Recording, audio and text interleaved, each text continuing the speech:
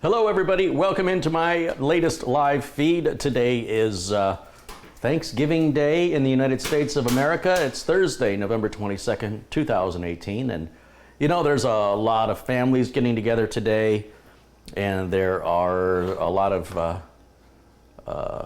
people into football, watching the football game. Turkey and football, that's pretty much what today is all about here in America, for those of you who are unfamiliar with the holiday. Just a massive day of turkey genocide. Well, the turkey genocide for today. It's kind of sad, but that's how it is. And yeah, I had a unique opportunity to broadcast live today, and I thought, what a great way to give everybody out there who's got the day off of school, the day off of work, to do something other than watch football. And after a few hours with the family, I'm sure that we all need a little break, right? So welcome in. Hello to everybody joining. And today we're going to be doing a new computer build utilizing this Gamdias Talos M1 case, which has a tempered glass side panel that's magnetically closed. There's no switches or latches or screws. You just grab it and open it like any other door. And we're going to talk more about that here in just a minute. Also, the video from 2 days ago with my friend Hi, that video is still processing on YouTube. We've had a lot of comments. When you see a video is blocked off at 4 hours, when it's more than 4 hours long, then YouTube's still processing it. If you see that HD is not available on the video, then YouTube is still processing it. Please understand that's not in my hands. And if you want to watch the complete video in HD, you'll have to be patient until YouTube finishes whatever the heck they're doing, which they've been doing now for about 2 days on that video. It normally doesn't take this long, so I have no idea what's going on over there, but it's out of my hands. Once the video is processed, then it'll be forever available in 1080 at the full 5.5 hours or 5 hours and 46 minutes, whatever it is, length, and it'll be that way forever. So you just have to get through this initial processing period. Videos that are that long take a while, as you can see, for YouTube to process. So yeah, great video too if you haven't watched it and you want to watch it in HD. Certainly, I would hope by tomorrow or the next day it should be done. You can watch it now, but it'll be in a lower definition. All of it's there. It's not stuck at 4 hours anymore. But it's just the YouTube processing. There's nothing I can do. Anyway, so let's take a look here. We got about 297 people watching. Welcome in. Welcome in. I think I need a Coke. That's what I need to do to kick this off. Oh, what a coincidence. I just happen to have one. All right. So the folks over at Gamdias sent me a liquid cooler. If you recall, a few builds back, we installed that, sent it to a customer. I think that customer was in Louisiana, if I'm not mistaken. And that went so well, they said, would you like to review a case? I said, sure, and then they threw in this power supply. So this power supply is the Gamdias Astrape P1-650w. It's an RGB power supply. I don't know how you're supposed to see it. But I guess we'll find out. It's got a 10-year warranty. It's 100% Japanese. It's not cheap Chinese junk. It's fully modular, as you can see. It's 80 plus gold rated, and it has something called silent mode, where I guess where the other power supply manufacturers call it hybrid mode, where the fan, I would imagine, shuts off when it doesn't need the fan running. And on the back, they describe some of the bells, whistles, and features here on the back of the box.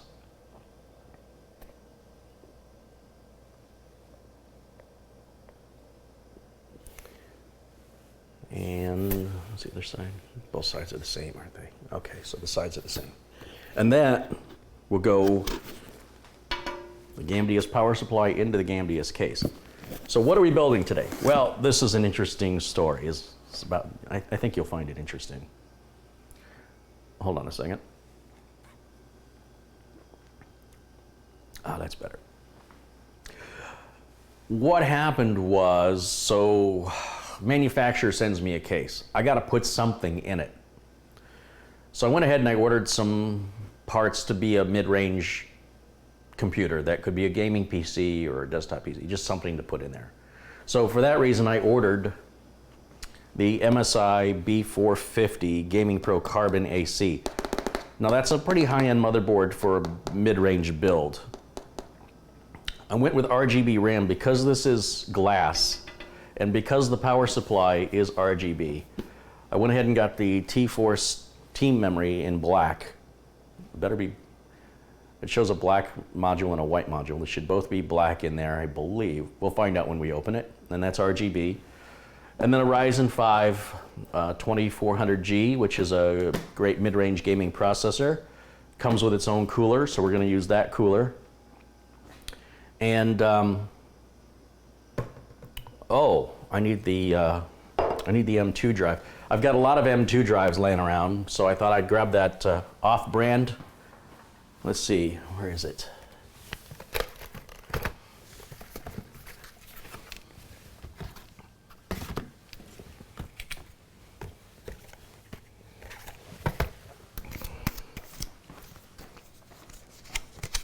Here it is. This is the Eluktronics Pro X.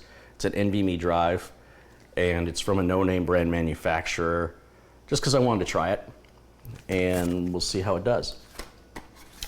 Then an interesting thing happened. Another customer wants a gaming PC build, and I came on here and asked you guys for some ideas for gaming cases. And we found a case the customer likes, but it's no longer available. So we were back to square one again.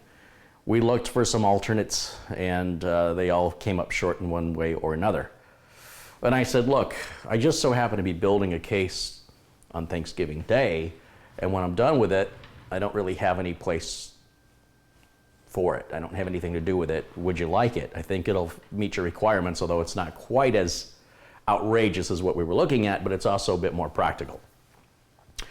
And they said, yeah, but what about the parts? I said, we'll switch out whatever you want to switch out. So for that reason, after I do this build today, at some point tomorrow, I'm expecting a package to arrive with some replacement parts. So I'll be then partially disassembling this computer tomorrow to show you how to do a PC upgrade. I've realized that I've shown repairs and I've shown builds, but I don't show very many upgrades. And then that got me thinking, I should upgrade the streaming computer because the streaming computer has a weird USB disconnect problem, which I'm pretty certain is the motherboard. So I went ahead and ordered a new motherboard. I think I went with MSI on it. I can't remember what I ordered. And I'll go from the Ryzen 1700 that I have now, and I'll replace it with a 2700 or 2700X. I can't remember which one I ordered. And then I'll probably have to pre-record that one and stream the pre-recorded live, since it'll be on the streaming computer that I'll be working. So there'll be 2 upgrade videos. I went from having practically 0 to there'll be 2 right in a row. And that's the way that's going to work. And then I think the other motherboard and CPU I have left over, I'll send that back into Gigabyte for warranty repair, and then I'll throw it perhaps in one of the Silverstone cases, and then that'll be just another spare computer that can be sold. If anybody's interested in any of the machines you see here, you can certainly reach out to me. Everything can be modified, adjusted, replaced. The system that Mitch and I are building for the interactive build, that system will be available. And once again, if you want different RAM, you want a different motherboard, you want a different processor, you want a different graphics card, et cetera, et cetera, et cetera, talk to me, we can make it work. Like with this card, we're not going to use any discrete graphics. We're going to use the onboard graphics, which is why I went with the 2400G. It's got built-in graphics in the CPU. And then tomorrow, at some point, we should be getting a 1080 Ti arriving in the mail, I hope. And we'll replace it with a 2700X. We'll replace the RAM with 32 gigs of RGB RAM. I think we're going with Trident. And then a 6 terabyte hard drive will be added, and a 2 terabyte M.2 SSD will be added. So the only thing that'll stay the same tomorrow on this build will be the case, motherboard, power supply. Everything else is going to get swapped out. And you're going to see how easy and how quick that is to do. It's a pretty simple job. So anyway, I hope you'll join me for that. Well, first of all, I hope the mail arrives in time for me to do it tomorrow. If not, it may have to wait till Monday. I'm not sure what's going on this weekend just yet. So, yeah. So hello to everybody joining in the chat. I see Keith W., Catherine Anna Hauserman, Douglas Biggers, William Smith, Tony Vento, Steve M., Keith W., Torgo Zero, Baron Black, John Paul Bacon, Bodora Catalan, Jim Desposito, Captain Eugene Anderson, Platter Jockey, Stan Ristov, Brandon Miller,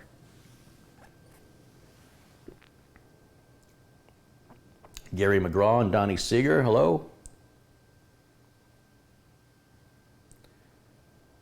Vibro Steve, Fast Alpha, David Williams, Karen Blackburn, Ben DeCure, Jacob Alvarez, Cyclops the Eye, Roy Young, Scott Champion, Fast Alpha, Russell Reynolds, Rich Robbins, Darren Belmore, Russell Franzen, Jason Simmons, Bobby Jones, VT Studio, Gary McGraw, Patrick Russo, Colin Hilton. Hello everybody, welcome in Bartek Castorni, Craig Lilly, Bill Ottinger. I think I've got everybody, all the blue, all my wrenches, all my moderators, keeping it civil in the chat today. Solo. Hey guys, welcome in, and of course everybody else. Welcome everybody. I obviously can't go through listing all 495 people, but I try to pick some random names when I do it. So if you stick around long enough, it's just a matter of time before your name will get called too, if you care. And yeah, let me just get started. We're going to start with installing the power supply first and foremost. So let's take a look at what we've got in the box. I wanted to be real careful how I pronounce that name because it, yeah, all right. All right, let's get this box open and see what we've got in here. Oh, it's an interesting foam.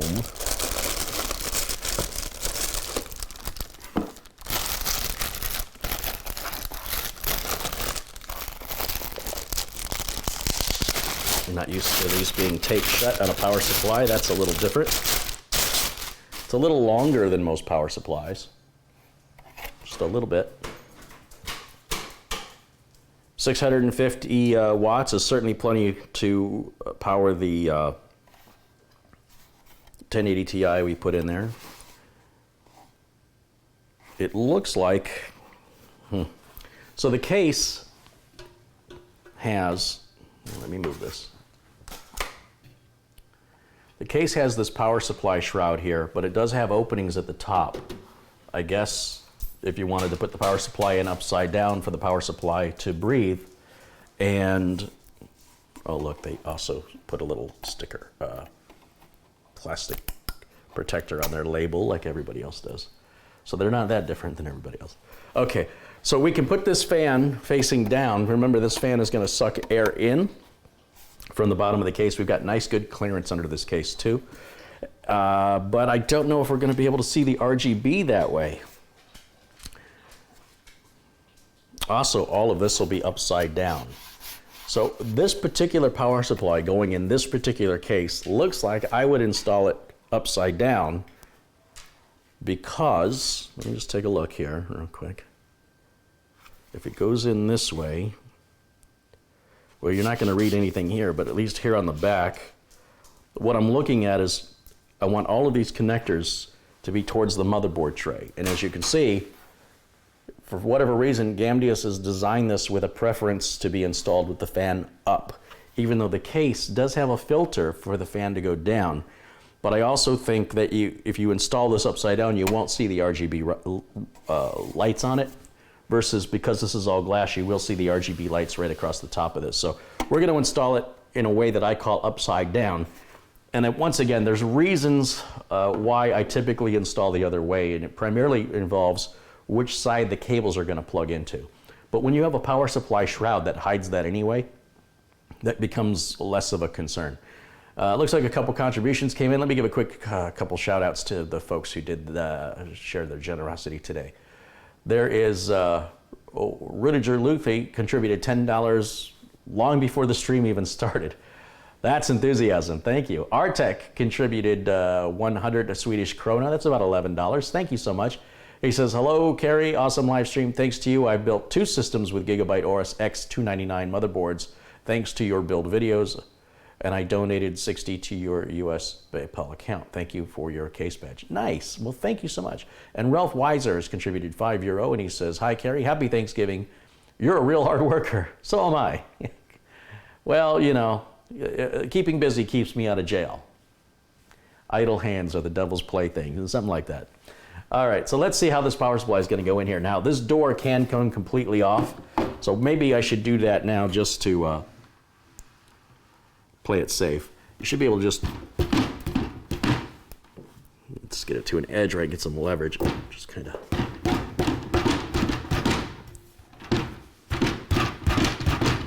It's tough.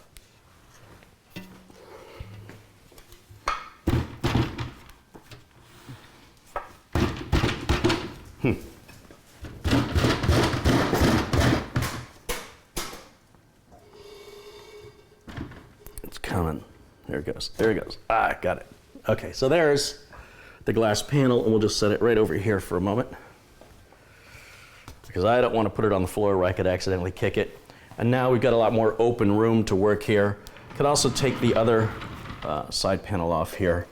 So let me just set this down. And we'll grab the screwdriver. Well, a couple more contributions came in. Red Dragons contributed $2, and A Life of Gaming with Deldorge has contributed £1. Well, thank you so much, guys. Thanks for your support. All right, here we've got some proper thumb screws. I guess I don't even need the driver. Are these captured? Nope, these just come right out. And we'll just set those here and pull that panel off. And so that's what the other side looks like. There's some nice room right through here for cable management. Looks like we've got a, I'm gonna guess that that is a RGB connector for adding more RGB lights right up here. It's like a little RGB hub. That's what I'm calling it. I noticed I didn't get any documentation with this case, but that's okay because I wouldn't read it anyway. And then inside of here, we've got this plastic bag that's wire tied that's going to have all of the hardware, all of the screws, and if there's any brackets or anything required for mounting any hardware. There's a weird piece in here for something. That's fine. That's a first. They've included a little microfiber cloth for cleaning the glass. Look at that. Who'd have thunk? That's a great idea. And then we've got some nylon zip ties, as I mentioned. I don't know what this is for. Some kind of weird, I have no idea. When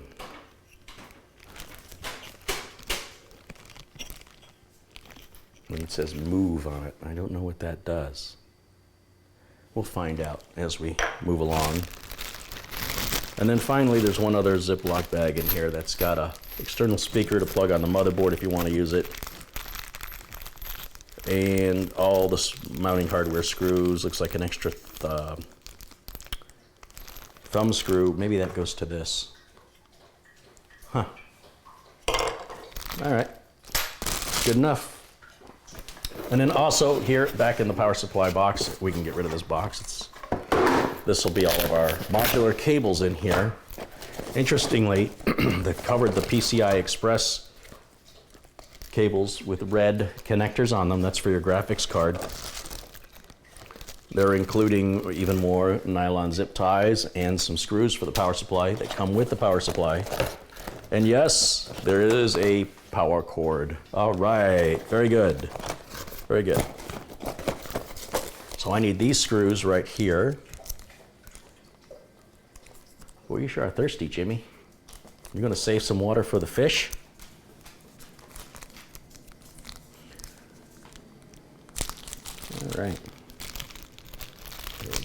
here we go. Get rid of that.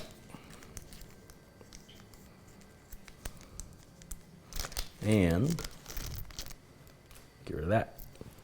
So there's the 4 screws we're going to use to secure the power supply. So how does this power supply go in? Let's see. This is all our front port umbilicals here. I guess I'll just go ahead and untwist this now, even though it's going to create a mess that's going to get in my way later. Probably should have left it tied up, but I'm feeling a little rambunctious today. I want to get all these wire ties off, because you know how I feel about wire ties, right? I don't like them. So we're just going to pull them all right now and get them out of here. Even if you wanted to keep the wires tied to where they are, use a nylon zip tie. Don't use these metal wire ties, because they contain metal and they do get brittle. They will break over time, and they'll just float around inside of your case. And if they happen to float down into your power supply or behind your motherboard, they can ground something out and cause a big spark or a big bang. You know, it won't be like an explosion, but it'll be like a popping sound, and then that's going to be the end of your computer. So replace any metal in there, any metal wire ties, with nylon zip ties, please. We're still using some Molex connectors here, which has me a little disappointed. We talked about that the other day. Interesting. Well, we'll come back to that. This is also a good time just to untangle. Some of these cables are interwoven. We just want them all out from, oh, it may not be possible. They might have just done that from the factory. Oh, wait a minute. I see what happened here. Somebody ran this cable right here.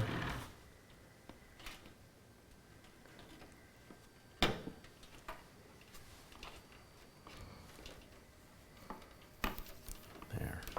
That's better. And that should have gone. Either it goes this way or it goes this way. There it is. Only goes in one direction. There, but at least it's not woven in between anymore. And let's see, what do we have? USB, HD audio. We've got power LED, power switch, and hard drive LED. So no reset switch apparently on. Starting to see that more and more and more. And there's some weird sticker on there. It said power, but it was kind of half torn off already. All right. Just clear my area a little bit. You can see there's a place down here for 2 3.5-inch hard drives where they've got the drive caddies. And it looks like there's 4 screws that hold that in. If you're not going to use a mechanical drive, you just pull that whole unit out. I see there is a filter here to put the fan facing down on the power supply. If I bring this out a little bit, there's our filter on the bottom. Put that in there. Oops.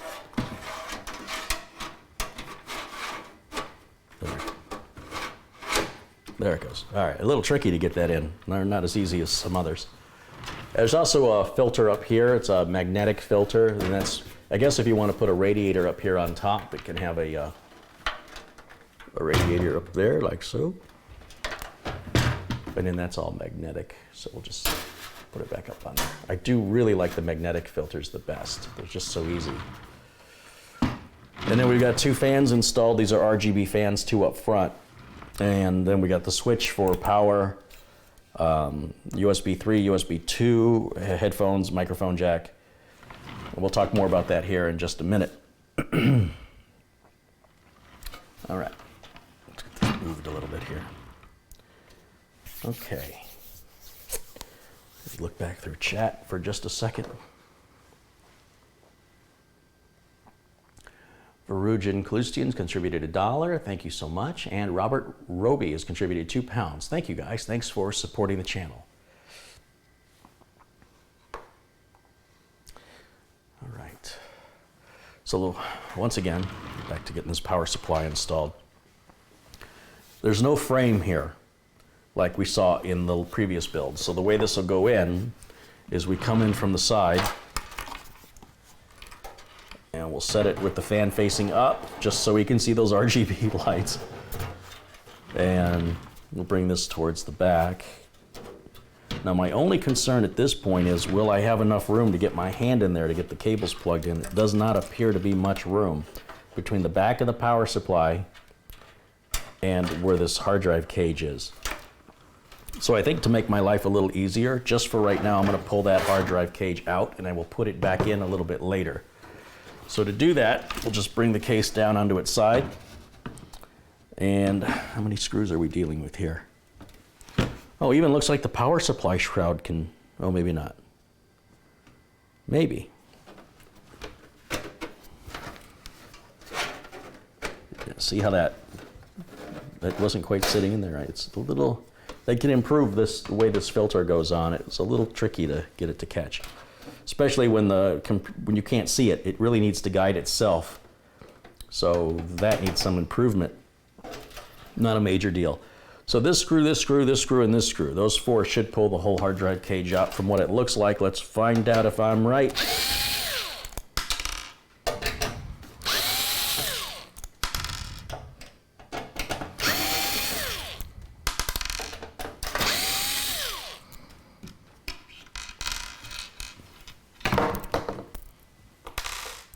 Is that it? Wow. So it's not only got those four, but these two as well. So a total of 6. That's a lot. 2 more than I was expecting. I was thinking that was holding the power supply shroud on, but apparently not. I can't see any reason why you'd take the power supply shroud off anyway. Now we should be able to just go ahead and take this whole tray out like so. There we go. Unfortunately, it doesn't appear. Well, yeah, actually, it looks like we can move it over. There's no slot to slide this back and forth, but there does appear to be a second set of mounting holes about 1 inch away, so that this can be pushed back another inch. So we'll revisit this a little later on, because we're not putting a 3.5-inch drive in today, but I will be, well, if parts arrive on time, I'll do it tomorrow. We've got a 6 terabyte drive coming. And we're going to turn this into a gaming rig, but for right now, just consider this to be a basic computer build.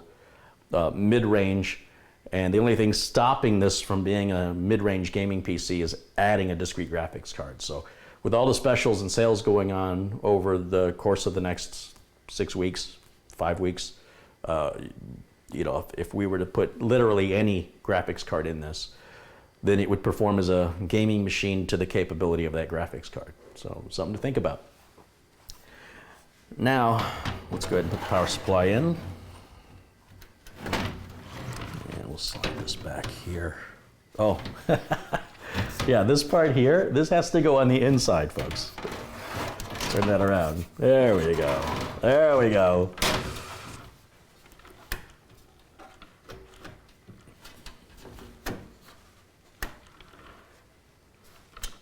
All right, let's go ahead and secure the power supply.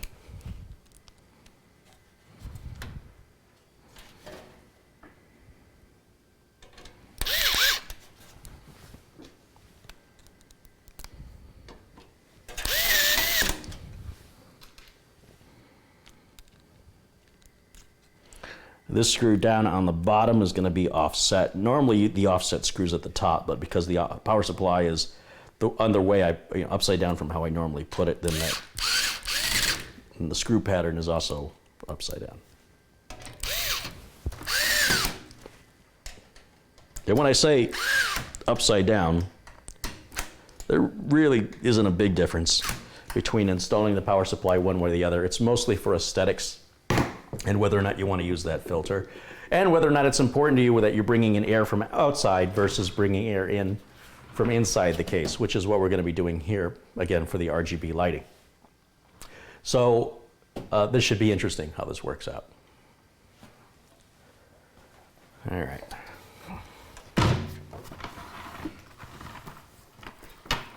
Now there really isn't anything else we're adding to the case. We're not gonna, there's no option on the front to put a card reader or a DVD drive or anything like that. There is one thing we can do though it's kind of bugging me. I don't like my switches and stuff down at the bottom. I like them up at the top. And Gamdias is doing something that I wish other case manufacturers would do, and that is they're allowing users to customize their case a little bit more to accommodate the individual. So for me, as an individual, I like my buttons up top. If anything I'm plugging into USB could rest on top. I don't want it on the floor, it's uncomfortable. You could accidentally kick it, shut it off, things like that.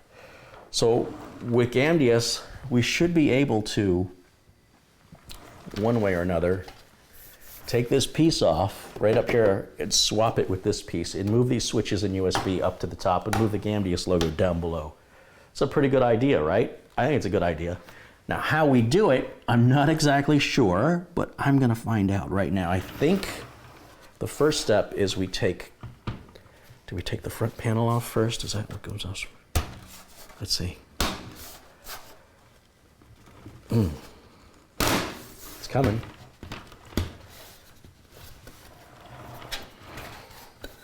Remember, I don't have any instruction manual. I have no idea what I'm doing. I'm basing this on previous experience, 27 years of building computers, and I'm just going to use logic. Let's see if I can. So it doesn't always work out for me because my idea of logic and engineers' ideas of logic sometimes aren't the same. There it is. There it is.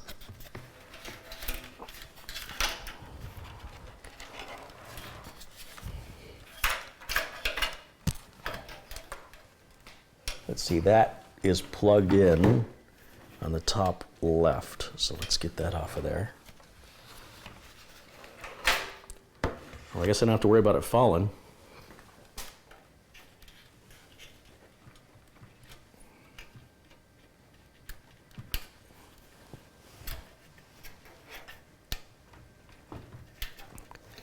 They could have used some connectors that were a little easier to get off.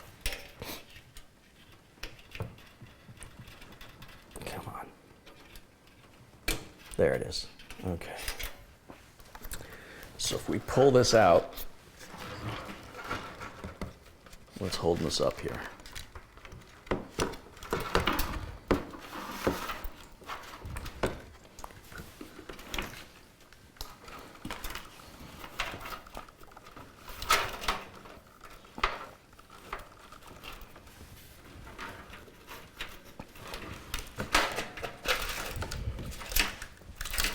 Sometimes you can't pull every wire through at the same time. Sometimes, oh look, now we're at the, I gotta remember where these wires go. So this one was the one I took off earlier that was interwoven. It looks like I sort of was ahead of myself on that. And then there's another one that goes right above it. I don't know how you tell them apart. I don't know if it matters, but it's gotta come off. Do they look different? Hopefully. Yeah, one's a 3-pin, one's a 2-pin. So 3-pin, 2-pin. Got it. Got it. All right. Now we should be able to pull this out.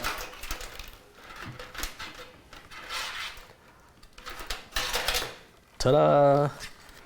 And there it is, right, like so. So what I want to do is reverse this. And you'll see there's a small cutout. That's where you could grab this to pull it when it's on the case.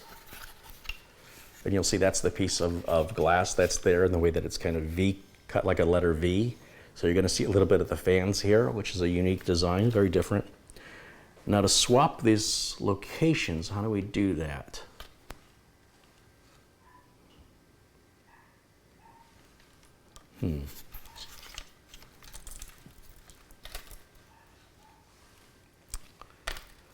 I'm not exactly sure. It should be pretty easy though.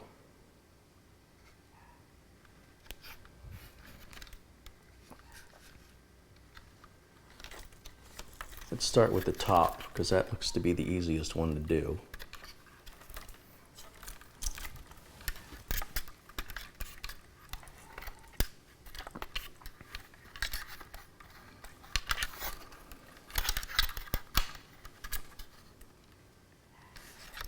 I see,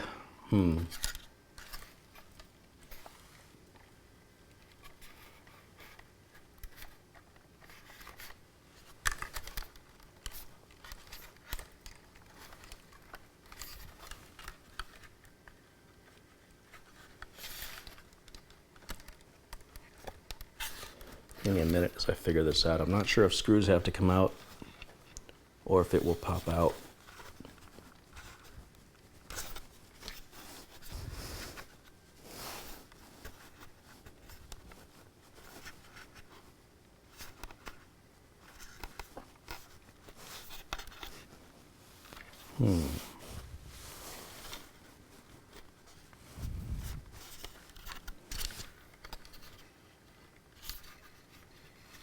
I do see two screws here, but they kind of look like they hold that together.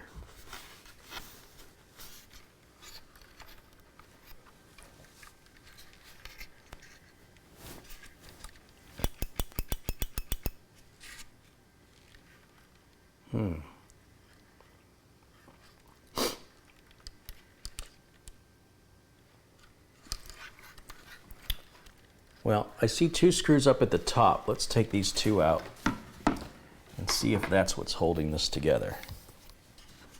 Not sure.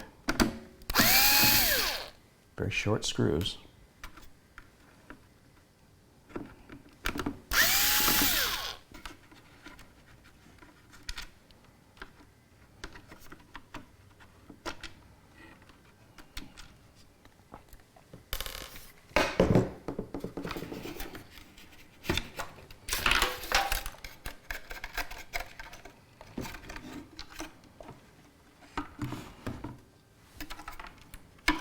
There it is. So that's the Gamdias logo.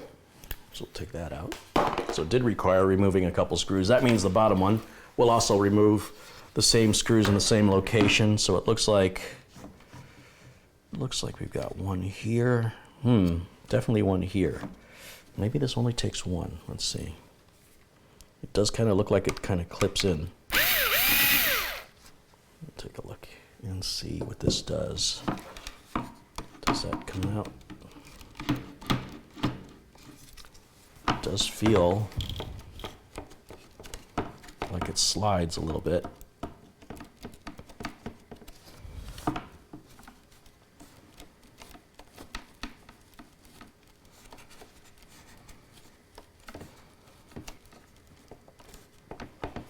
Well, if it does, it makes me nervous. And the only other screw I can see to come out is on the circuit board. So let's take that one out and see if that, yeah, that certainly has made things a lot easier. Let's see.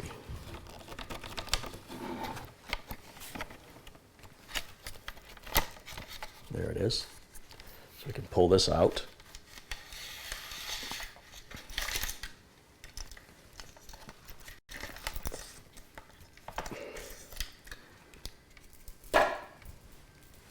There's our front panel switches and connectors right there.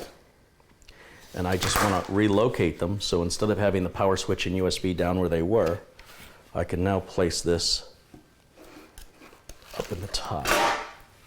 Of course, getting all these cables to feed through may require another set of hands. Let's see what I can do here. Always good to have a lot of counter space. And a lot of light, so you can see what you're doing.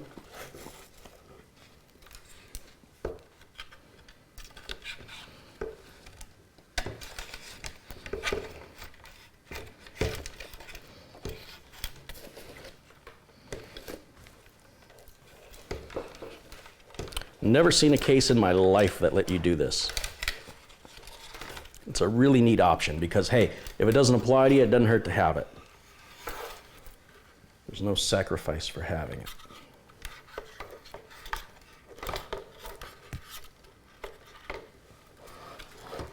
Once again, this is a good time to make sure all of our cables are not tangled up with one another.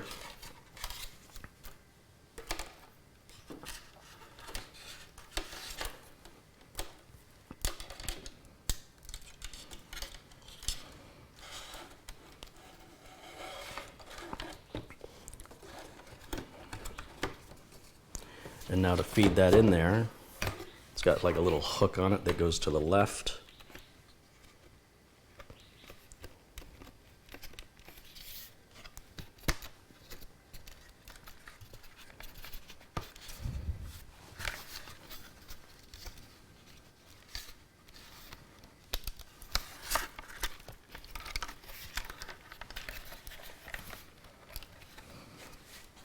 Just not quite.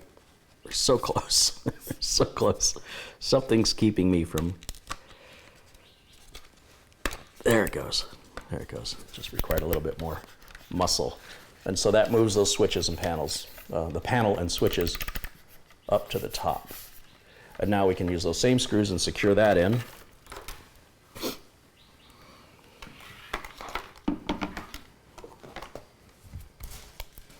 So let's see, one had gone here.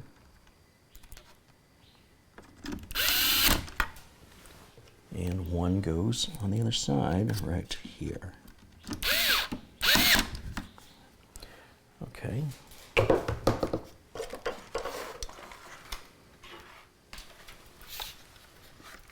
Ta-da! And now we can put the Gamdias logo that lights up. That's what one of those Molex connectors is for right there. We'll just drop that through. Make sure it's right side up. You'll see there's little hooks on one side. So we're going to hook that in and then bring it down like a door. And it seems like you still have to put a little,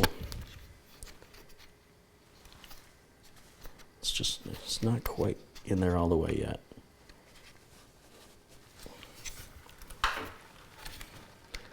You gotta use a little bit of pressure to get it lined up correctly.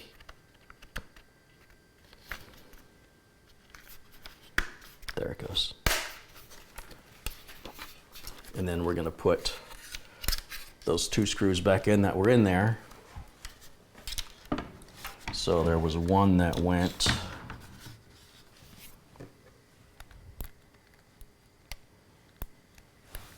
right here.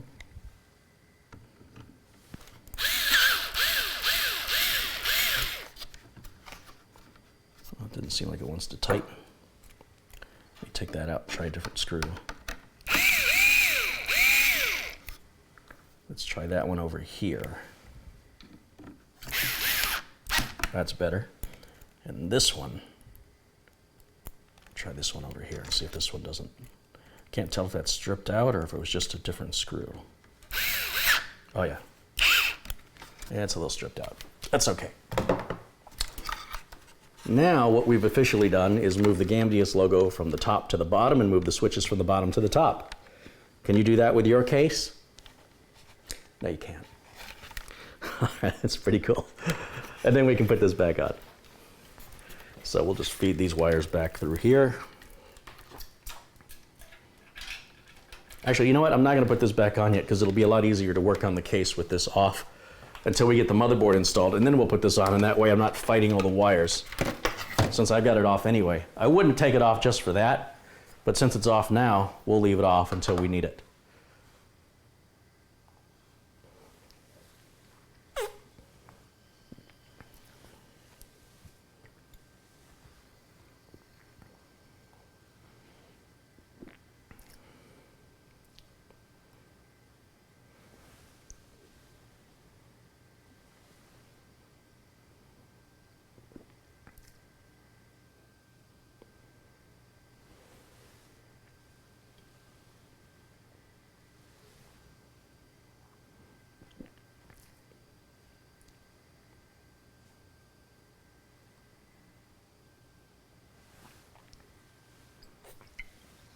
You see the top panel's not in properly? Let me take another look at it.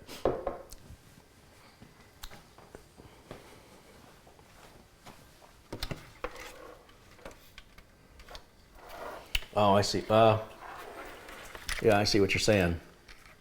It does seem that one side, I see what you guys are saying. One side is flush right here, and the other side is sticking out. Oh, thank you for pointing that out. Let's deal with that real quick, because it'll bug me if I don't. If I don't fix it right now. I'm going to take both screws out of it just so I have full motion. Let's see.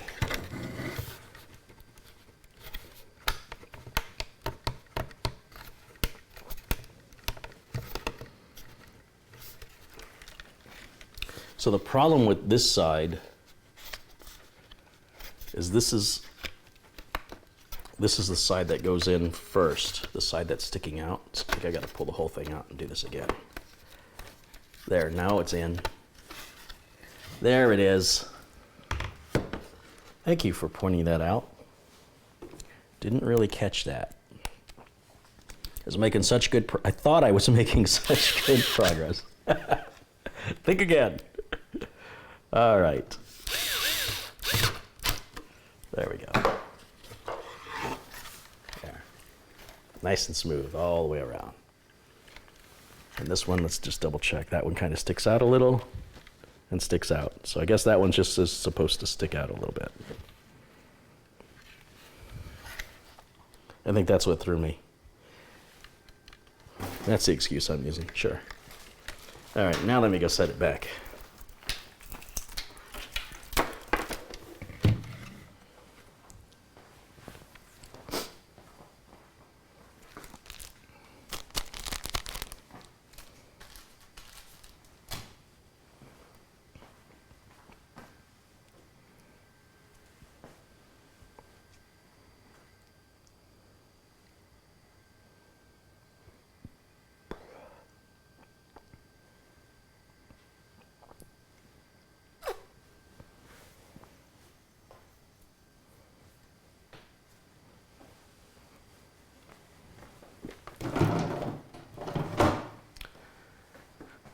All right.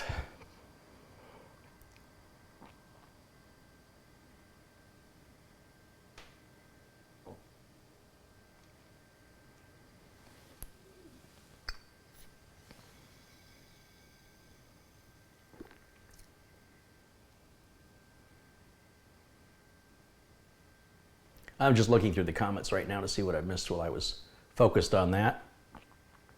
Everything looks good. Moderator's doing a good job there, letting some newbies know about being considerate. I think we do have children watching the feed, so we like to use family-friendly comments at all times. Please keep in mind there are families watching, and we'd like them to continue watching and not leave because of you. So instead, we'll kick you out. So that's how that works. You just be polite, people. Let's be polite, especially today. Come on. I missed anything here? No, everything's good. Everything's good.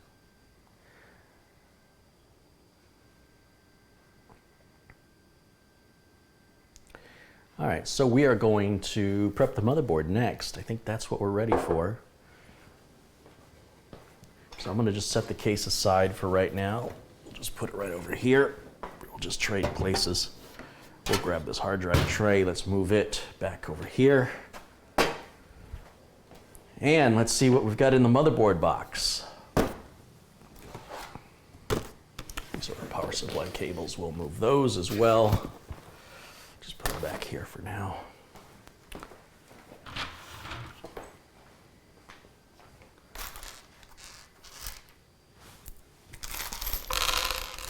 Still want to figure out what that's for.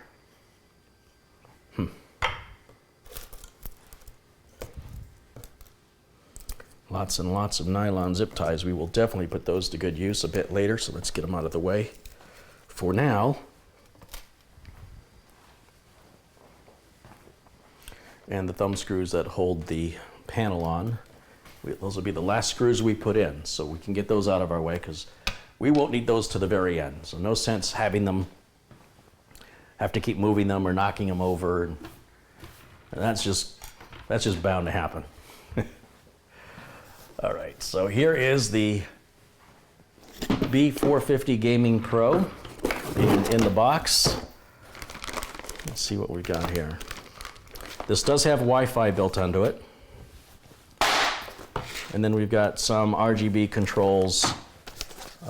Because this is a glass case, I went ahead with the RGB stuff. You know, I'm not a big fan of this RGB craze. I can't wait for it to be over. I'm sure in about 10 years, you'll all be embarrassed about this kind of stuff. But in the meantime, for now, in the moment, this is where we're at. Nobody cares about megahertz and gigahertz and gigabytes and terabytes. They care about red, green, and blue in combinations therein. And yeah, I'm gonna just quickly put the I/O shield in. Here's our I/O shield. It's gonna match the case, which is nice. I didn't realize that till just now. Black and red. And we'll put that with the audio connectors facing down. I'll turn this so you can see what I'm doing. We just start with one corner. Just get a corner started anywhere.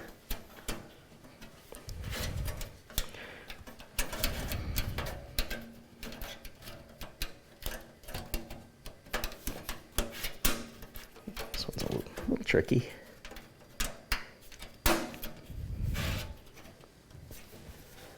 It's a little tricky. I want to go in. Wow, that is a tight fit.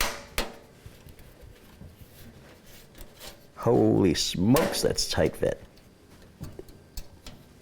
I think I got it. No, that corner still doesn't feel quite right. Come on, work with me.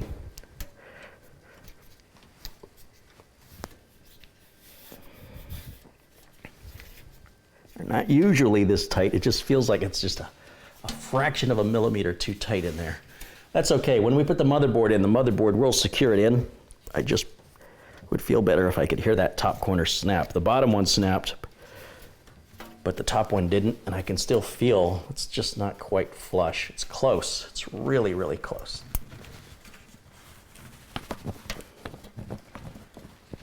That may be as far as we're going to get with it, though.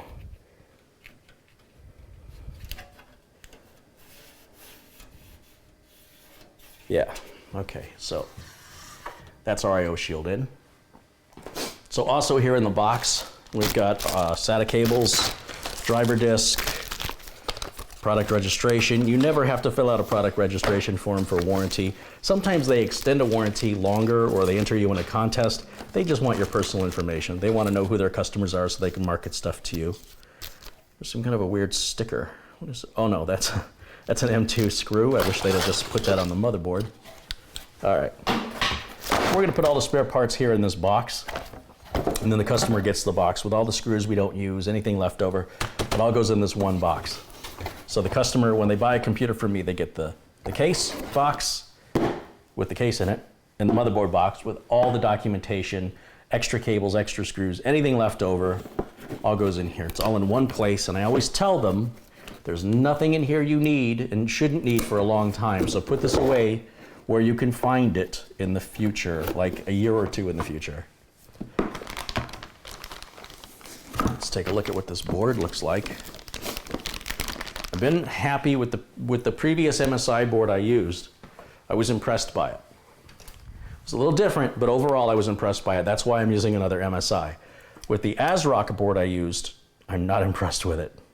And you probably be a long time before you see me use another ASRock board. But I do like to go back to manufacturers that I've had difficulty with in the past, just to see if they've changed over the years. Most companies do. Leadership changes, direction changes, policies, procedures change. Contractors who build the parts change. And what was once a good company can suddenly become bad, and vice versa. So it's important in this industry to go back and revisit products that you feel have a bad reputation or that you had a bad experience with, and revisit them to see if that stays the same. Because otherwise, you're doing yourself a disservice when you disclude a product from consideration that might be better than the products you are considering. So something to think about. Okay, so I'm keeping my phone on today because it is a holiday. I expect people to be calling. All right, that's a good looking board. I do like the look of this board. My weakness is not RGB. My weakness is carbon fiber.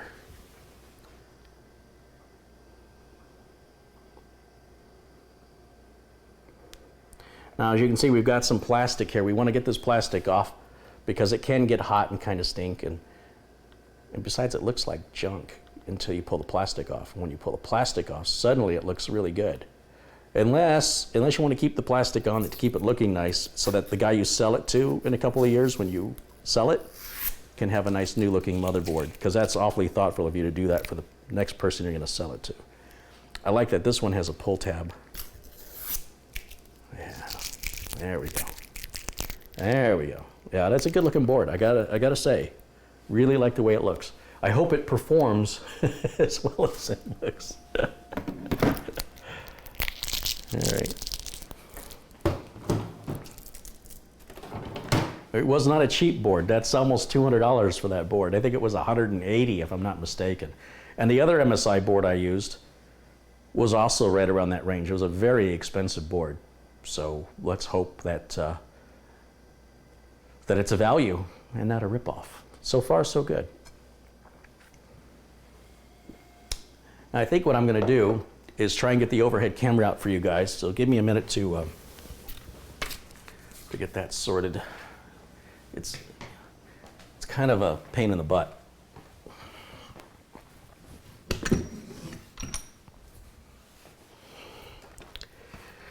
All right, let's see here.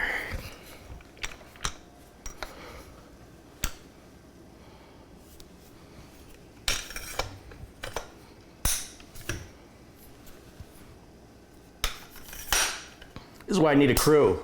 While I was doing that, some crew member could have been setting this up off to the side, off camera, and then they could just wheel it in while I'm talking and you guys wouldn't even know it was happening. One of these days, one of these days. All right.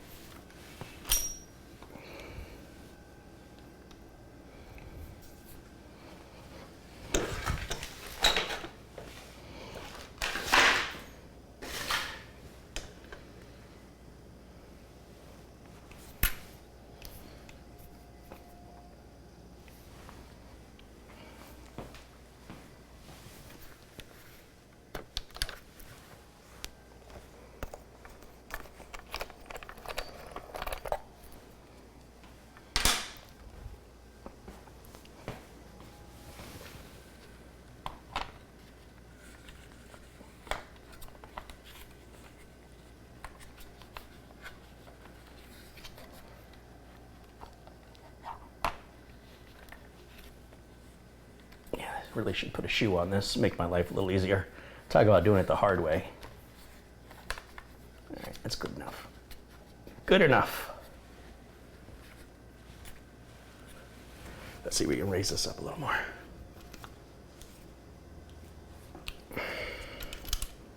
Come on. Oh, there we go. There we go.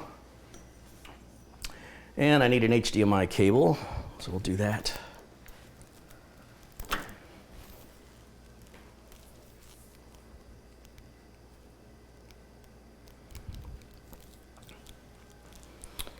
All right.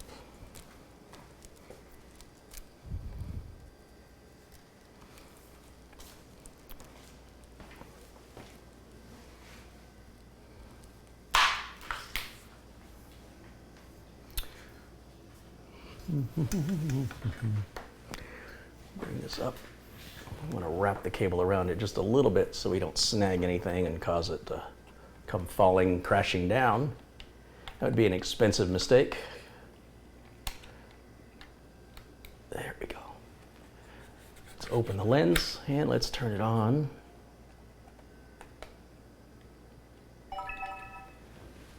And we'll run this cable around here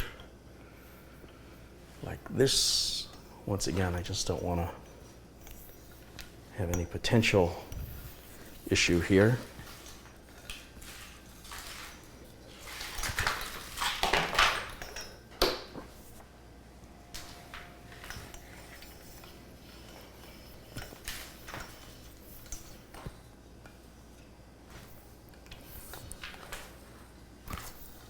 So all this equipment that I'm wiring up right now has all been made possible through the contributions of viewers like you. Honestly, the way YouTube pays would no way cover the expenses of this kind of equipment. And there's just been many of you have been very kind in your generosity, and a handful of you have been extraordinarily kind. And it's just awesome to have such a supportive community. And that's why we just don't tolerate trolls here. We're a supportive community here. Now let's see if I've got any video feed on this.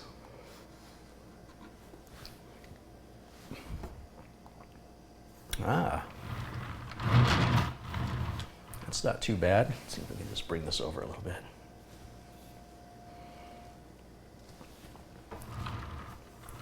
So here we've got the, you can see the top of the board. Let's see if we can zoom in just a little bit more.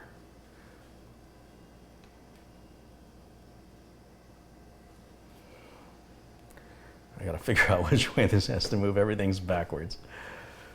There we go. I think we're good. That's pretty good.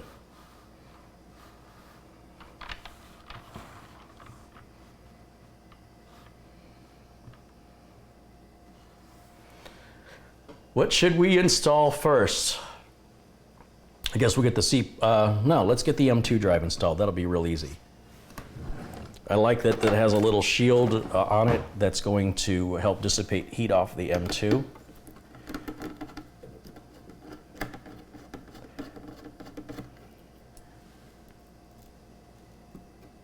I like that that opens. That's pretty cool.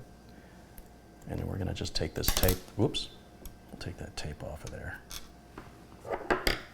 This is why you use a magnetic screwdriver, by the way.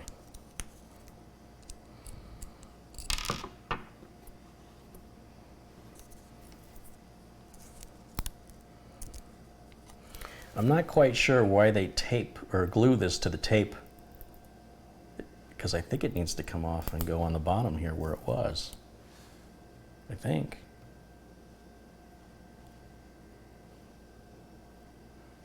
That's how I did it last time. Donnie Seegers contributed $5. He says, thank you for spending some of your holiday time with us. It's much appreciated. Well, thank you, Donnie. It's cool to spend the holidays together with family and friends. You're all friends, right? So here we've got the 512 gig. This is the Eluktro Pro X. This was just a no-name brand M.2 NVMe drive that was cheap. I wanted to see if it would live up to the same reliability and performance as name brands. So far, it's not bad. I mean, for what you're paying for. So we're gonna go ahead and put this into the socket and then push it till those little gold fingers disappear. And then in the motherboard box, I've got to get that little, the bag that had the screw for this is in the box. So I've got to temporarily remove this for a second. We'll just set it here on the Lazy Susan because it's not conductive. We don't have to worry about any electrostatic discharge there. There it is. There's the little bag I wanted.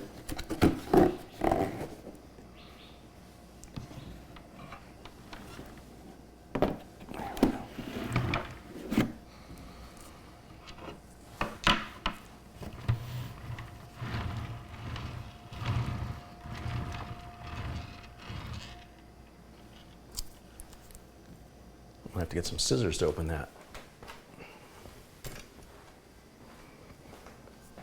I think we can put the other camera on.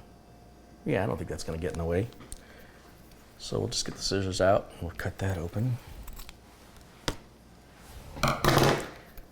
This is teeny tiny little screw, so magnetized screwdriver, very, very important to use for this because it's so easy to drop that screw and it'll be gone. You'll never see it again.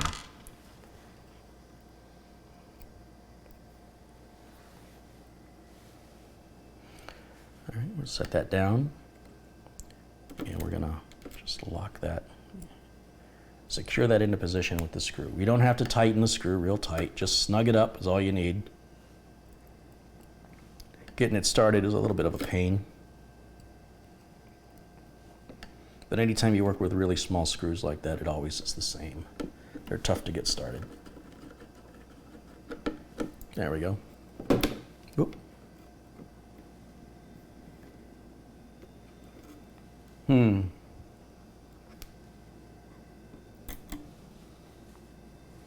It seems like that hole right there goes right over where the screw goes on the M.2. So maybe that's just trying to figure out if it's needed. I don't think it's needed. Maybe it's just supposed to stay with the, let's see.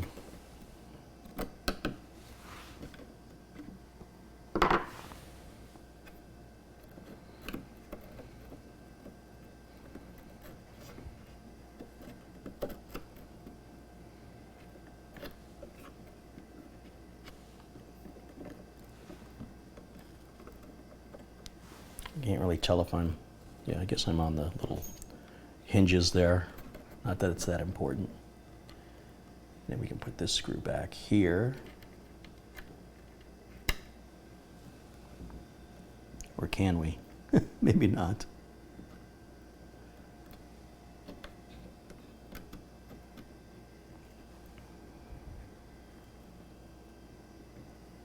There appears to be another standoff that has to be put in. From what I'm seeing here, there's got to be a standoff that goes here. Because this screw that was holding this down,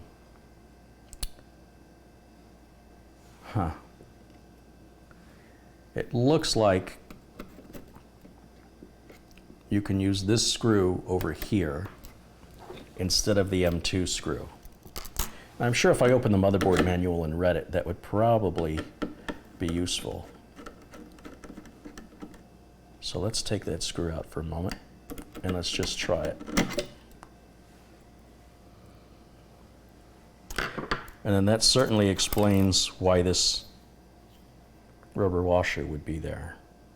But I'm going to leave it off because I think it's going to interfere with the contact. So let's see. Let's see if it'll work. Just bring the whole thing down as one unit.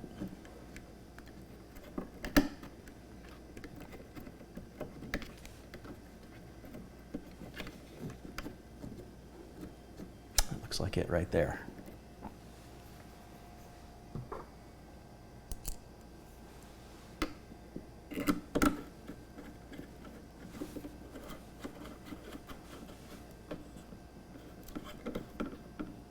Yep. That seems to do the job. Just feel like it's on a bit of an angle.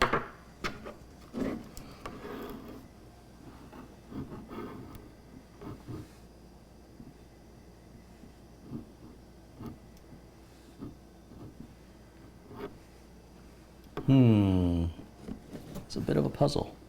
My preference would be to secure the M2 drive separately with the small screw I removed, and then secure the M2 shield to this part right here. So let's take a look and see in the motherboard box if they included a standoff. They should have, especially for what this board cost us. Let's take a quick look in here and see. Did we get a standoff? There's not one there. That's not one in there.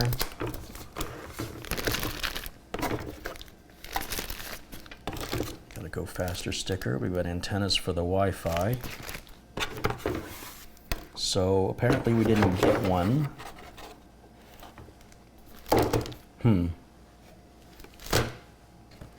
Something's not right about this. Let's grab that motherboard manual. You know I've at my wit's end if I'm grabbing the motherboard manual. Let's see what it says.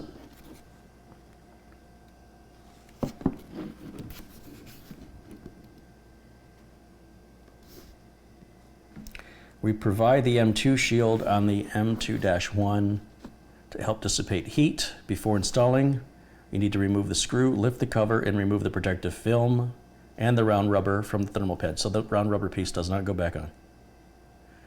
If you don't need the M2 shield, you can remove it. Well, that's always an option. Yeah, that just seems to be the way it's supposed to go together.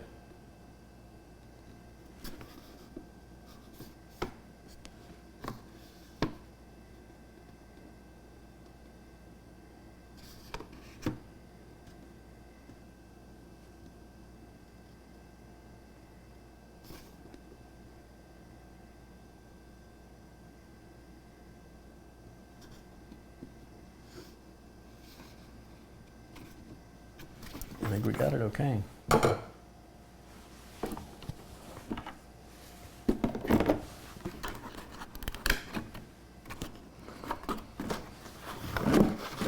was just looking to see if that looks level.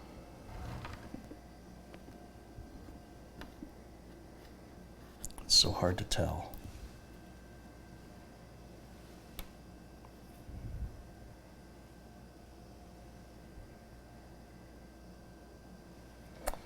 Just take another look at that. It's really bothering me the way it's sitting.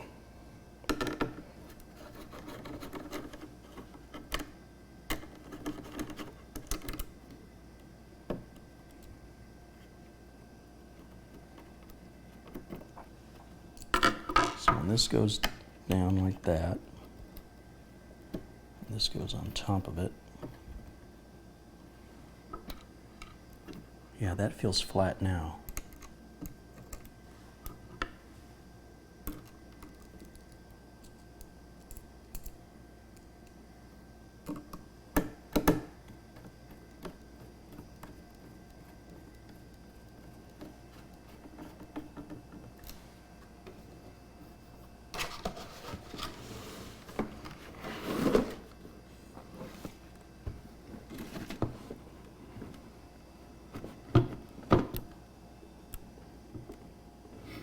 I can't tell. There's something about it that makes it feel like it's sitting sort of like this, like it's on a bit of an angle.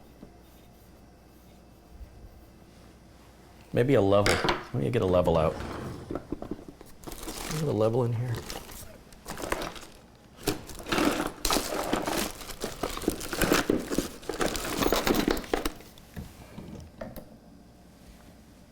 Yeah, level's happy, but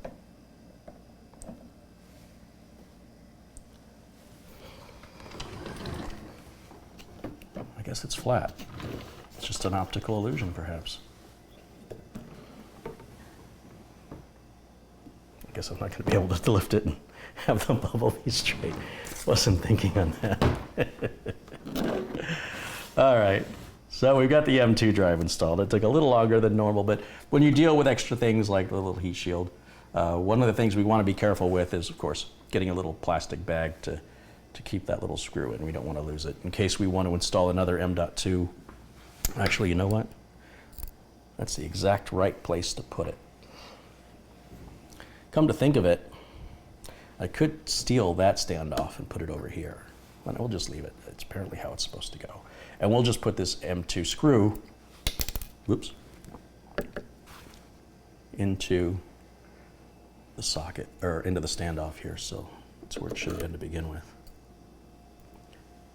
So that screw is intended to be used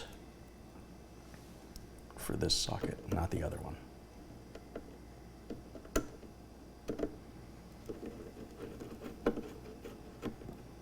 That way the customer won't lose it.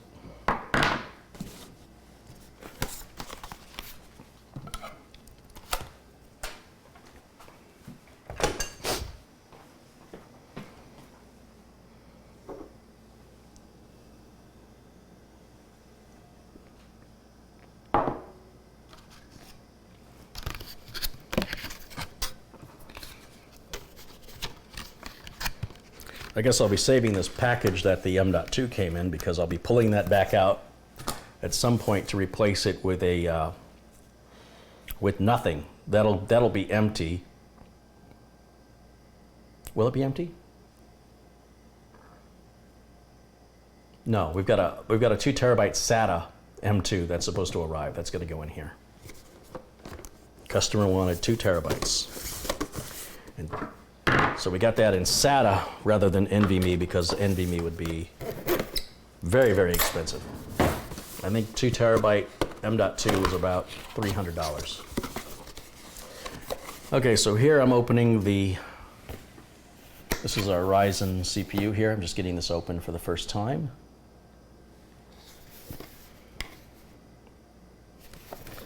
And let's see what we've got in the box. Let's just move this out of the way for a moment.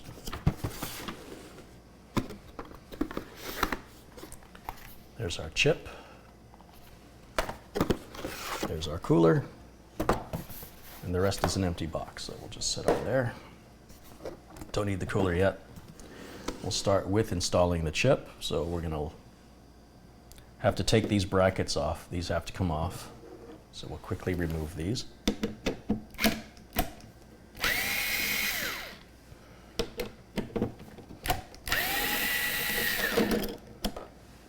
Nothing like paying for money for something you don't need. But this is to ensure backwards compatibility with the processors prior to RYZEN that are also socket AM4. The RYZEN processors don't use these. Not that I've ever seen anyway. It's a hokey mounting mechanism anyway that usually breaks time. Here in Arizona, the desert makes the plastic brittle on the clips and the clips break off and then the heatsink isn't on anymore. So we've got our Go Faster sticker in there. We've got some documentation that can all go in the motherboard box. This can go over there. More documentation here. And let's get this opened up. We're going to grab it by the edges. Right there, there's cutouts where you can grab it. And if we look real close, you'll see there's a little gold arrow right there. If the camera will focus, it's right there where my pinky is. And then on the board somewhere will be a gold arrow or something to indicate that corner, which looks to be, you see a white dot real close right there. Maybe that's it right there. Let's see. So we're going to open this retention lever. And let's see, we'll just gently place it on top of the socket and see if it falls in. And it did, so that was the proper orientation. Boy, I'm getting a lot of reflection off the light today. Let's see if I can change this lighting a little bit. Yeah, let's see if we're right in the middle. And then I can lower this retention lever back down, and that seats the CPU properly. I'm avoiding touching the top of the CPU. We don't want to get any oils from the skin or any contaminants on that because thermal compound is going to be applied, and we want that to be as clean of a surface as possible for optimum heat transfer. And then here we've got our sticker, our Go Faster sticker, and we'll just take it out. Oh, there's two of them. There's a Radeon graphics sticker and a RYZEN sticker. Those will go in the box if the customer wants to use them, and where we'll let the customer decide that. Then we've got the cooler, which I've got right here. This is the AMD Wraith cooler. It's a pretty nice, quiet cooler. And there's a little plastic on the bottom. It's got thermal compound already applied. Do not apply any additional. It is exactly the way the factory intends it to be. And this has to go on either this way or it can go on this way. Oh, look. Oh, no, I'm wrong. It has to go on this way, or it goes on this way. And I think for cable management and to keep it away from the RAM, I'm going to choose that direction right there. And then we'll grab the screwdriver and we'll get a couple of these started. Now, when you tighten these screws down, it's important you start with one corner and just get the corner started. A couple of turns, then go do the opposite corner, get it started.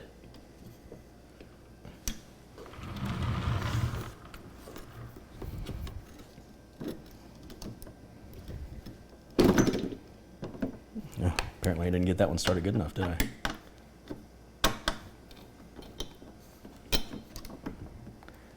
Let's try this again.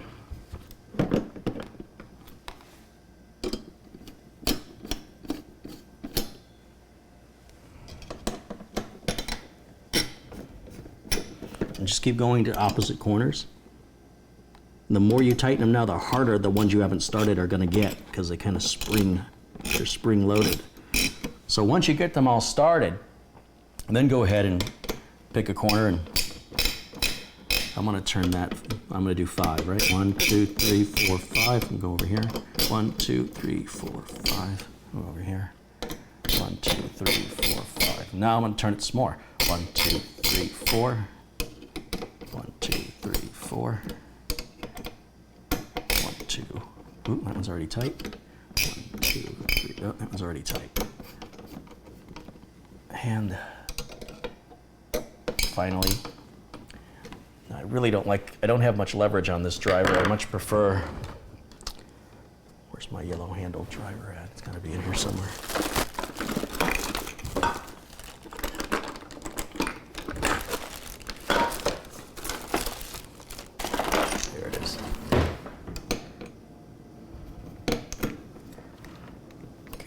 Nice and tight.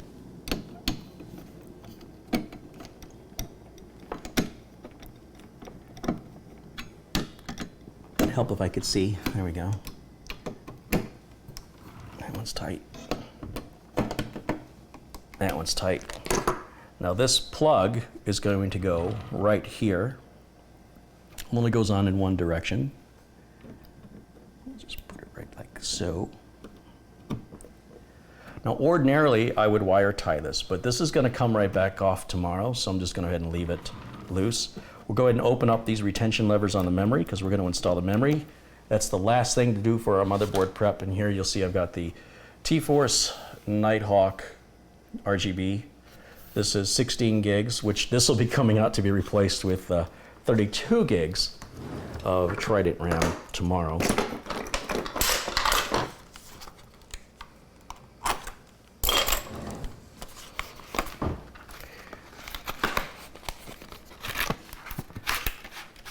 Got to be careful when you order the memory. They sell it in black and they sell it in white, so be careful if that's important to you, because the product page on this at Newegg shows both colors.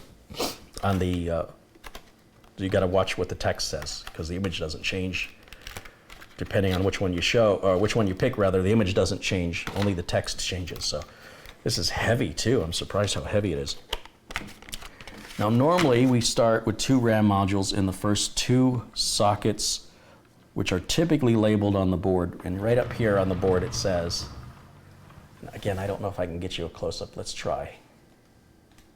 Oh, wrong way. Right.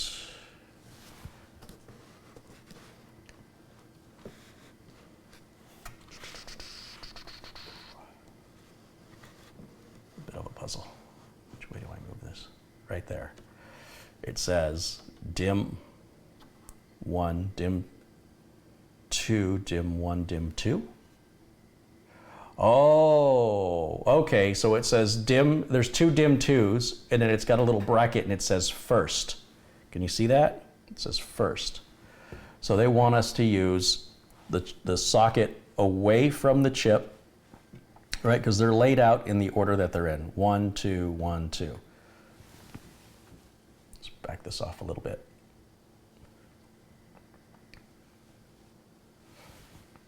One, two, 1, 2. So they want us to use 2 first. Wouldn't you want me to use 1 first? That's just so weird. Anyway, whatever, it's fine. So we take the RAM module and we're going to rotate it so that the groove here, I gotta back it off somewhere, sorry, it's too tight. So the groove here matches the notch in the socket. So we'll gently place this into the socket.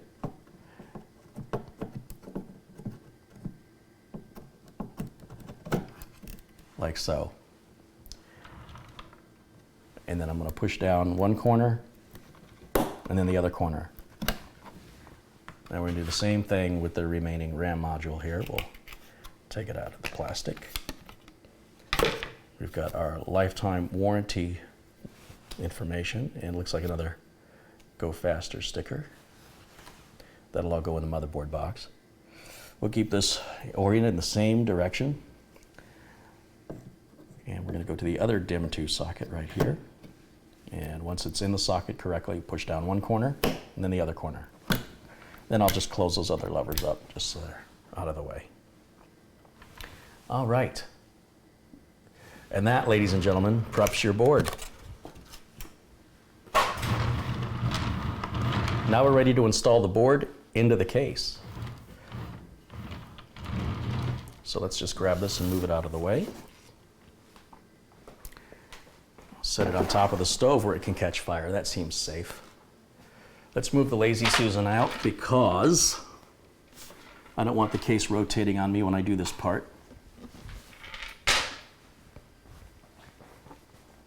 I was surprised. I really thought this motherboard was only going to hold micro ATX, but it says it'll do a full ATX size board. So we're about to find out if that's true. So I'm going to lay the board down on its side, and I can see standoffs. Some standoffs have already been installed. We've got one here. It's awfully dark. Let's see if we can bring the lights back up. That'll help any. We've got a standoff here, here, and here, here, here, and here. We're probably going to need 3 more standoffs where there aren't any, so we'll check the bag of parts that came with the case, and hopefully in here we'll have 3 more. I'm pretty sure this is a big motherboard and it's going to need those. I haven't looked, I'm just, at this point I'm assuming. So we put one standoff right here. And we'll put one standoff right here. Is there another one? Uh-oh. How come they only give me two?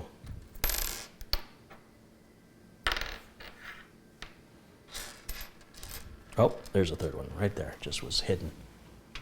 And that one will go right up there. Now, traditionally, most cases would have three across the top, across the middle, and across the bottom. Now, to tighten those, it's a 5mm size, so I've got a little 5mm bit right here that I use on this tool that I've dedicated just for this job. And we'll get that torqued down a bit.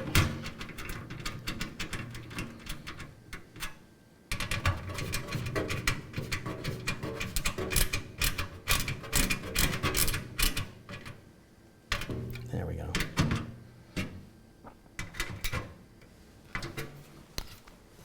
Don't tighten those too much, because if you strip through this motherboard tray, you know, you're going to have to retap it somehow.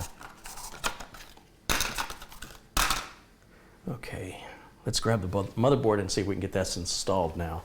Now, the safest way to pick up the motherboard, because you see I don't wear any anti-static strap, is grabbing it by the heatsink if you can.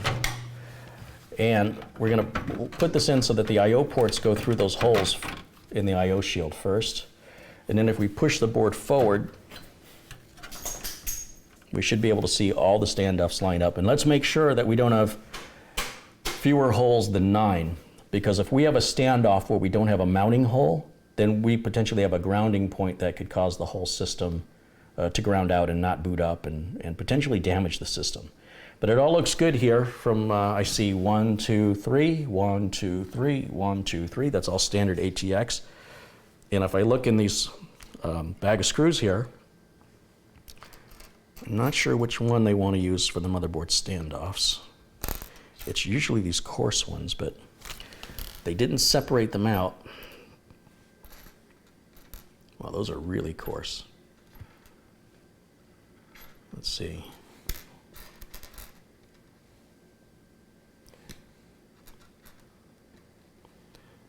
I'm wondering if it's these. How many of those do we have? We know we got to have 9 of them. Of whatever screw it takes. We know there's got to be at least 9. So if you're trying to determine it, you can always do that before you install the board. Heck, even before I installed one of the standoffs, I could have just grabbed it and by hand twisted the screws to see which one I was going to need. But here I've got 2, 4, 6. Is there 3 more of those?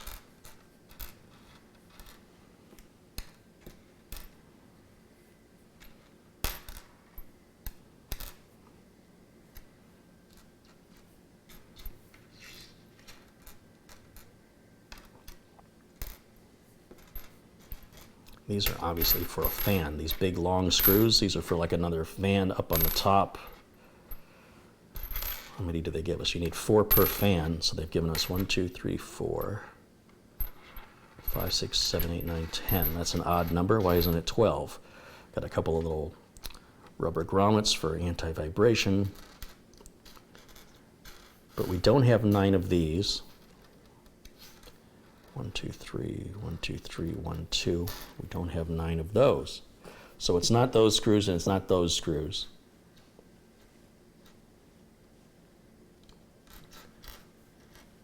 We got a bunch of these though.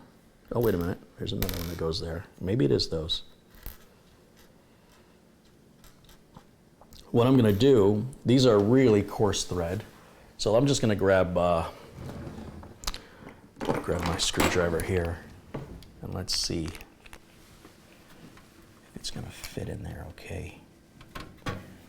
Because a coarse thread screw won't even start if it requires a fine thread.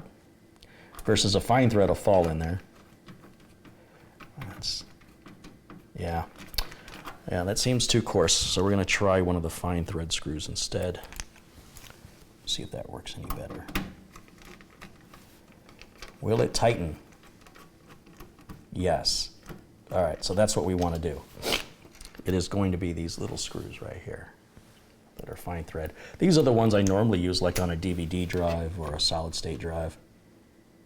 And you'll see I'm going to wiggle the board around a little bit to get these to line up, and I don't want to tighten the screws down so I can continue to wiggle the board as needed to get all the screws started into the standoffs behind.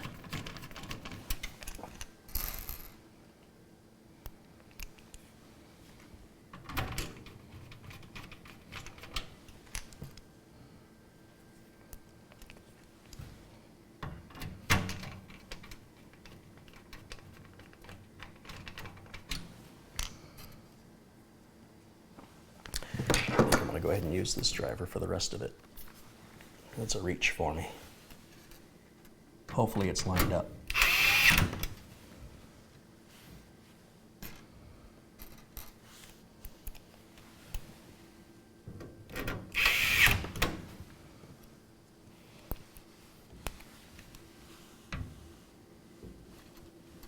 I can't even see the one over there. I know there's one over there in that corner. I gotta step around. Ah, there it is.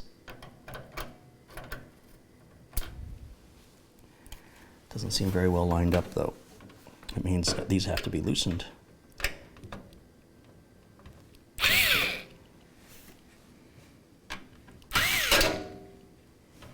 That one's loose, that one's loose, loose, loose. Yeah, that's better. I'm just gonna push forward on the board.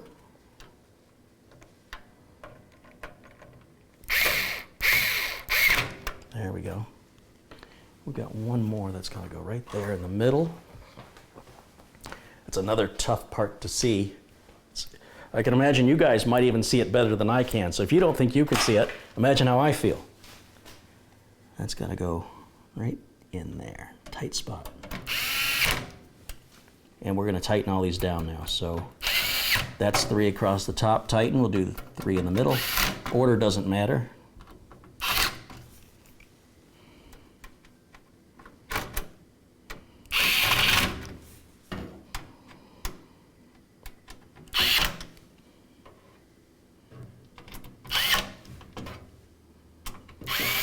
That's it.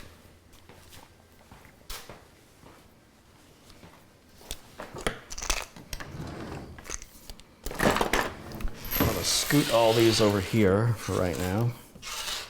And as for this bracket and these screws, these can go right into the garbage can because there's no way we're ever going to downgrade the CPU. We would only upgrade it. So as far as I'm concerned, these brackets are trash. We'll get rid of them.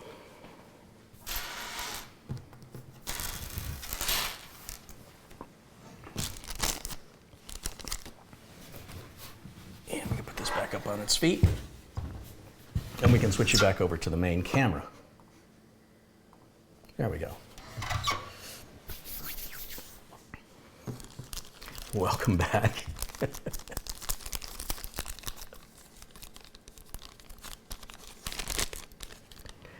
I'm just going to put these screws back in here. I think I'm done with them. I think. Probably going to regret this, but for now. Seems like a good idea.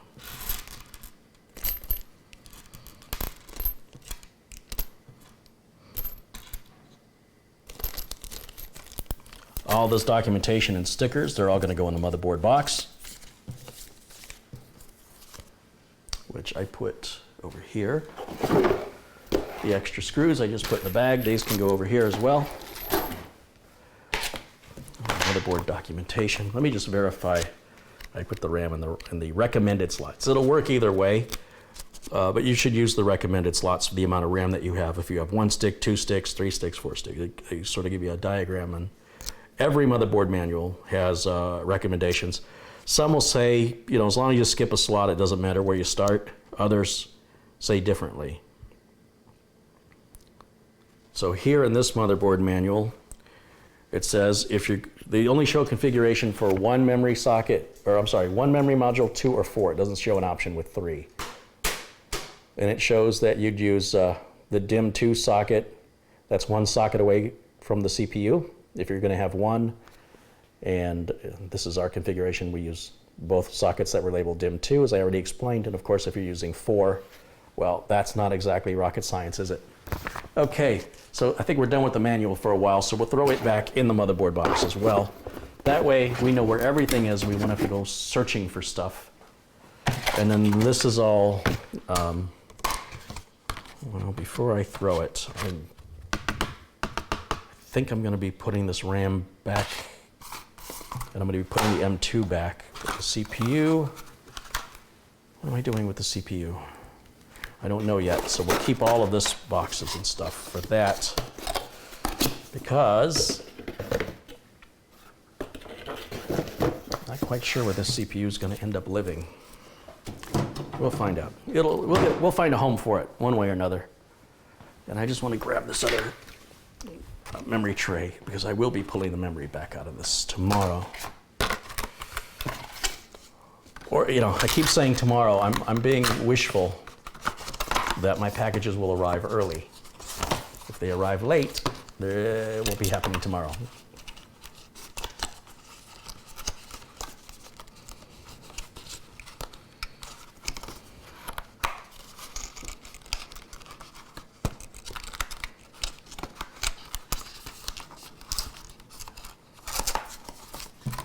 Keep those two boxes.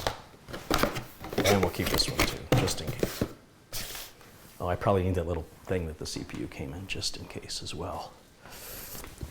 That was this. I think that's everything. I think I'm good. Yeah, we'll grab the Lazy Susan again.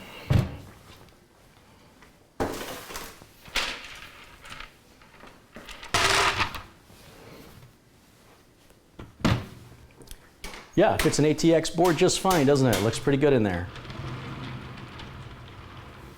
So far, so good.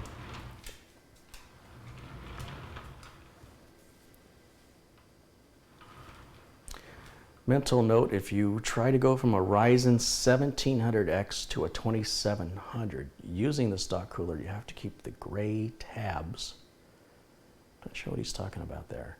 So the RYZEN 1700, I don't know if I have a 1700X or a 17. I think I just have the 1700 in the streamer. Let me grab the mouse and take a quick look. I don't think I went with 1700X. I think I went with 1700. I can't remember. I work on so many computers, I can't keep it straight anymore. I don't know who's got what. Wrong thing.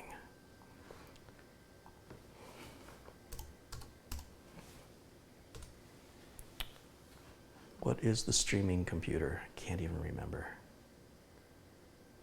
It's a 1700. It's not a 1700X. Yeah.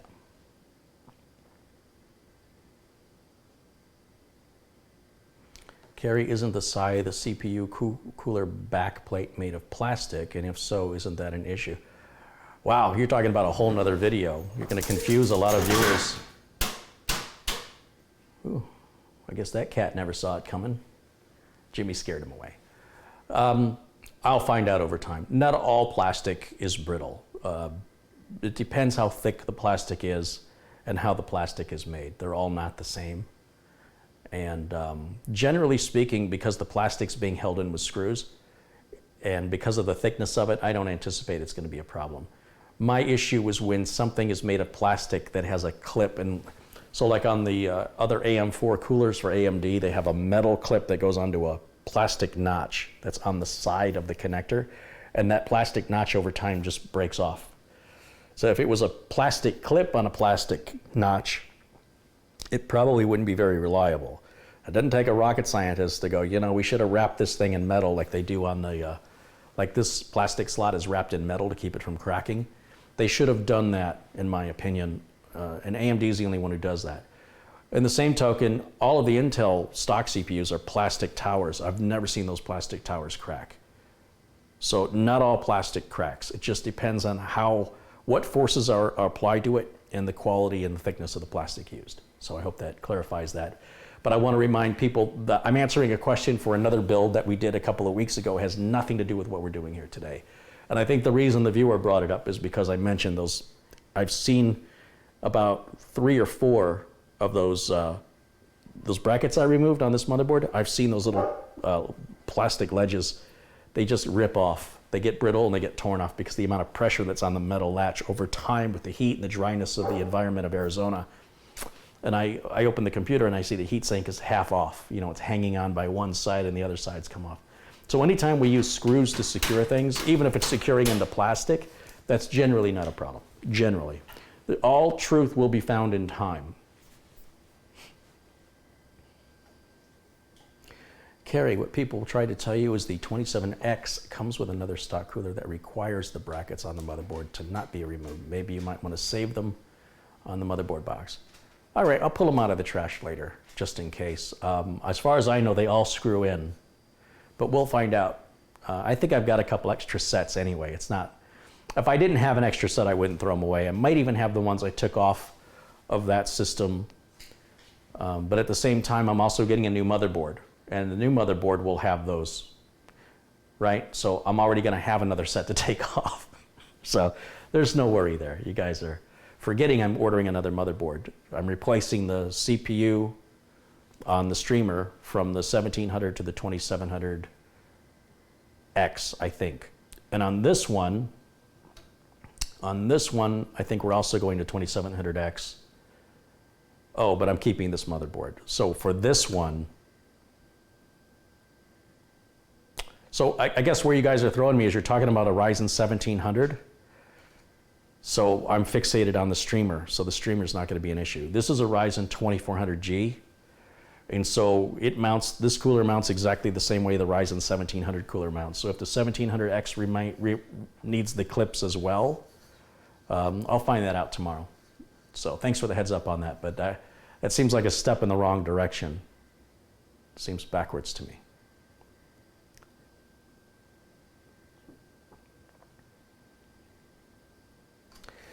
All right.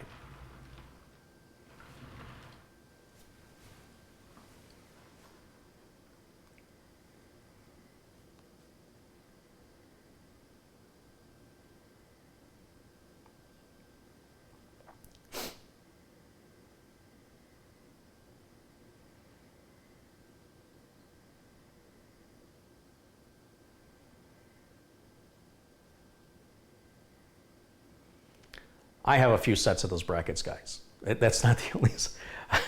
When I start collecting the same part over and over, every AMD system I build, those brackets come off. So I must have had 6 pairs of them. I've never had to put them back on, never.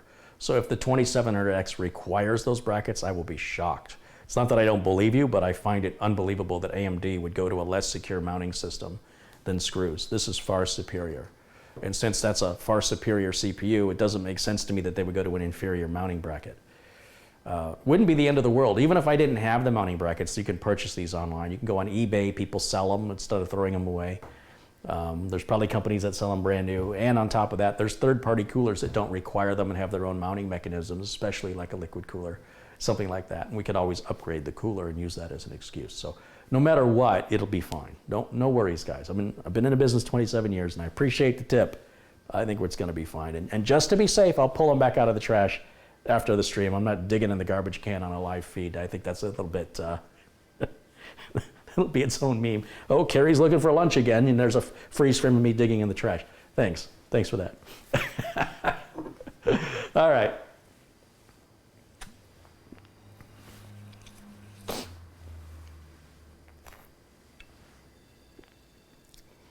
You know, I might have ordered the 2700 and not the 2700X for the streamer. And the reason is the TDP goes from like 65 watts to 115 or 105. It almost doubles the TDP. I don't need that kind of energy consumption and heat. So I think I went with the 2700. I can't remember. I just ordered it 2 days ago, and I cannot remember what I ordered because I've got 4 other orders and other builds going on, and it gets so busy they all sort of merge into one. So I'll figure it out when the parts arrive. I can't remember anymore. But I think on this one for sure we did 2700X because this customer wants the best of the best without going into finickiness of Threadripper or you know, higher end. This is as high end as you go, where you still have that reliability, that stability, and the tolerance, both in RAM that's compatible and timings for everything else. Still struggling with my Threadripper. I think that High's Threadripper runs a lot better than mine, and I showed him mine just to show him I wasn't making it up. And you know, he was suggesting I take it back apart and start again, and he might be right on that. I might have something I missed the first time. It's always easier to do your second and third build than it ever is to do your first one. And so the Threadripper build that's mine is the first one I ever did. That's why I say I never make customers guinea pigs. Not unless a customer wants to be one, which is pretty rare. It does happen sometimes.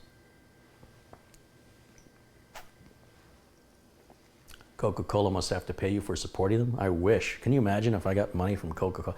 Heck, if Coca-Cola would just send me some free Coke, I'd be happy. It's quite the opposite. It's funny to me that people on the internet don't think you like anything unless you're getting paid to like it. So I guess whatever you guys like, somebody must pay you to like it. So if you put a camera on you, all of a sudden, you're not allowed to like anything unless you're paid. But if I tell you I don't like something, nobody thinks I'm getting paid by the competition to say it. You believe me. It's weird the way people think on the internet. It's really strange. Would you say that to a friend who was recommending something to you? Oh, you must be getting paid by them. It's kind of offensive. It's like you don't believe me or you don't trust me. What did I ever do to you? Carey must run on Coca-Cola. I do. It's the elixir of life. Have you tried the new Raspberry Code? That's just an abomination. That's not right. Apruva Suristov says, contributed $5. He says, I picked up a 2 terabyte Intel SSD 6 NVMe drive and a 1 terabyte Samsung 970 EVO for less than one 2 terabyte Samsung drive, all based on your recommendations. Thanks. Yeah, those Intel SSD 6 drives are a great price. I've not priced the two. What did the 2 terabyte Intel SSD 6 run you? Was it under $300?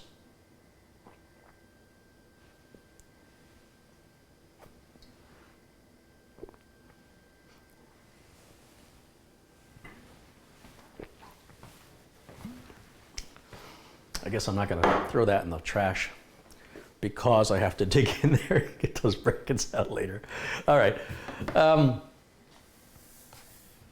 $249, $250 for a 2 terabyte. That sounds too cheap, suspiciously cheap. No, wait a minute. Maybe that's about right. We're looking at around, so we're already seeing under $100 1 terabyte SATA drives. M.2. I saw the ADATA 1 terabyte 2.5 inch, it's not an M.2, it's a 2.5 inch SSD, the ADATA drive that I've been talking about before. I said it was 114, then I said it was 107. Today I saw it for $97.99, I think. So we're already under $100 on a 1 terabyte SSD, which is great. And I know that the Intel SSD 6 is priced almost similarly to SATA, but it's NVMe. Now it's not the full NVMe speed, it's a 1/3 of full NVMe speed. But 1/3 is still a third faster than SATA, almost twice as fast as SATA, for the same or less price. So something worth considering for sure. But I think this customer is going to be very happy with a 2 terabyte SATA. Which one did I say ordered? I think it was a Samsung Evo 860. I can't remember, but it's a 2 terabytes M.2 SATA. It's not NVMe. And it was the cheapest 2 terabyte drive available on Newegg. I just sorted by, M.2, 2 terabytes, sort by price. And that one came up the cheapest. And so that's how I made up my recommendation. I didn't see the Intel SSD 6 offered at that size at Newegg.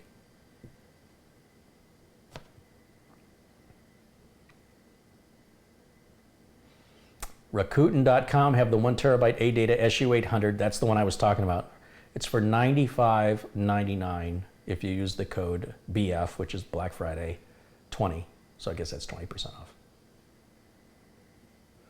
Intel drives on a Black Friday sale right now at Newegg for the $250 price.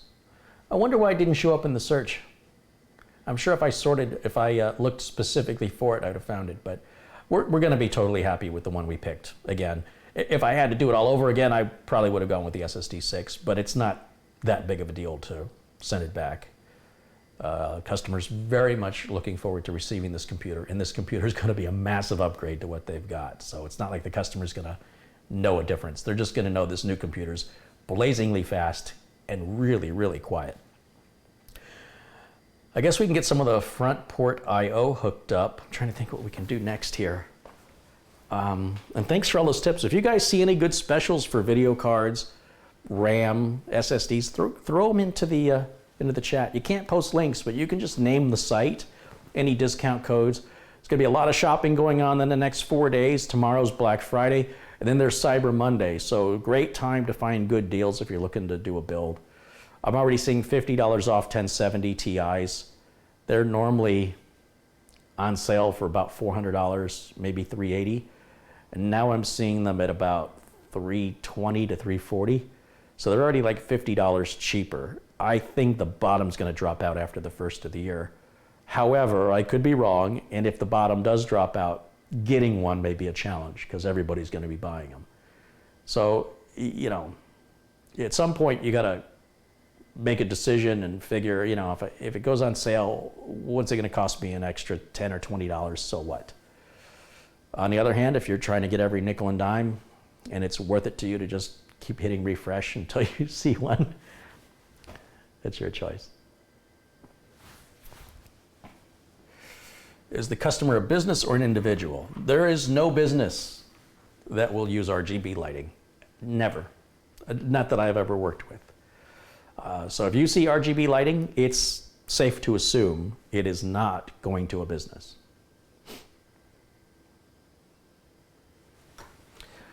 All right. Let's see. Let's get some connectors hooked up. Where's my power? Let's get the power cables here. Welcome everybody. If you're just joining, we're in the middle of doing a build and evaluating. Gamdias sent me this case for review, and they also sent me their power supply for review. And so we've got the power supply installed into their case. It's a tempered glass panel that goes on here. If you missed, the DVR mode is on, and you can rewind this video back at any point to see what you've missed. And welcome in, everybody. Let's see, power cable I want to go in the motherboard box. And let's see, I need the motherboard power right here. Let's see.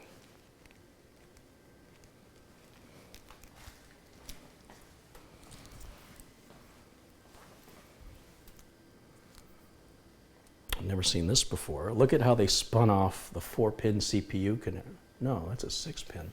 What the heck is that?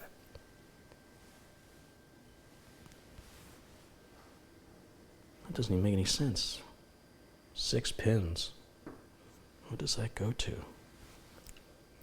That's motherboard power. This side says to motherboard. So clearly this part has to plug into the back of the CPU. So let's do that right now. And we'll sort this confusion a little later.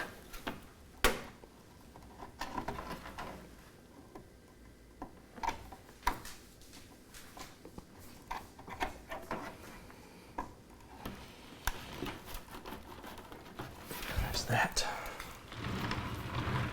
Power's going to go up here.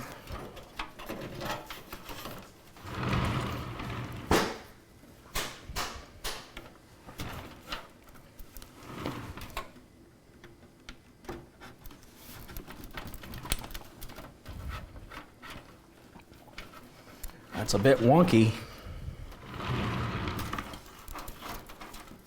Can't say I'm a fan of the way they did these cables. They split them. I guess to make it a little more manageable, but it's also a bit messier. Lots of opportunity for things to get interwoven. I'm really stuck on what this 6-pin connector's for. It's very strange. What is that for?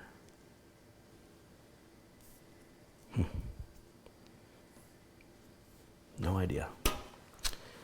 All right, this is going to be for a graphics card, these ones that have red on them, so we're not going to use those today. This is all SATA. We don't have anything SATA being plugged in. We will tomorrow when the hard drive, there'll be a 6 terabyte drive going in there. Molex connector, which we will need. We will have to hook this up to get the lighting installed.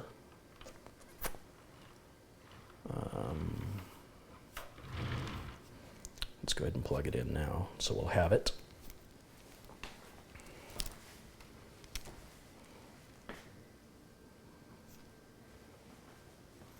I'm gonna have to grab a flashlight to look in there. It's dark in there. One negative thing about power supply shrouds is, well, it does make the case look nicer. It is a little more difficult to get your hands in there and to be able to see in there. And if you know ahead of time which power connectors you need, you might want to go ahead and plug them in before you need them. When you're installing the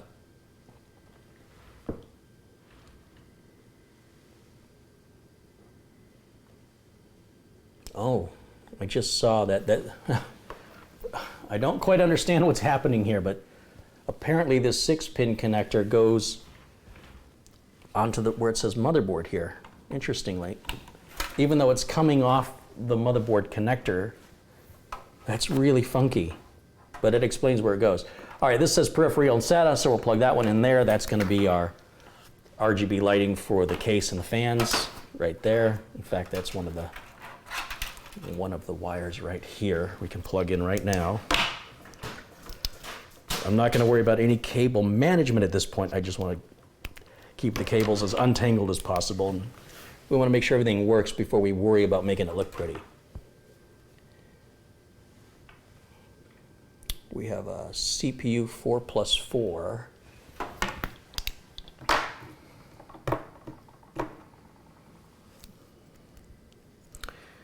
Now this motherboard has both the option for an 8-pin and a 4-pin CPU connector.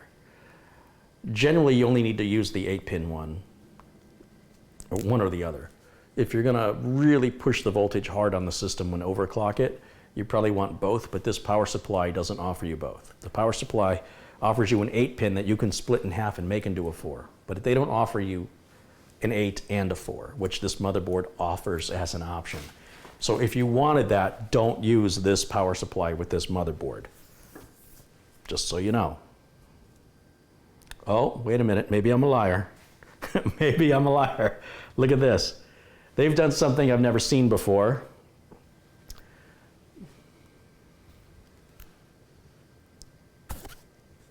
They've given us 2 8-pin on one connector. So we're okay. That's bizarre. I was thrown off because this says CPU. That's actually going to the power supply. It's going to the CPU side of the power supply. I've never seen a connector with it's got 4 4-pin connectors. So this is compatible with this motherboard. Fascinating, very new design. I like it. They're thinking out of the box here. Now, do you have the stability since you're obviously on, well, maybe not. I was going to say you're obviously on the same power rail, but you may not be. The way they wired the power supply up, it's entirely possible. No, it isn't. Because you know what? You've only got eight connectors on the end, and you've got 16 here. That means they've got to be doubling up somewhere. They've got to be sharing the same power rail.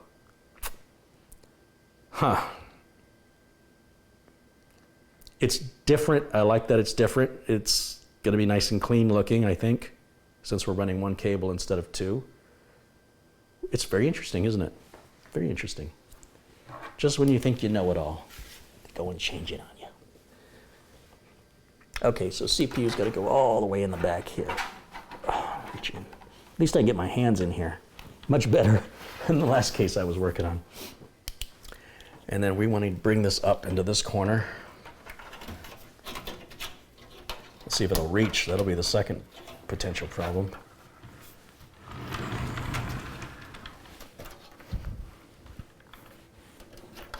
Oh, easy.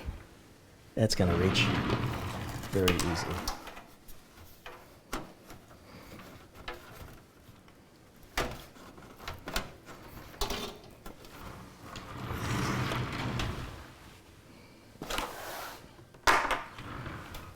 Let's see.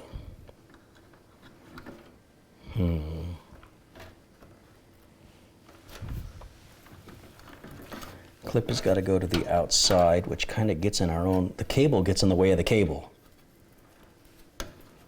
How can we do that?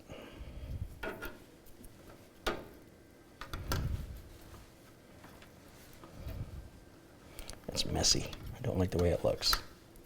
Let's try going the other way.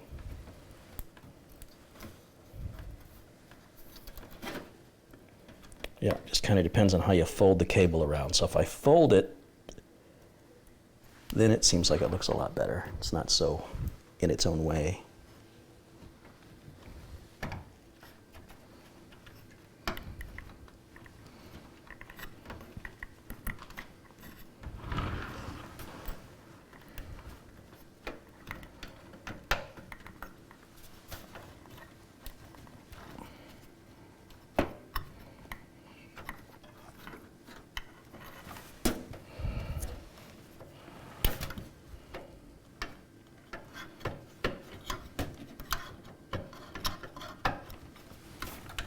And it's difficult to get in there and see. I know you guys can't see it because I can barely see it.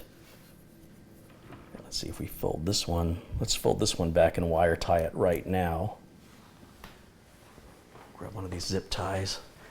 When I say the word wire tie, I mean using one of these zip ties, obviously. I've already talked about the dangers of using wire ties. It's just a nomenclature problem I'm having.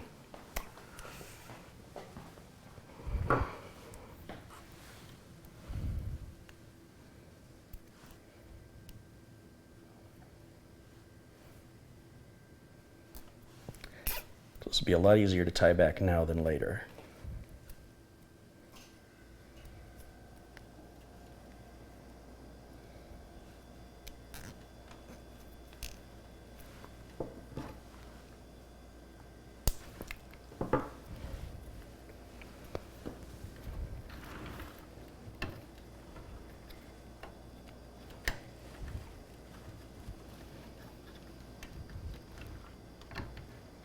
There it is.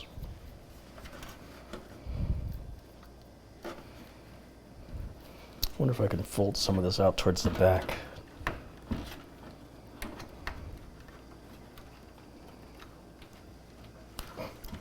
Just to see if it'll look a little better. Come on, I know you can do it.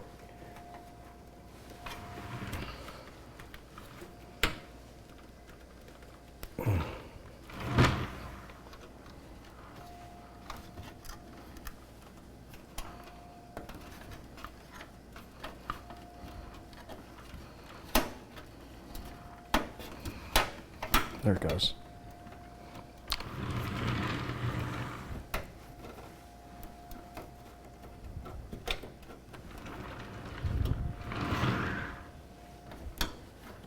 Cool.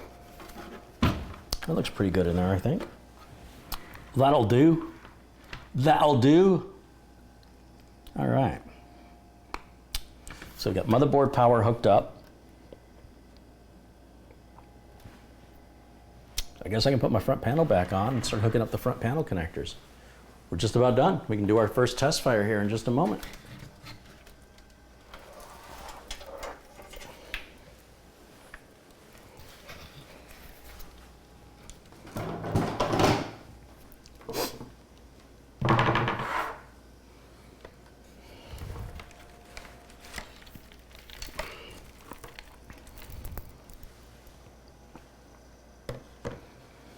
Oh, I hate putting that down on its glass.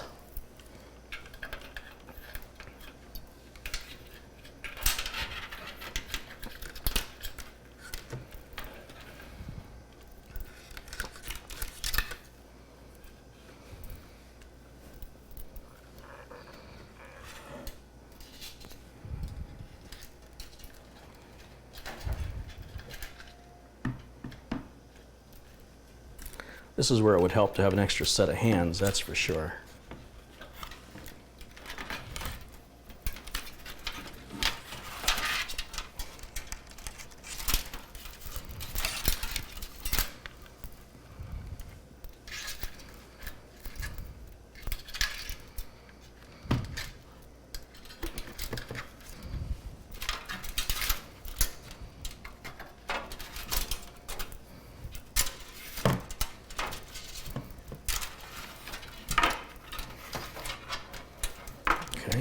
bottom one down in here.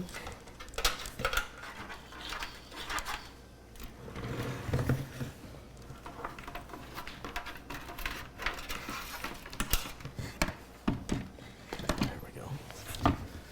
Pull the rest of this up.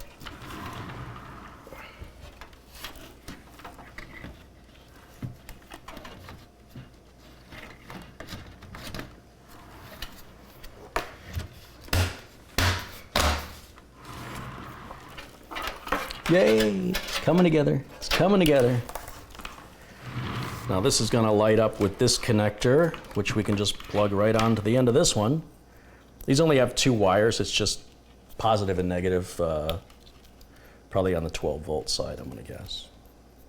But regardless what side it's on, there's just two of the 4 wires that it's using.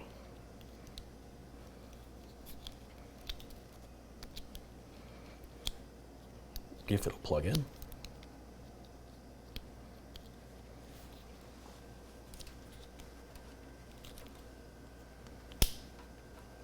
It just does not want to go.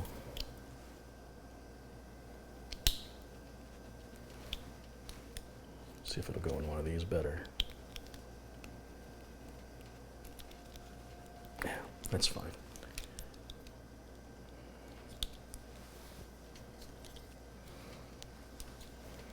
You can see what kind of messy that's going to be, but the great thing about a case like this is you literally can shove all the cables in there and you're never going to see it from the other side. So you don't have to worry about making it look pretty, except for the next person that's going to work on it.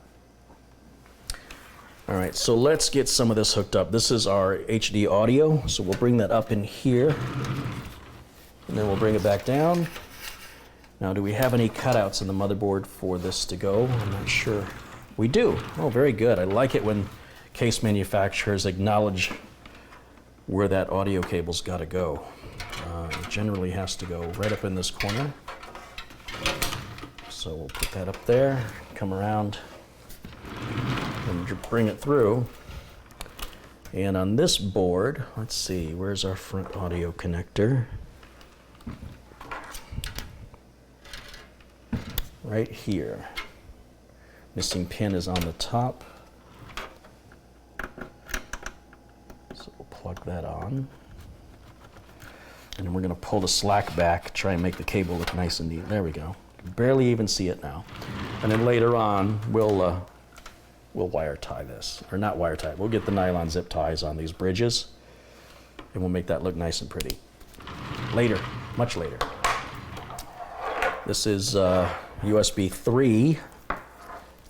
And USB 3 on this motherboard is all the way down here on the bottom, right down here.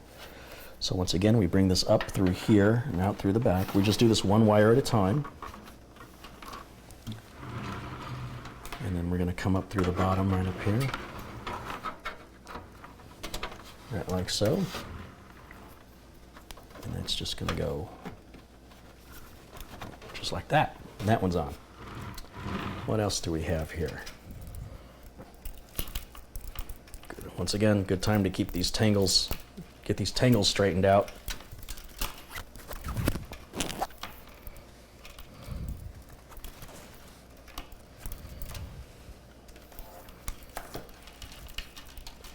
This is USB 2.0, so that's going to also go out through the back.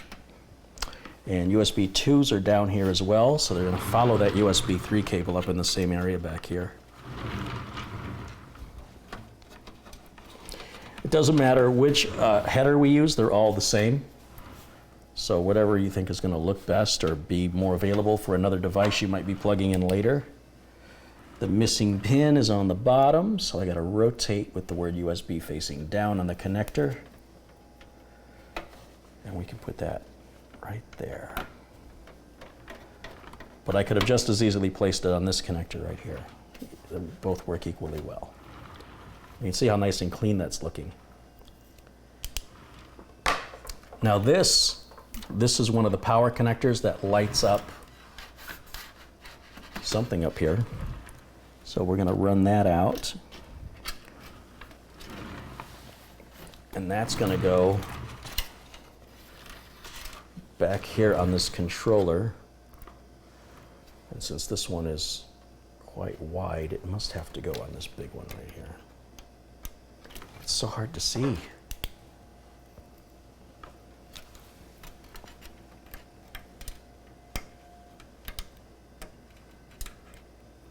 They only go on one way, so don't force them. And these little connectors are a little bit more brittle. This may not be the right.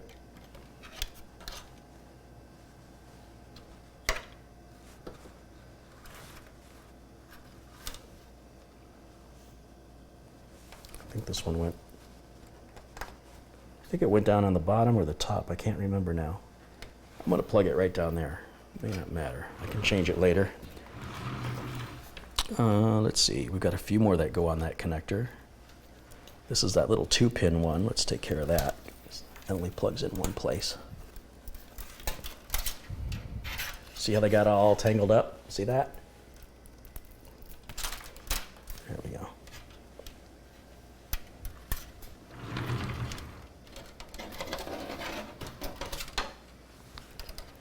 That one's going to go right here. That one I remember. Oh wait, that's the 3. That's the one that's going to go where I was trying to go the first time. Okay. I'm getting there.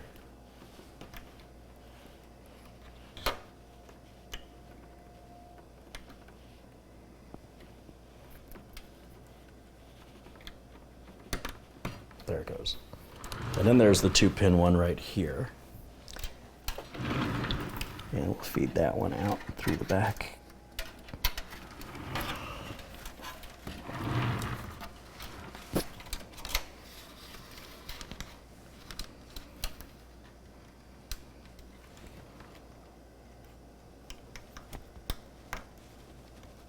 There we go. So that hooks up the LEDs and, I don't know, whatever these buttons do. I guess one's for turning the LEDs on and off, and one's for controlling the fan speed. I don't even see a reset switch on here. I don't think this has a reset switch. All right, now, these are the last 3. That's power, hard drive LED, and power LED. So power switch, power LED, hard drive LED. I'll run these 3 out together. Just gonna go out right through here. And through here. Trying to keep everything from getting tangled as usual. Which way should we bring it?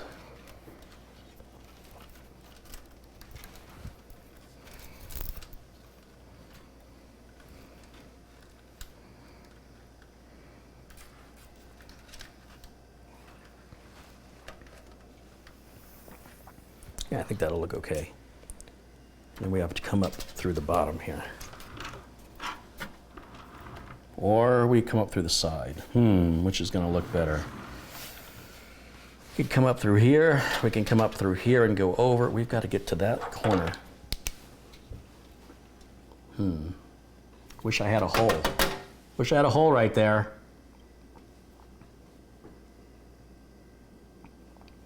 This is clearly for SATA cables. That lines up beautifully. See how there's the SATA ports here and how there's the hole right here? That's beautiful for cable management. It's perfectly placed. This one's perfectly placed. But they, for some reason, Gamdias left off the one here. But I think I'm going to bring the cables up through here and then drag them underneath the SATA 3 or the USB 3 connector right there.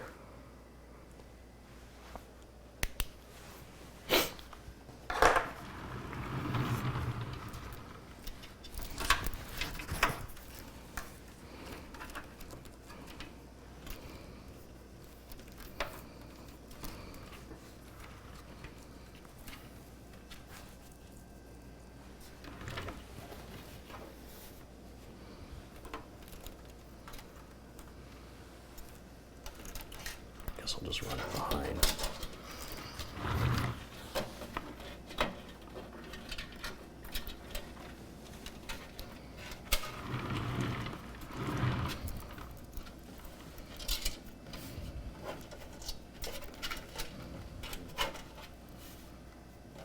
Okay, Now hopefully this follows the same format as everybody else, which would mean that the hard drive LED, which is right here, will be labeled as positive and negative, with the positive being on the bottom left. And the power LED will also have the power just above the positive of the hard drive LED. Go right above it. Positive over positive and negative over negative. So to do that, I have to reverse these into a different direction. Here we go. Now I'm not looking at the motherboard manual. I'm assuming MSI is keeping to the standard. But if I've got it in the wrong place, it's not going to hurt anything. They just won't light up. But it should be to the standard. I have no reason to believe it wouldn't be. Finally, just the power switch. That goes right next to the power LED on the next 2 pins over. And pull the slack through just to keep the cabling as clean as possible. Yeah, you can barely see any cables in there, huh? It's pretty good.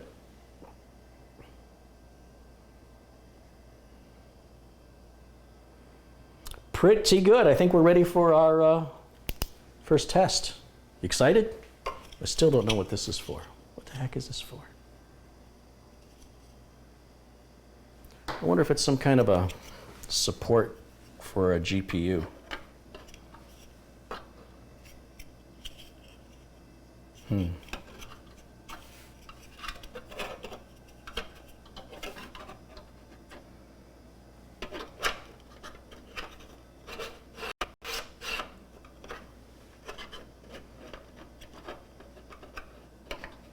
Yeah, we'll get to it later.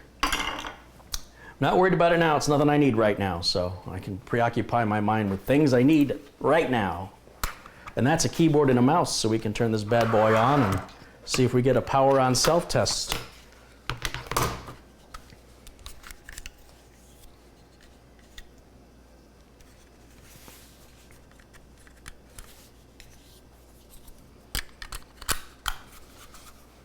So I'm going to use the, I'm going to use one of these front USB ports because that's going to test my USB ports, you know, by plugging it in there. That just doesn't seem to be sitting well. There it goes. Let's see, I need a power cable. Power cable.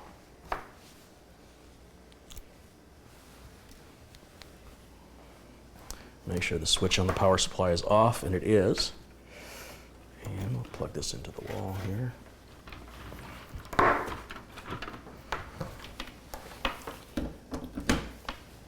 And then we'll grab an HDMI cable. And we'll run that from onboard video. This motherboard has an HDMI port and a display port out, and you can use them both at the same time to power up to 2 monitors simultaneously with the built-in GPU. And let's see, we'll disconnect that. We'll plug in this one. And I guess we're done with this, aren't we?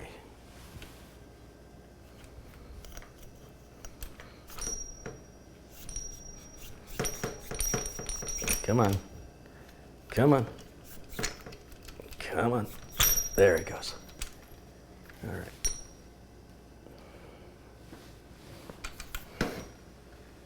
This thing is so awkward.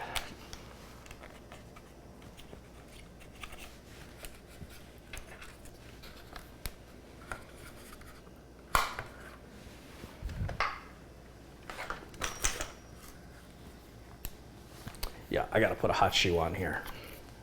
And I think I know just the one to use. Let's turn that off. Okay, let me just put this over here for a minute.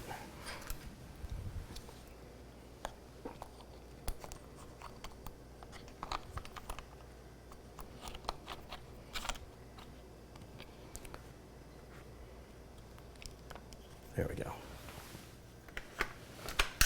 All right. Now we're ready. So let me flip this over to the video capture card there. So we're going to use your monitor as the test monitor. So you're going to actually see better than I can. The computer's video is going to feed directly out to your monitor.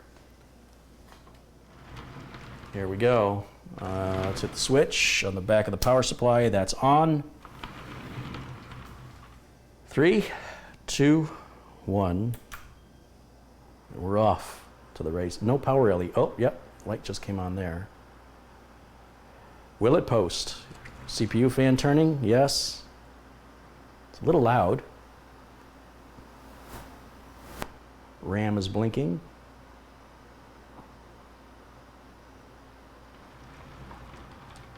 Here we go. We're getting ready to post.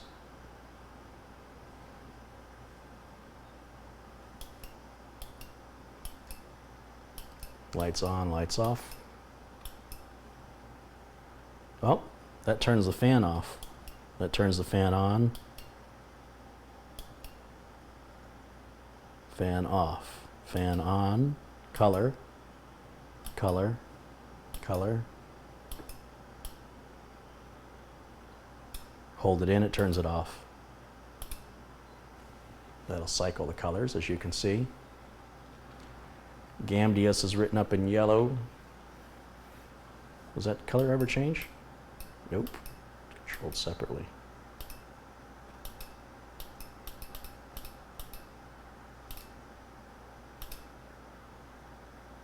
There's a nice pulsing change right there.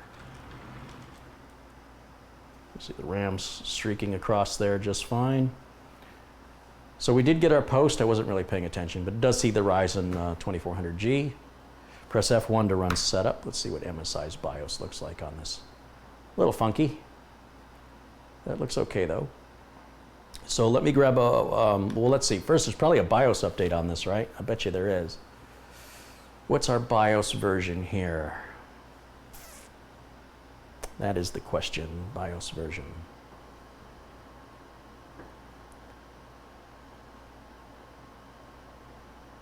It's hidden behind my video, so let me just disable that video so I can read it. BIOS version says it is oh my gosh, 110. All right, so what I'm going to do is I'm going to go to the browser and I'm going to type in MSI B450. Got to use the right keyboard, Carey. MSI B450 Gaming Pro Carbon AC. By the way, all that Wi-Fi AC stuff, that's going away. It's going to be called Wi-Fi 5 and Wi-Fi 6 and Wi-Fi 7.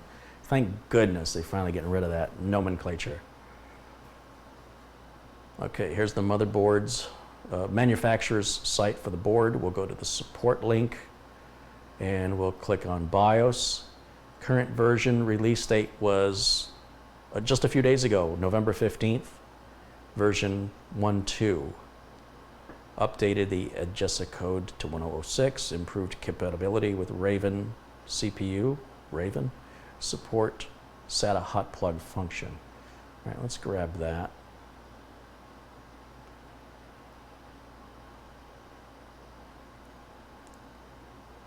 And we're going to download that BIOS version right now. I'm doing this on the streaming computer. Just going to grab the latest BIOS here.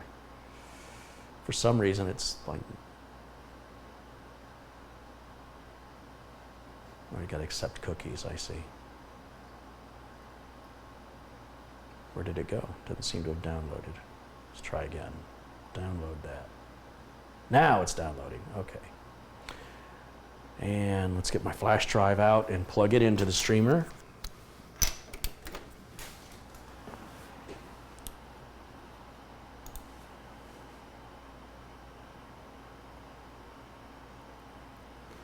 And then let's extract the zip file.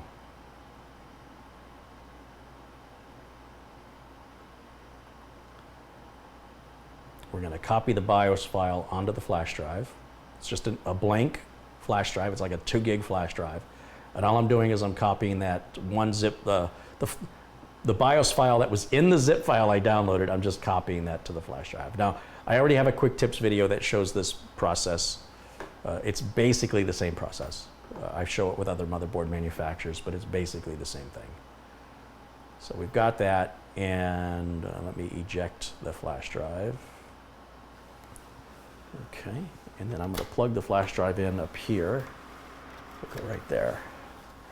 I'm sure it's not going to see it without a reboot, but I'm going to try just to see what it does. Let's see. BIOS update, advanced settings, M-Flash, that's what I want, M-Flash. Do you want to enter flash mode? Yes. Oh, okay. Wasn't expecting that. We could turn the other cam back on.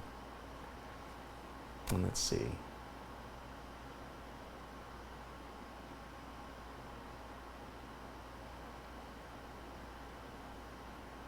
Enter flash mode. Look at that. Sees the flash drive. That's our file. You want to select the file? Yes. Don't shut down or restart your system until BIOS update process is completed. Notice mouse and keyboard would be locked during updating. It would be, or it is? Yeah, the mouse isn't moving. All right, I see what you're saying. I gotcha.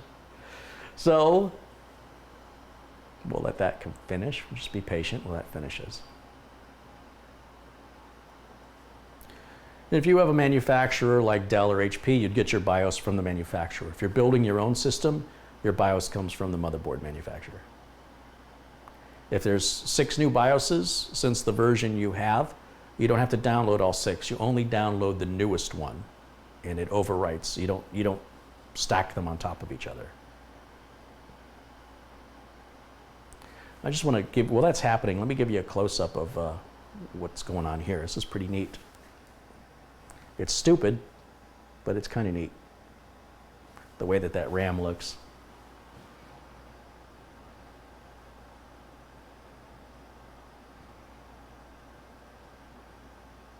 All right. Silliness. Absolute silliness.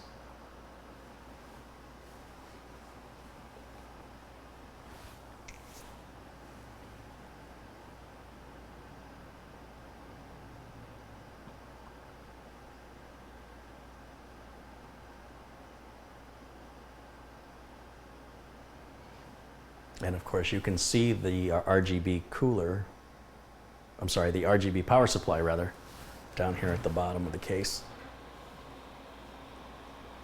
With the fan, obviously if the fan was down, I guess it would glow from the bottom of the computer, which could be a kind of a cool look too. I didn't think about that.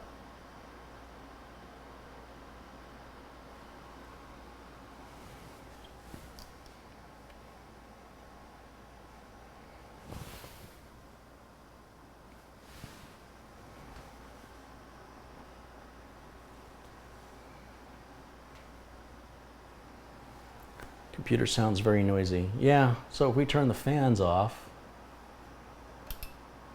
Oh, wrong button.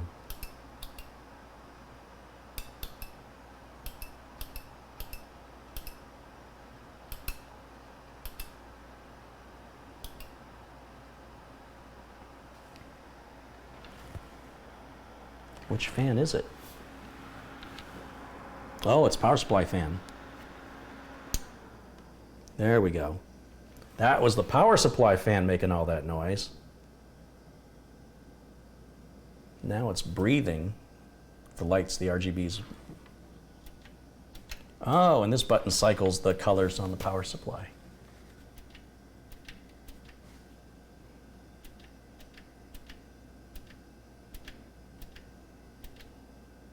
Ooh, that's cool. We'll just let it be rainbow. Everything will be rainbow mode. Yeah, that was the power supply making all that noise. So let's turn these front fans back on.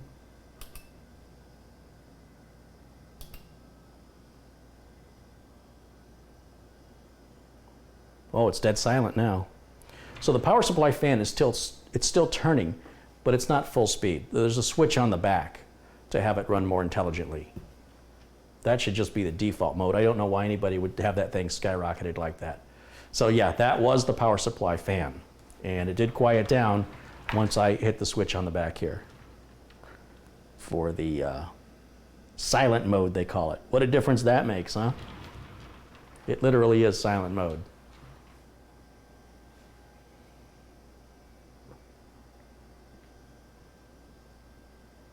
BIOS update's taking a while, isn't it?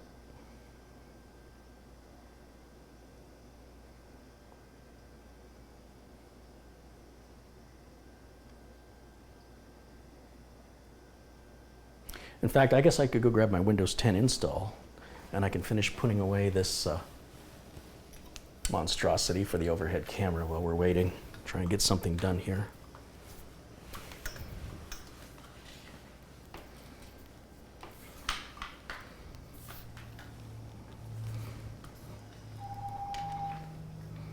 And somebody's calling.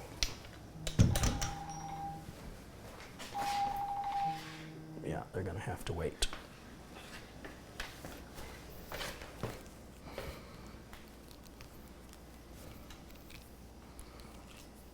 Looks like the machine is doing its own restart, so we'll just leave it alone. Just be a spectator when doing a BIOS update. Be patient. System may turn off more than once. You'll know when it's done when the screen says something. Ooh, pretty.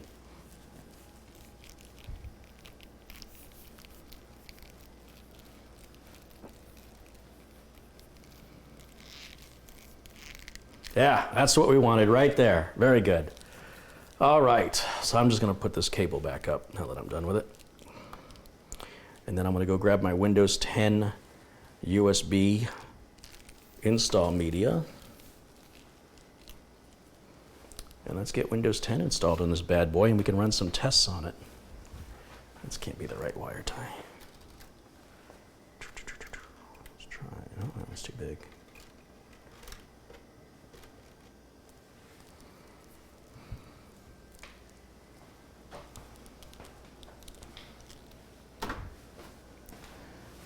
All right, very good.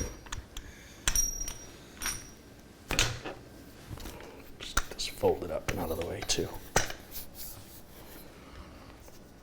Sorry guys, just give me a minute. I'm just trying to get some stuff put away.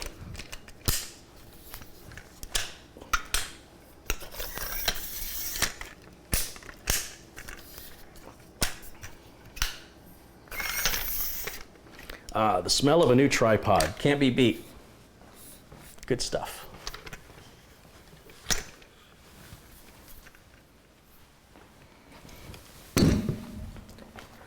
All right, Windows 10, Windows 10.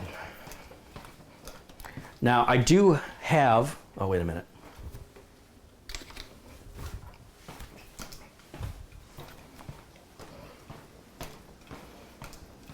I wanted to postpone what I was saying because I want to look at you when I talk to you. I do have a video that shows you how you can create your own Windows 10 install media. Obviously, you can just go ahead and download the Windows 10 media creation tool. The problem with using it is it wants to customize to the system you're creating it on. So you've got to uncheck a box if you plan on installing it on other machines that says customized for this PC or something, or make it optimized for. You have to uncheck that unless you want it specifically for that machine. So the other way, the way that I show it, which is using a third-party utility, that way you're creating a generic install that would be the same as what you would buy as a system builder, even in the retail box. It's a generic install. But I suppose as long as you uncheck that box, you'll get a generic install instead of a specific install. And it could still work. I don't know. It's hard to say depending on any specialty drivers you've got installed.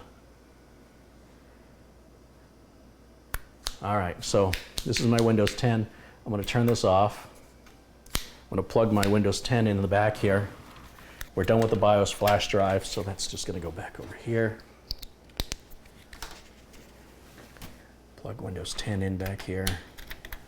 And when we turn it on, it should automatically boot right to Windows 10 install because it doesn't have anything else to boot to. So let's find out what it does.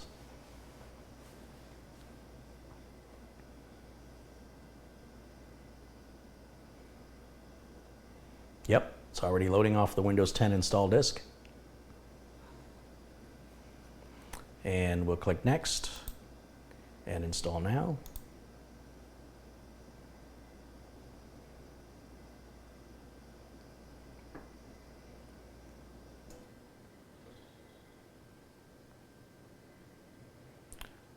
Always right here, I don't have a product key, we click that. Always enter the product key after your install. We're doing Windows 10 Pro 64-bit.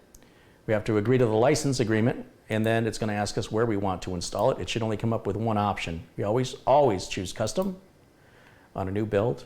There's drive 0, unallocated space. It's that 512 gig Eluktro drive, and hit next. Now it's going to automatically make as many partitions as it needs, which is usually around 4 partitions. It automatically formats those partitions and then extracts and expands the files off to the flash drive, onto the hard drive, and installs Windows 10. All you have to do is leave it alone until it wants some information for you.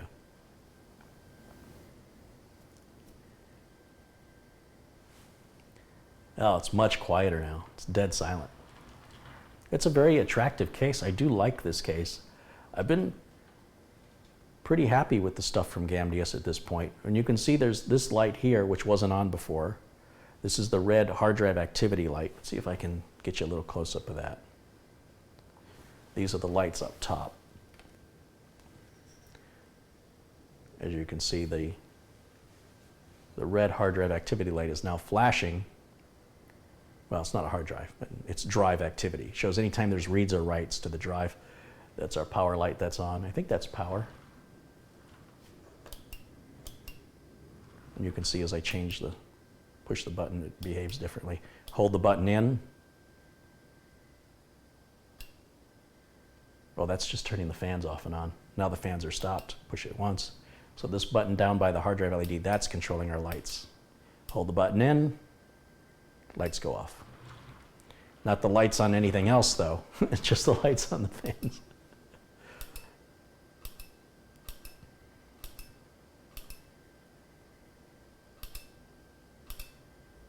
That's the one I like right there.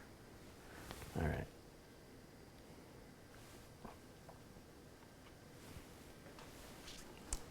Go back to our Windows install here. Christoph Esch has contributed €2. He says, I love it when a plan comes together. Thank you, Christoph. Christoph joins us all the way from Germany. Always good to see you there. Always good to see Christoph in the chat.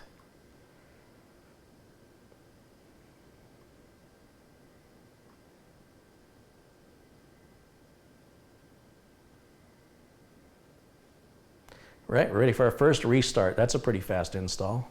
I'm not going to touch anything. I'm going to let it restart on its own. It's pretty cool that we're able to move this from down here to up here so that you can accommodate your preference. I like that a lot. It would have been nice if no screws were required to be turned, if there were some little latches or clips. But I suppose latches and clips break. But on the other hand, screws do often get stripped out. So there's no perfect solution, I suppose, but just wish it was a little bit easier. It'd be nice if, for example, on the Fantex case we were working on the other day, it makes a connection to a circuit board that stays. So when you take the bezel off, it disconnects without having to disconnect any wires. So that would be nice if all the wires stay. Well, I guess the wires can't stay though, can they? Yeah, I can see that problem now. Because they could be up here or they could be down here. Still, well, no, that wouldn't work. Never mind. Never mind, oversimplifying something that's a little bit more complicated. Bo Bronner's contributed 20 Danish krona. He says, have some eggnog on me.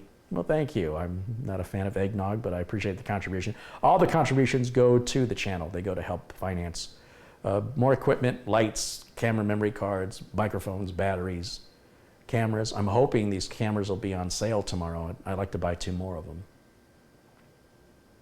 Carey, I hope the NVIDIA driver bug is fixed. Wouldn't matter to us today. We're not using anything from NVIDIA, so that won't affect us at all.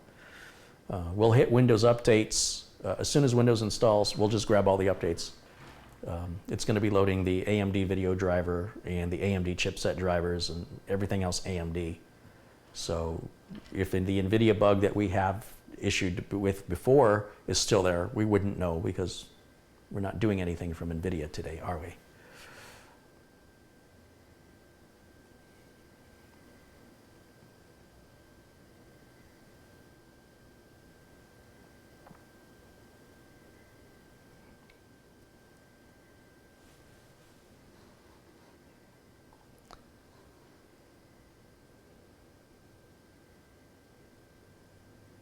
What NVIDIA bug? If you look in my video library from about two or three videos ago, I've got a video titled Installing and Configuring or something Windows 10, and then it goes wrong or something. That's what the video's titled. So you can go back and watch that video at any time, and you can watch what we're talking about. So a lot of people are new here for the first time, and I've got about 620 other videos. This one we just did last week, so it's real easy. It's close to the top. If you click on my name, and then you click on the videos button, you'll see my entire library posted by date.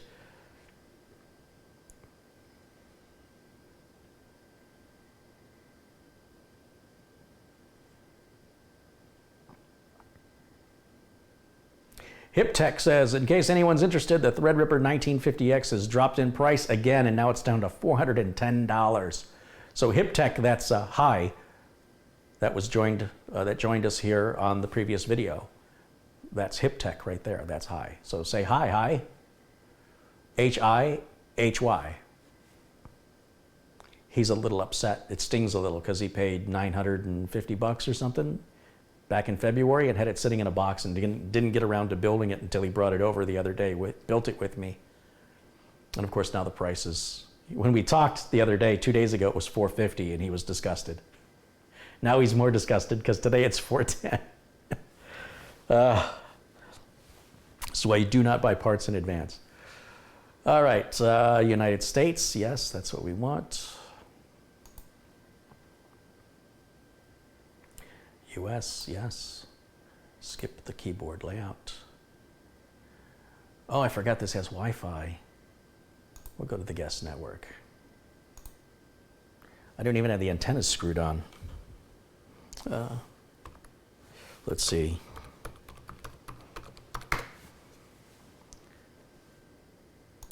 Obviously, you can't see other computers on a guest network. I don't know why well, I guess it's not smart enough to know that. That's understandable. All is forgiven. We'll hit next on that. Stuart says, Carey, I've been working through your video library for weeks. I'm a CareyHolzman UK addict. That's awesome. It's nice to know I didn't just make videos to go sit around that nobody watches. Let's see here.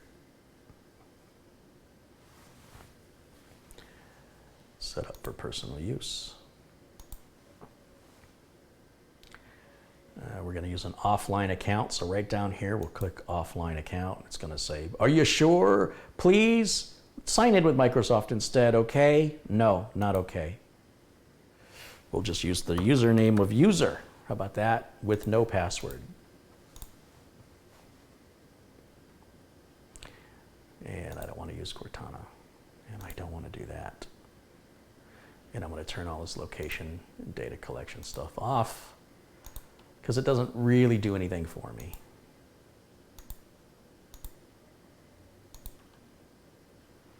And hit accept.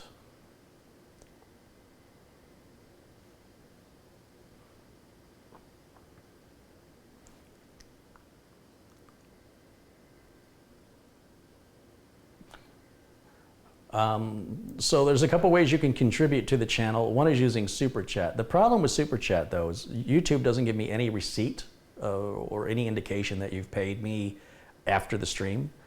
And they take 30% of whatever you give, and they make me wait 30 to 60 days before I get it, with no option to refund it or have any record that you ever paid it. So for small donations, it's fine. But if you want to donate $20 or more, if you go to tech-vets.com, you'll see there's a donate button in the upper right corner. There's also a donate link in the video notes below this video. Either place will get you there.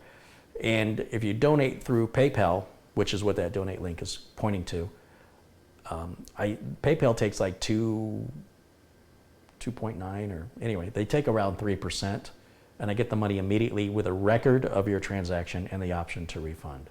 Anybody who's ever asked for a refund has always gotten one. I'm not that kind of person. You know, if somebody decides they don't like me anymore or they change their mind, it's fine. It's fine. I just give it right back. It's not a big deal. Easy come, easy go. But PayPal's just a better way since I get it faster, and I always send an email back to anybody. Unless you don't have, several people do not have email addresses assigned to their PayPal accounts, and there's no way for me to say thank you to them because I have no way to talk to them. So if you didn't get a thank you from me, that's why. And you can let me know in the comments. Say, hey, Carey, I didn't get a thank you from you, and put your email address in the comments. All the comments they require approval, so information like that won't be made public unless you're a moderator. If you're a moderator, your comments don't require approval, so just be aware of that. But usually I see the comments within a few hours, and if it does have any personal information, I delete it. But at least I can copy your information down and email you that way, because I want to make sure people understand that you're not being ignored. Sometimes people fall through the cracks. It doesn't happen very often. Most of the time it's because email addresses were not associated to PayPal accounts. So, all right, we've got Windows installed. So let me just close this out. And let's get rid of this. It really doesn't matter because, like I said, I'm gonna just erase this drive anyway, but just for the sake of doing it, let's go to Windows Update. And we're gonna grab all the updates, and it's gonna automatically set the date and time. It looks like it already has. Looks like our time zone is wrong though. Oh no, yeah, time zone's wrong. I gotta get rid of my camera here, it's in my way. Time zone, time zone.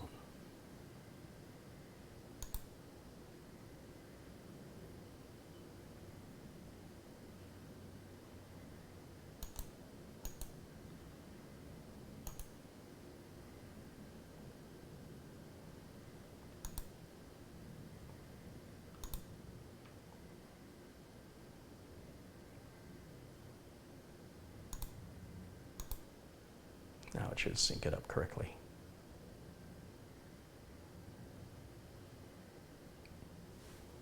It's an hour behind. Let's set the time zone manually. We'll choose Arizona right there. There we go. Now, turn that off and back on, and it should resync.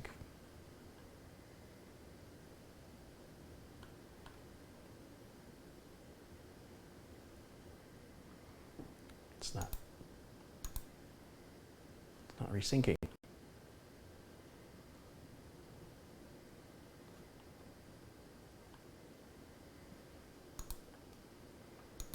It does it on its own. I just want to force it.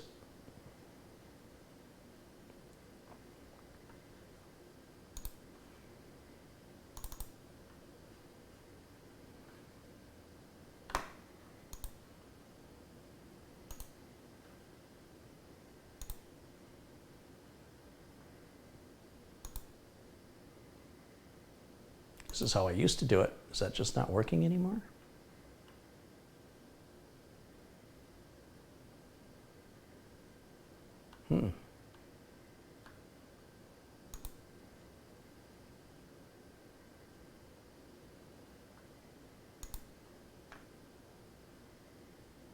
Probably when I reboot it, it'll resync it. Let's see how Windows Update's doing.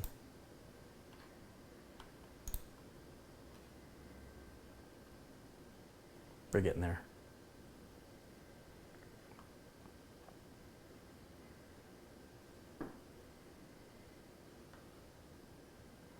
In fact, while we're waiting, I can eject the Windows 10 installation media because we're done with that. I'll go put that away real quick before I get it confused with other flash drives. Of course, that's build 1809, which was finalized and re-released last week. Was it last week?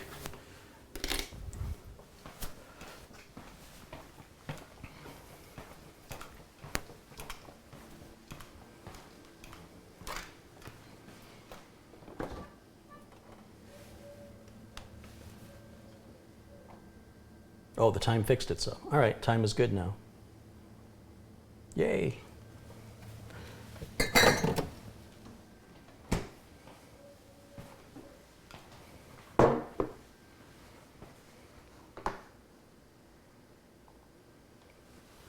Time for another Coke. That's what I think. That's what I think.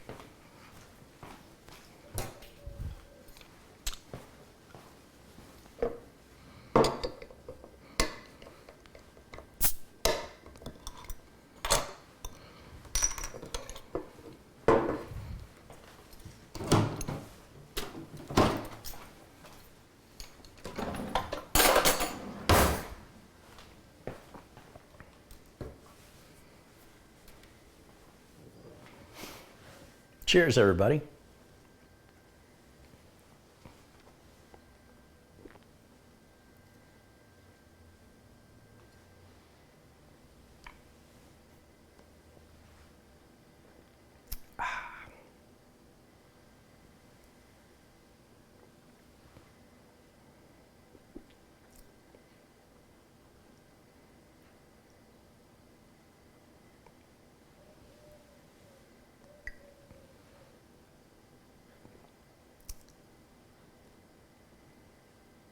We're almost done. We got 75% of that cumulative update is installed, so we're just about ready to reboot. Steve Larkin says it's 9:51 in the UK. So the UK is 7 hours ahead of us, I guess. Let's restart the computer. Yeah, Arizona does not honor daylight savings time. We never change our clocks in Arizona. So for 6 months out of the year, we're the same as Pacific time. And the other 6 months out of the year, Pacific time is an hour behind us. And then, of course, the East Coast will be 2 hours ahead, except during summer. Then, just like Pacific time, the East Coast is 3 hours ahead all year round from Pacific. Eastern time is always 3 hours ahead of Pacific time. It gets a little confusing because Arizona never moves their clocks. There's a little town in Arizona that does honor daylight savings, very close to New Mexico, Indian reservation up by Holbrook. But the 99% of the state does not honor daylight savings. We never move our clocks forward or back. And it messes with auto time functions a lot because if you choose mountain time, often the mountain time changes, like Colorado's on mountain time. It changes. So there's a separate mountain time for Arizona. You'll also see the option was there to just turn off automatic daylight saving. That's for places like Arizona, Hawaii that don't have daylight saving. Okay, we'll go back to Windows Update. Let's check and see if there's any more updates.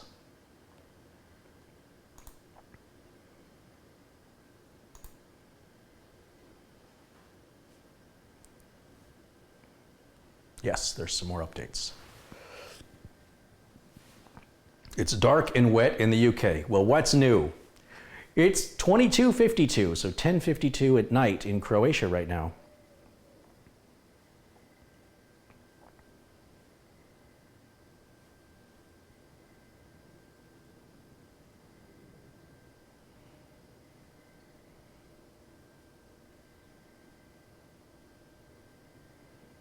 You know, I'll bet you my signal would be a lot better if I screwed the antennas on the back of that motherboard.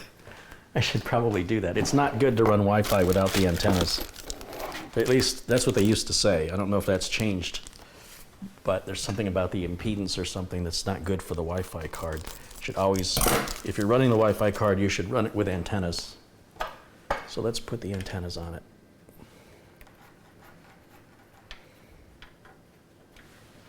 Besides, it'll go a little faster because we'll have a stronger signal. Normally, I don't like boards that offer Wi-Fi built in because Wi-Fi is always improving, and it just means I'm going to have a part that I'll have to manually disable in the BIOS rather than physically remove it and replace it with a more advanced Wi-Fi.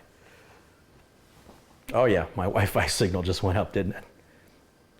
Updates failed. Let's retry.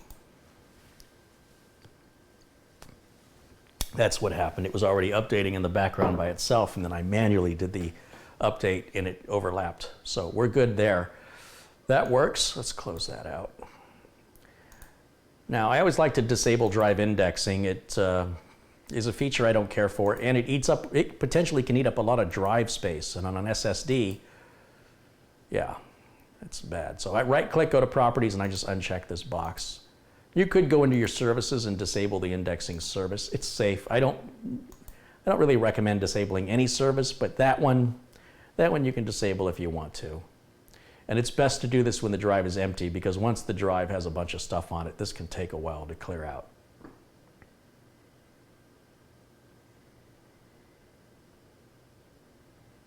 Douglas says you're not supposed to run any kind of a transmitter without some sort of load.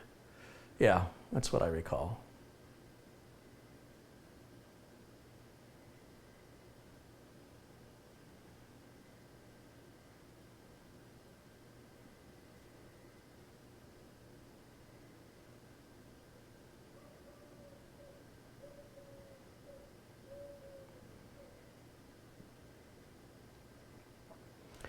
Let's go to the let's go to the motherboard manufacturer's website. Let's see if they have some sort of a AMD driver for us, just in case there's some, maybe, because I want to performance test this, and it looks like we've got all the drivers automatically.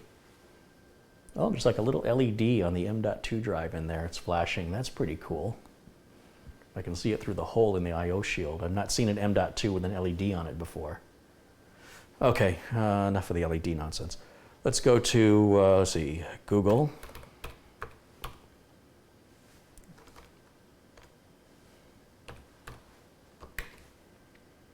And then we'll go to MSI B450 Gaming Pro Carbon AC. We're looking for the MSI website. It's right there. That's our motherboard. Click on that. And like Asus and like Gigabyte, they give you 2 support links. Wait a minute. I'm going to have to hide my camera because I can't see. We got to accept the cookies.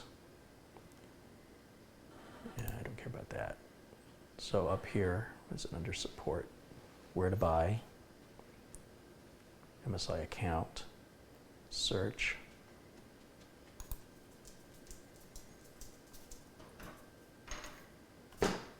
This tells us all about the board. This is not the link I wanted. If I go back and I put the word BIOS in here, that's what threw me off.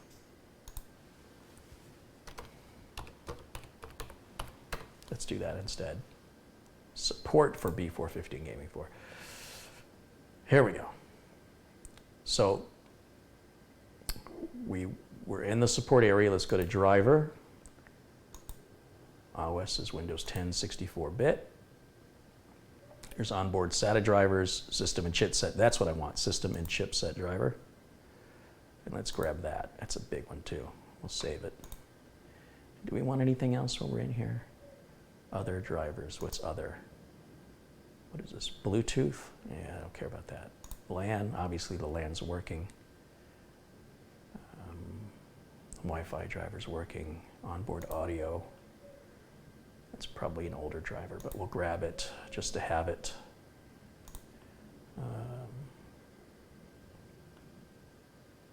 What else? RAID driver. Yeah, I don't care about that. Does not apply to us. So just those couple are all we should need.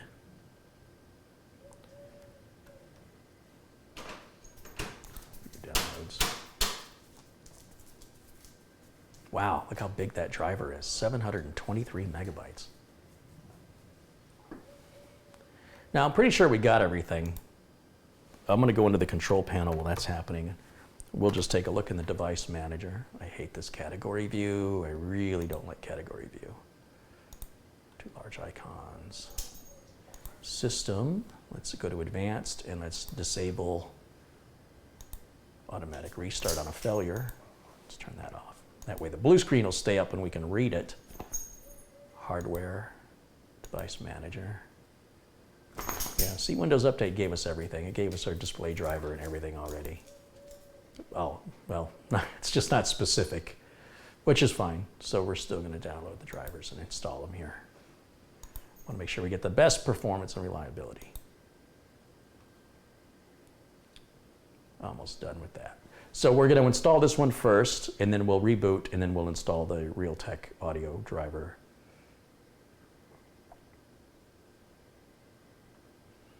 And then we can run some benchmarks and see how it performs. Obviously, we'll run the Heaven benchmark. I don't expect it to run well. Or let me rephrase, I don't expect it to blow any minds, but the fact that it's built into the chip, the performance should be considered amazing with that consideration, in my opinion.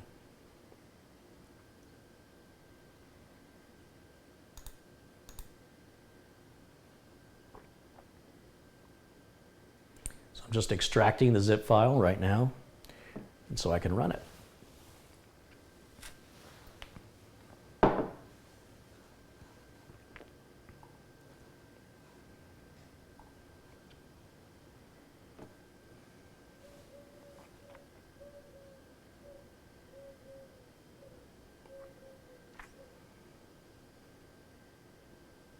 Should open the folder up as soon as it's done extracting the files, and it did.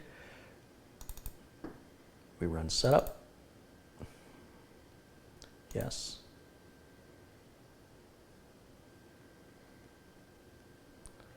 Accept and install. And when that's running, we can close these other windows down.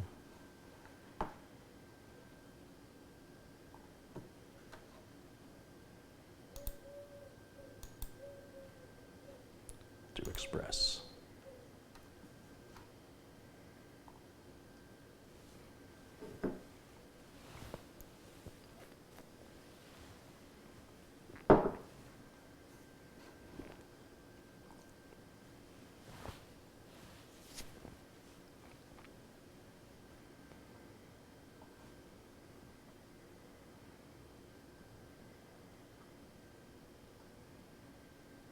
Whew, the display driver definitely made a difference there, didn't it?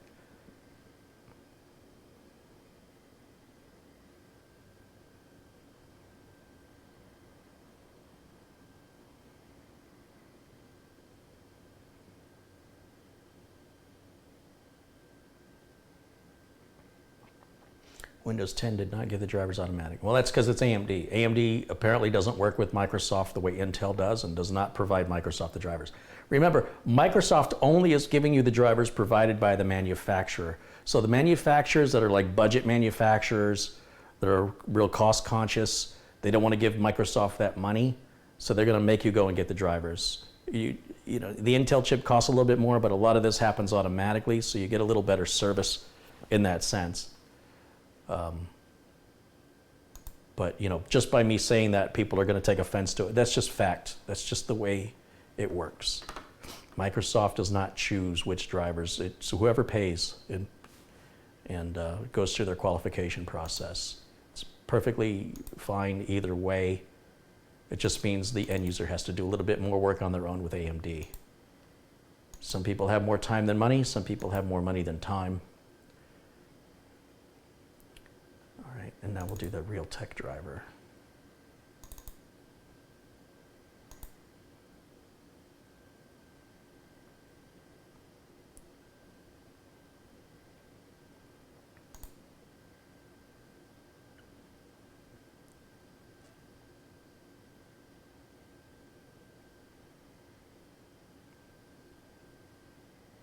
And reboot.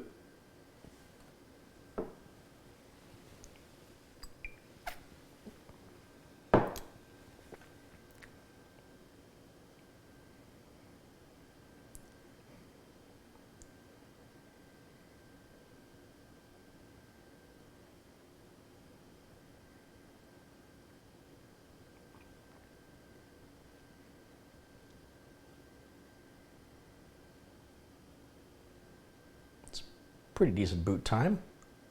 So let's run some utilities and let's see how it performs. I'm going to grab my flash drive that has all my utilities on it.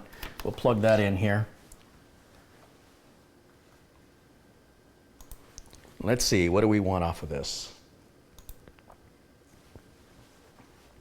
Let's grab Crystal Dismark. We'll see how the drive's performing.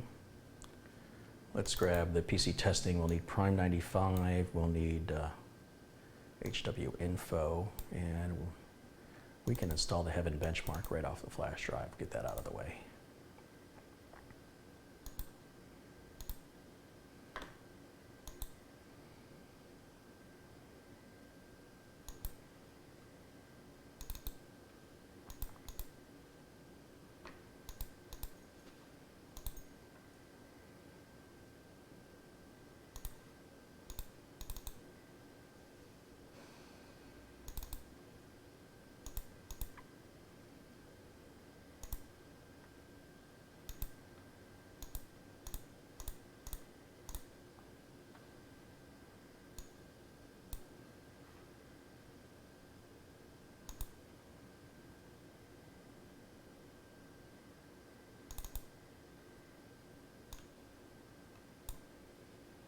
That should about cover it.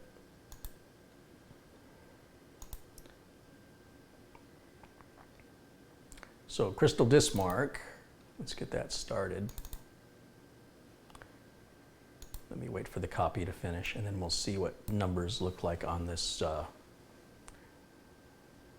off-brand NVMe drive. Here we go.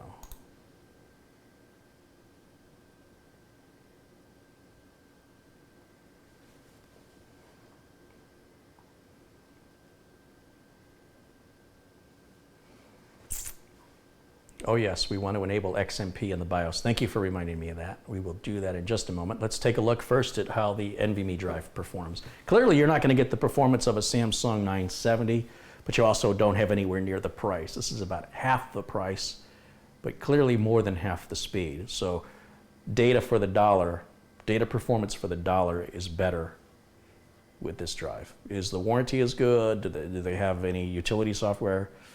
Warranty is 5 years on all these drives, as far as I know. It's 3 years or 5 years. And I don't see any utilities from the manufacturer as far as any firmware updates, things like that. Samsung's always on top of that. So you do pay less, you do get less. But some people don't need that other stuff. They don't need more. So buy what's appropriate for you. There's no best flash drive. There's the fastest, which is usually the most expensive. But it's always what's best for you.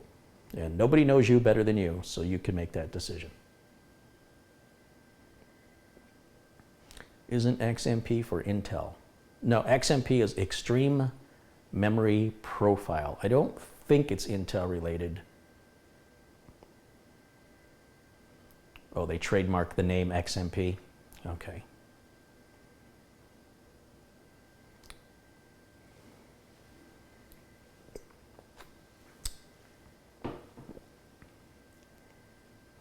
If that was my PC, I'd get that Coke away from it. Yes, if you were around it, I wouldn't let you have a Coke around it either, because we can't trust you with liquids. But when you're a mature adult who's careful and detail-oriented, it's really not a problem. But if you're not, and you know yourself that well, then you shouldn't do that. Again, nobody knows you better than you do. And what's right for you isn't right for anybody else. Just because you wouldn't do something doesn't mean nobody else should. It's extended memory profile? Oh, okay.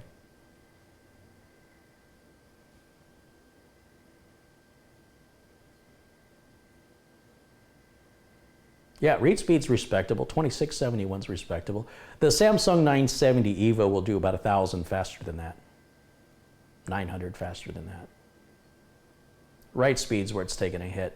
But again, even on the 970, you're probably looking at a write speed of about 500. No, I take it back. About 1,000 more than that. Looking around 3,500 to 2,500 on the 970, right in that ballpark.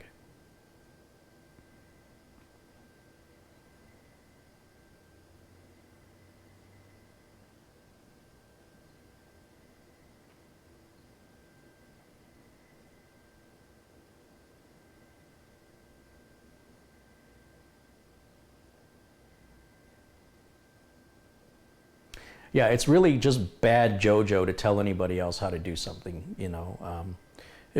People mostly experience it when they drive. Like somebody will be driving too slow or too fast and you don't like it, but it's not your car, let's say, it's somebody else driving and you don't know their driving ability. So you drive to your ability, other people will drive to their ability. Sometimes people drive beyond their ability and they get into accidents. But just because someone's ability is greater than yours doesn't make them crazy or irresponsible. It just means they're a more competent driver than you are with that machine that they're driving. It's in no way for you to judge. Now, if somebody's driving a completely new car and you're a passenger and it's making you nervous, I think you have a right to say you're a little uneasy. But at the same time, you know, I see people get behind a slower driver and honk, why are you going so slow? Don't pressure a driver to go faster than their ability. And your limits are your limits, they're nobody else's. So show a little respect. And I just use the driving as an example, but it goes for everything where you say, I wouldn't do that. Whatever that happens to be.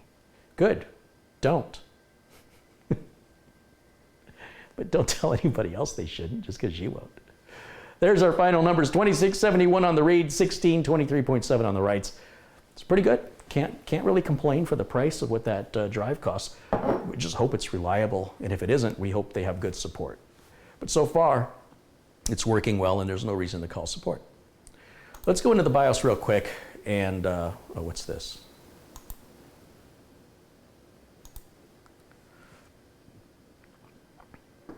We already did this. Why isn't it doing it twice?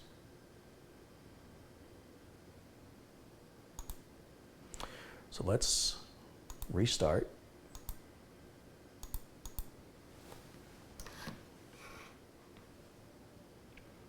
And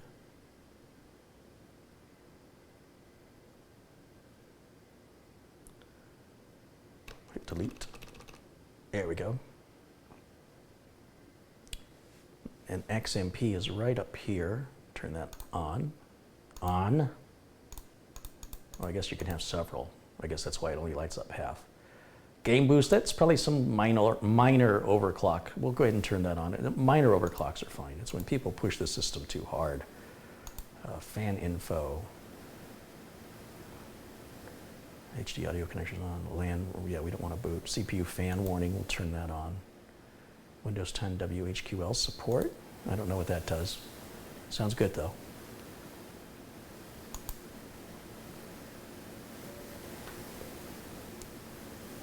Interesting options in here.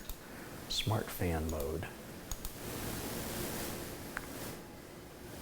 And looking good, looking good. I got to get rid of my picture because I'm covering some buttons up. Let's get rid of me. There we go. Pump 1, System 2. Okay, good, good, good. Close that. And we should be able to save and exit somewhere in here. It should say save and exit somewhere. Advanced English. Do we just close it? Save and exit, yes. Let's see how long it takes to boot. Get your stopwatches out or start watching the clock on the bottom of the YouTube video. Let's see what the boot time is. Hold on, wait till the BIOS screen or the post screen appears. And what? Okay. Let's try again. And go.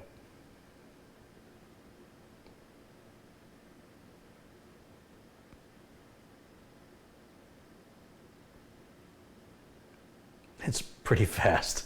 That's pretty fast. Okay. Let's run the Heaven benchmark. Ooh, it's responsive. Look at that thing. There's always a delay here.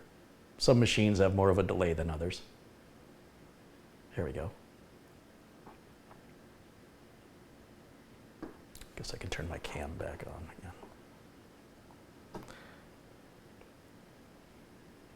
And F9 starts the benchmark process.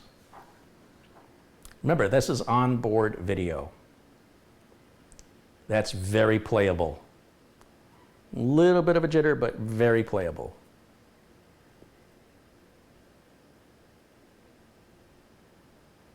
People are saying between 12 and 13 seconds on the boot time. That's respectable.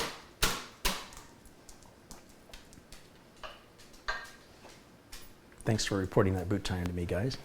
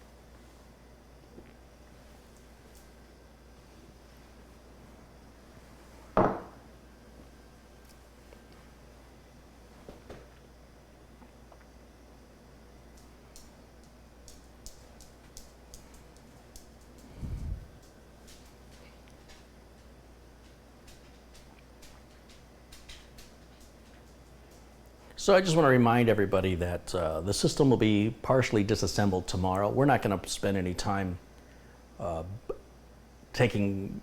modifying the system any further than what would be considered normal stock values, and measure the performance in a way that everybody can expect.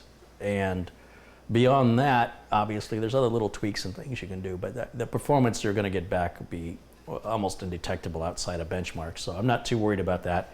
Just overall system performance and how well the system runs. Like I said, CPU is getting pulled tomorrow. The RAM will get pulled tomorrow. Those two items will be replaced along with a 1080 Ti added.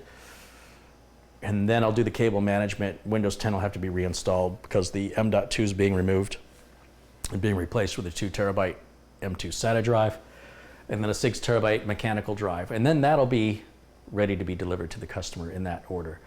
So there's our frames per second, just 32.1, pretty small, but still for onboard video, it's pretty impressive. Total score of 810, minimum frames per second 7.5, maximum 66.2. It's not terrible, I'm telling you, it really isn't. I mean, I wouldn't play Battlefield 5 on it. Okay, so that's good. Close that out. And let's bring up Cinebench just for the heck of it. We'll see what Cinebench does.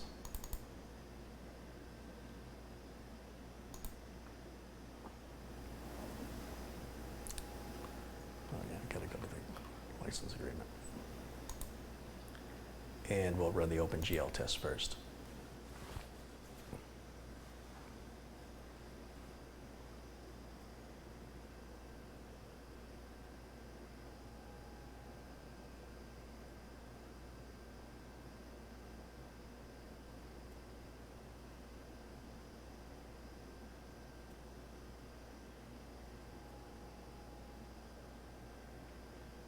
This PC is going to someone that's going to be using it for gaming.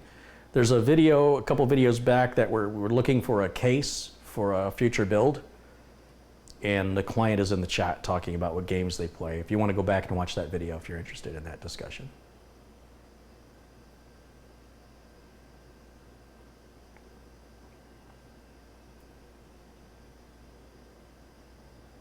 Tony, thank you for posting the link to the donation site, where you can donate to the channel if you want to support it. All the money that you donate goes into the channel, just so you guys know. That enables me to make higher quality videos and to make videos more often. Okay, we're going to run the CPU side test now.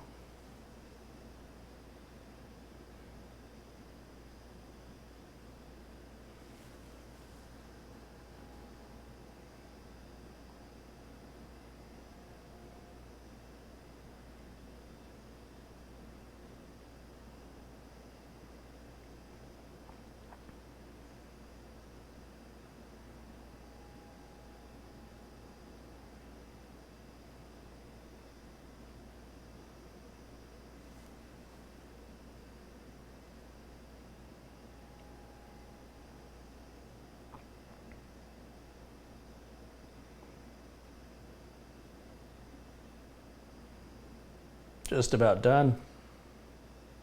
847 CB as the total there at 57.96 frames per second on the OpenGL. So there's your numbers on the Cinebench test.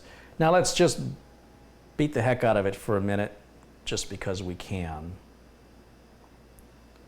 So let me get rid of my picture for a second so I can close the window. There's the X right there. And let's go to hardware info. Let's run the 64-bit edition of that.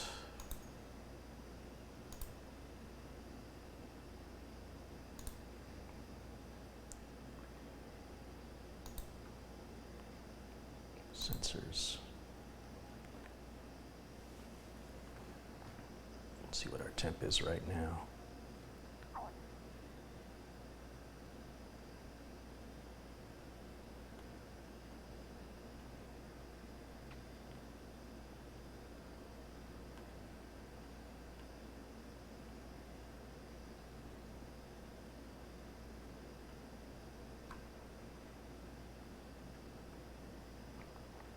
I guess this is our temperature right here. So we'll keep an eye on that. We'll bring up Prime 95.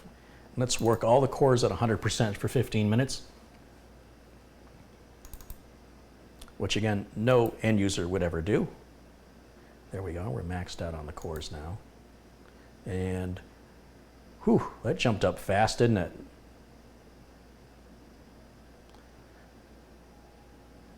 Wow, that jumped up real fast. That's a little disconcerting. Won't matter, I'm pulling the CPU, but that bothers me. That's climbing too fast, too quickly.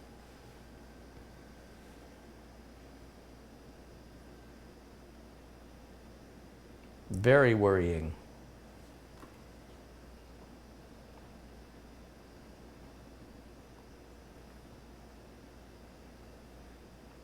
Tell me again why you guys like these CPUs?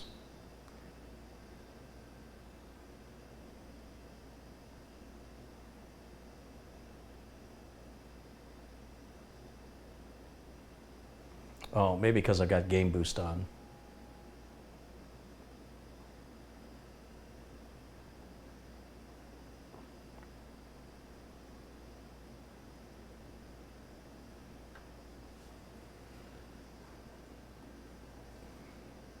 Whew, 92. What's it going to catch fire?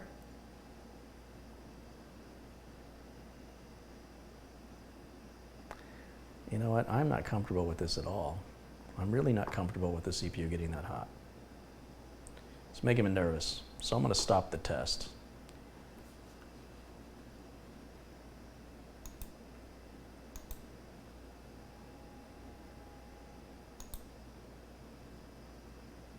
You'll see how fast that's going to cool back down.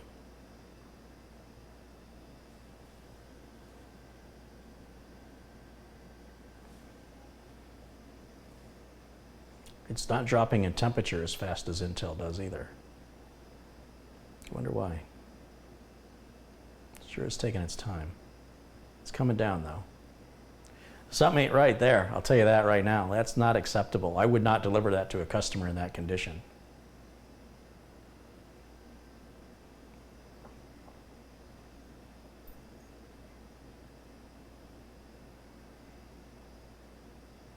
Let's try, just for experiments, let's close this down. Let's turn the game mode off in the BIOS, because that's a unique MSI feature. Let's go in the BIOS and just turn that off and see if that makes any difference. I also wonder if I might have the fan set to silent mode and it's not turning the CPU fan as fast, because I didn't hear the CPU fan ramping up. Maybe it was and it's just that good of a fan, I don't know. Well, let's go into the BIOS first and let's turn off Game Boost.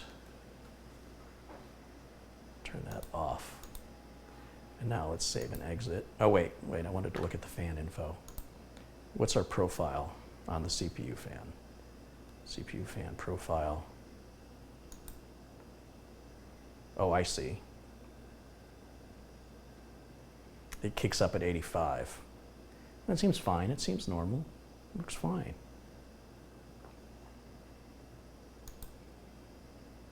That would be performance mode.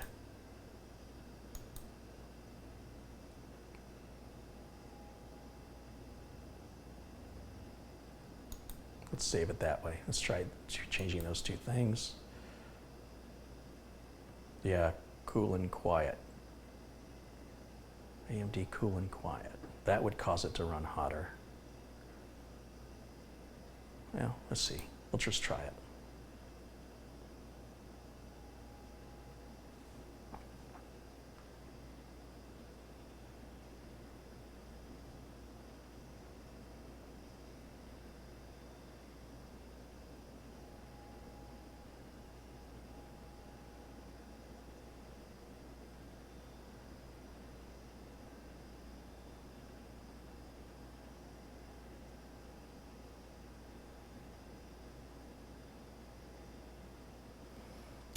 Back with HW info.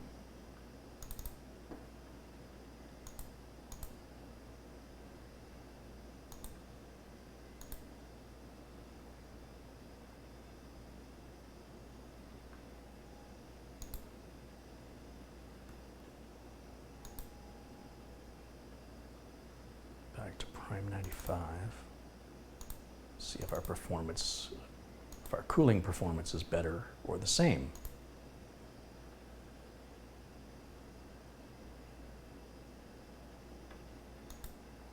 We're already climbing to 70, and I've just started the test.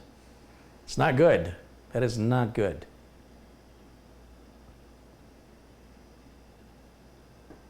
Let it run for just a few minutes. We start getting up into the high 80s, be shutting it back down again.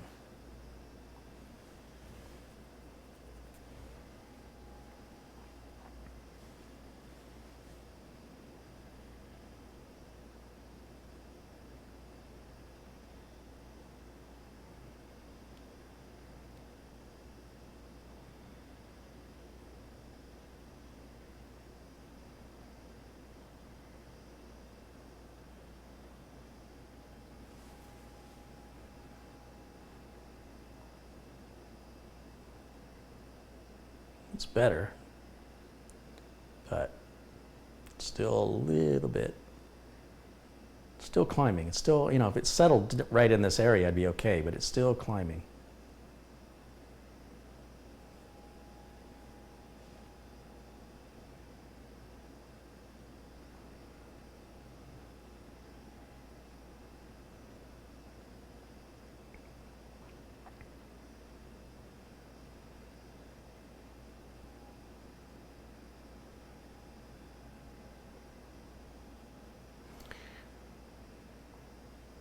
Yeah, I really think AMD falls short in a lot of ways.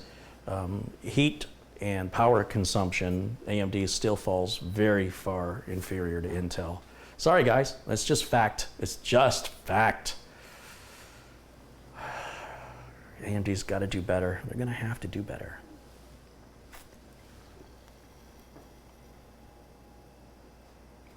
Still, 77's not terrible right now. It's perfectly acceptable. Let's see if it keeps climbing up.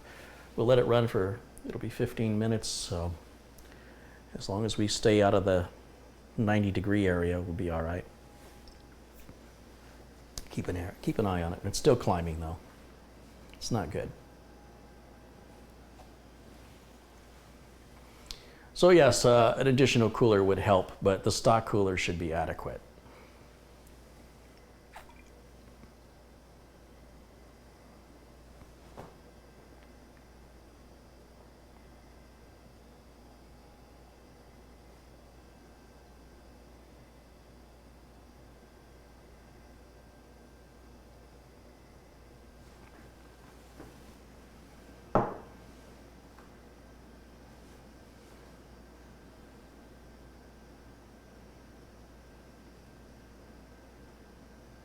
We still haven't hit 80 yet, so I'm not worried. We're doing all right. We're approaching 80, but we haven't hit it yet. So, we'll see.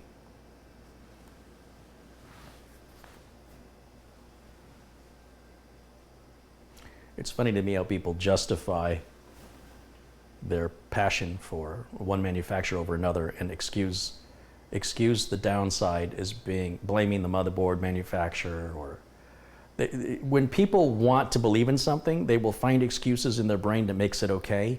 And when they don't like something, they will find excuses to stay so that they're not wrong. They don't want to be wrong. They don't want to admit they're wrong.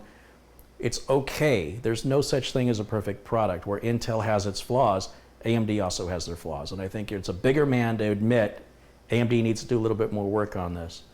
But that being said, the stock Intel fans aren't the best thing in the world either. They do a great job on the i3s and the i5s, but on the i7s, the stock fans are inadequate. That's for sure. And you know, this is not a high-end AMD CPU, so I expect it to perform similarly to Intel in power consumption and TDP, and it just doesn't. It's just not as good. But it is cheaper, and you know, bang for the buck, you get what you pay for, and if it's good for you, it's good for me. But where it excels in some areas compared to Intel, it's got several areas that are very important to me where they're not as good as Intel, and that upsets me because AMD should stop following Intel and should start leading And to lead, they need faster chips, faster than Intel, using less power than Intel, running cooler than Intel.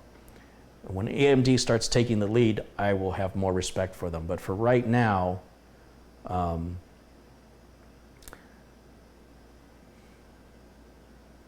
you know what, we're actually doing okay right now. We're still, it clocked up to 80.3. Oh, no, now we're at 81. We're doing okay. We're doing much better. And every time I say that, it keeps ramping up. I better just keep my mouth shut.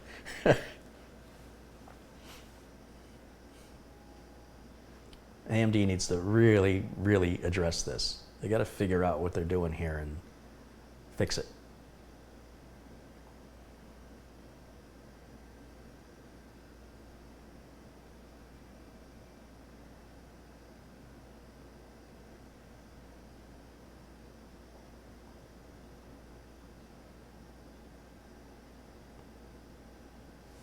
I've only been running this test for about 6 minutes.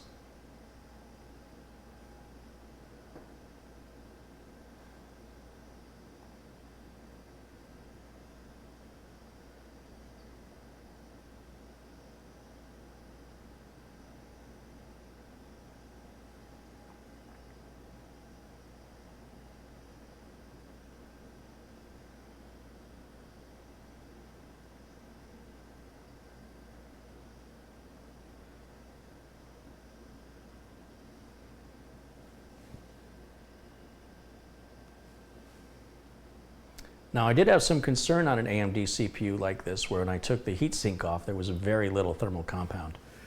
I think these AMD CPUs are not coming with enough thermal compound. I think that's what's happening.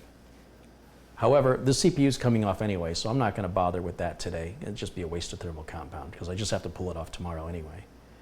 So, but we're doing okay. I mean, it's at 81.8. It's okay. It's all right.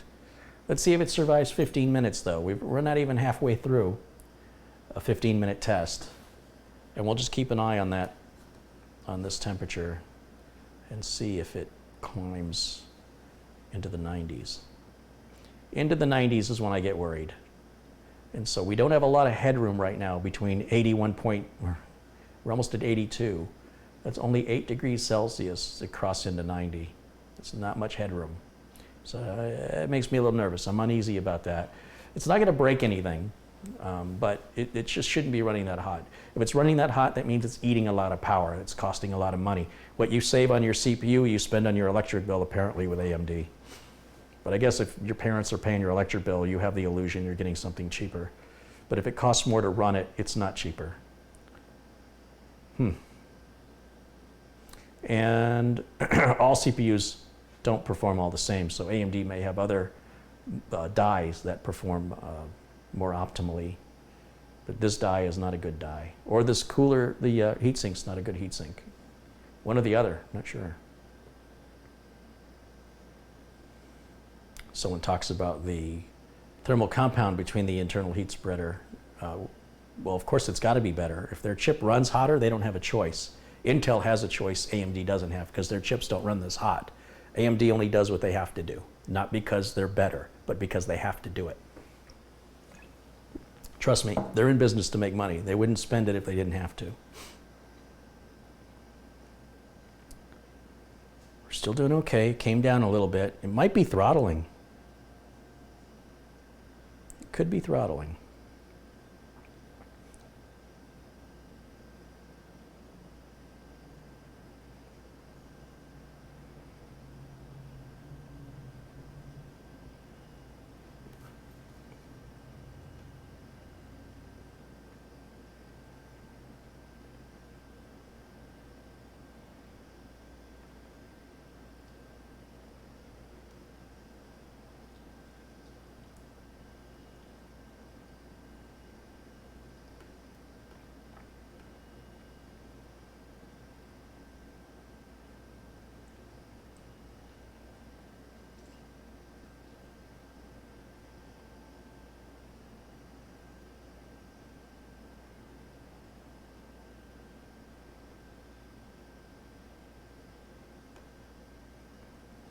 Tell you what, while we're running this, let's go ahead and turn off hibernation file.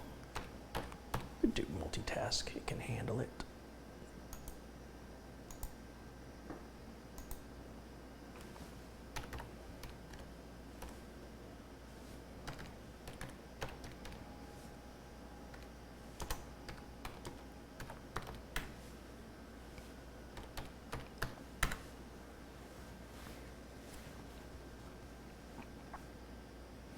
It's got to be throttling because it's not going any higher than this. I think its CPU is throttling here.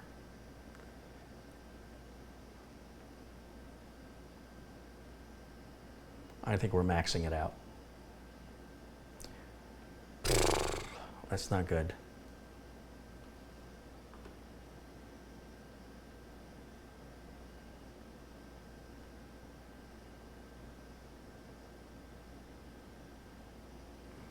Yeah, I think when you see this number going down, it's going down because the CPU is throttling itself to cool it down. And then when it unthrottles, it starts to climb up again and it throttles again. That's my guess is what's happening.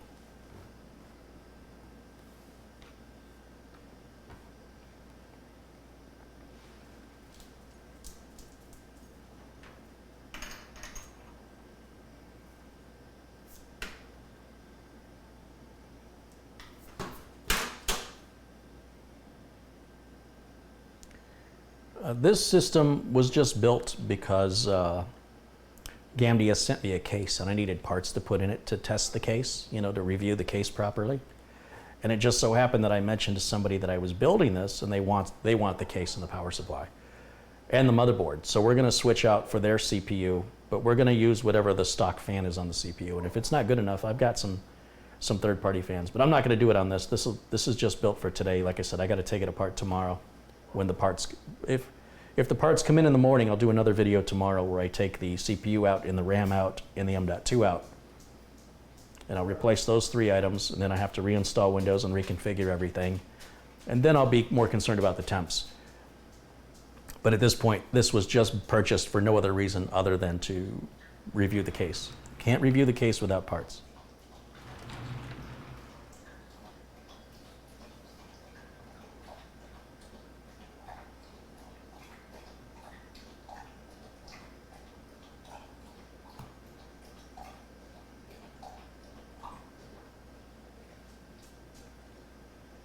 These operational temps right now are just fine. There's no problem here. I have no doubt the CPU is throttling. I have no doubt because the CPU exceeded this temp on the game boost mode, which must be changing the throttle temperature, activation temperature of the chip somehow. Because it's just too coincidental that it's staying under these numbers. It's not adding up. Something's not making any sense. Catherine wants me to install the RYZEN master software. Do I have that on the flash drive?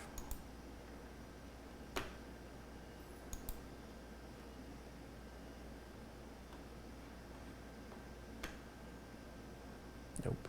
I can download it though. We'll do this all at the same time. Really work this thing. RYZEN master.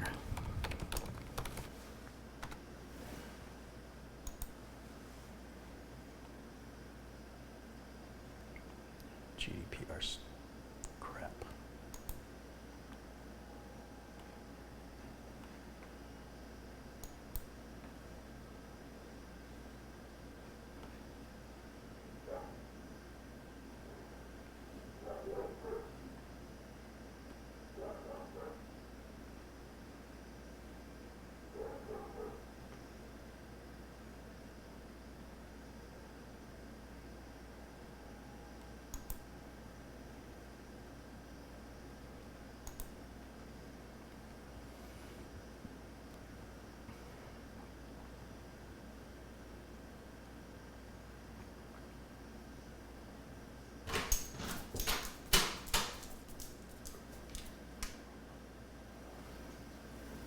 Oh, is that for Threadripper only? We don't want Threadripper only, do we?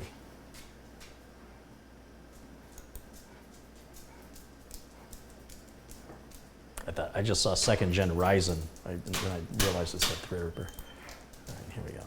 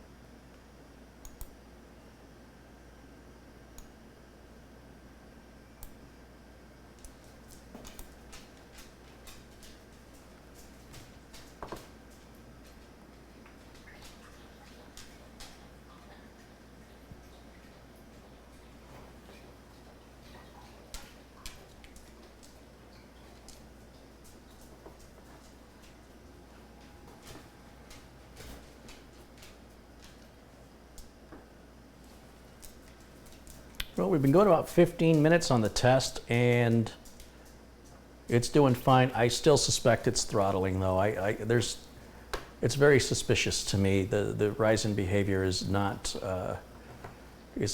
being consistent unless it's some sort of BIOS override, which is possible. It's entirely possible. But we've been pretty consistently. No, we did hit 85. We've never exceeded 85. It seems like as it nears 85, the throttle's kicking in. That's what it appears. It's shying away from that 85. It's hard to say exactly what's happening here, but it's unsettling. Intel chips, I work with Intel chips most often, and they just don't behave this erratically. But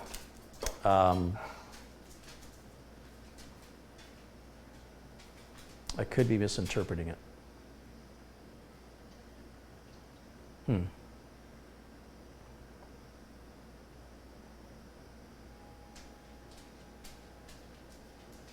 Because it was running the exact same tests before, and the temperatures were much higher.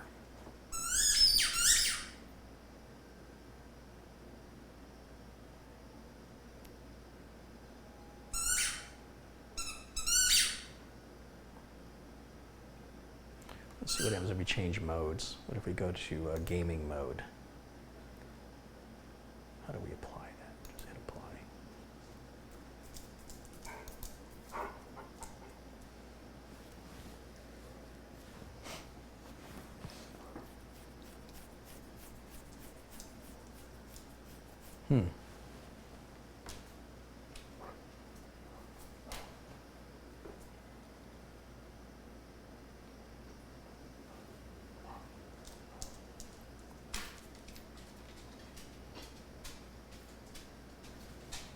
Catherine says installing a different CPU cooler would surely help. Oh, there's no doubt. Absolutely no doubt.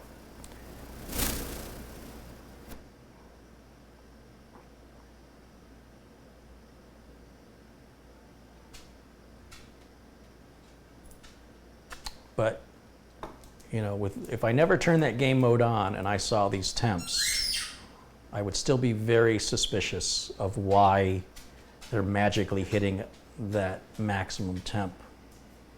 What is that max? 83? Or is it 85? It's 83.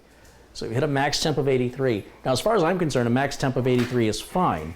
But like I say, it's disconcerting. Its behavior is so opposite of what it was. But we can blame that on the BIOS. It's just unsettling to me. All right, well, I'm going to go ahead and shut Prime 95 down. And the other thing that's unsettling is how long it takes the processor to cool off. Intel processors will drop by about 50% within 4 seconds. This, on the other hand, seems to take a lot longer to cool down. But that's got to be on the cooler. I mean, on Intel, we'd be at 40 right now. We're getting there. It's just taking longer.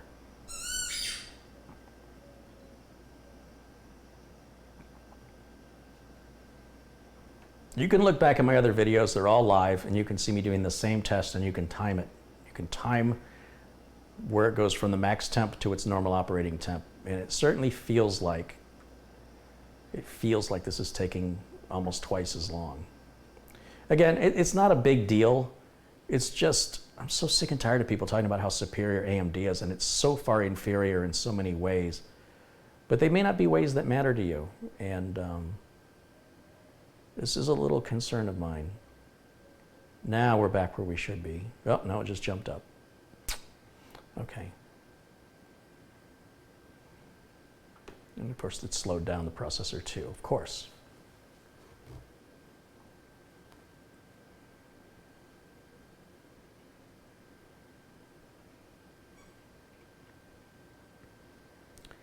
But listen, you guys like AMD, it's fine with me, it's fine. I don't have anything against AMD, but to suggest it's superior, it's just not. It's, in my world and what I do, it's not. That is a major concern. I would rather have a chip that ran a little bit more predictably. You know, a lot of this is probably cooler related, for sure. Some of it's BIOS related. I don't normally overclock, and this is why. But I expect a little more consistency out of my chip. And it's hard to trust something that's not consistent in my world when I have to support it forever. But be that as it may, this chip's coming out anyway. And I'm just curious if I reapply thermal compound, what kind of difference I'll get on that chip. But don't take it personally. You do not represent AMD. You are not an employee of AMD, and I'm not talking about you. So there's no reason for you to get upset at my conclusions. I'm entitled to my opinion, and you're entitled to yours. And this bothers me. As a technician, it bothers me. As a hobbyist, this is a different story. Okay, so with that, I guess we're going to wrap things up today. That's going to finish the build. And it's overall to review the case, which was the whole point of this video, was the case. Let's get focused on what we made the video for, which is really the Gamdias Talos M1 case. It's about a $100 case. It's a really decent price for the case.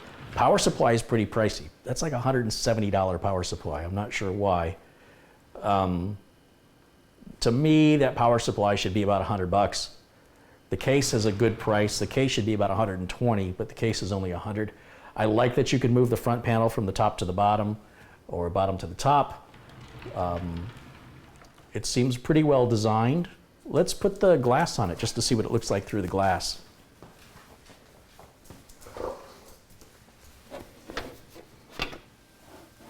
It's easy enough to put on and off, so I'm just going to be taking it back off tomorrow. I just want to see a final look here.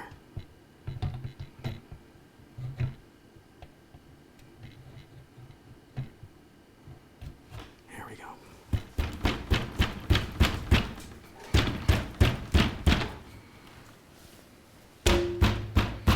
So all the way down.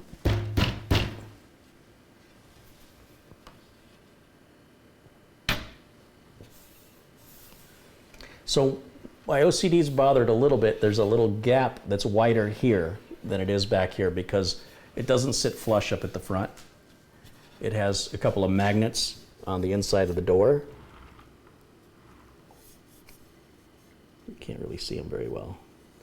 And they just grip onto the side here. So that keeps it from sitting completely flush. As you see, if I bring the case back around, there's a little edge where the glass is. And this side will be completely flush with the back panel on it. And so there's nothing to keep this door from swinging open. It is not a very strong magnet. I wish the magnets were a little more powerful. They're just, you know, with one finger it very easily pops open. So it seems like it could open by mistake, you know. And it's got quite a ridge under here to grab it and pull it open. If you've got small enough fingers to get under there or long enough fingernails to grab it here. It doesn't require, to me it should require more effort to get it open. But that's what it looks like with the panel in. So it's pretty unique, and I really like this V-shaped glass in the front. I've never seen anything like that. I think Gamdias has done a good job. What'd I do, turn out, where's my Gamdias light off? How did I do that? Did I disconnect something by mistake? Got a loose wire.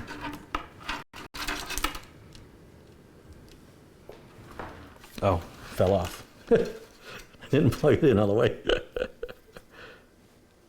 And now I just accidentally pulled it right out of the wall. So there you go. I pulled the power cable up. There we go. Let's turn it back on. There we go.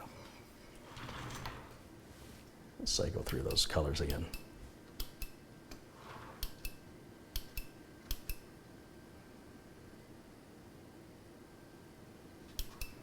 That shuts it off.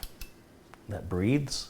I like the breathing mode. And then of course you can see the RAM in there doing its thing. And you can see the power supply down below glowing. And we can cycle through the power supply colors.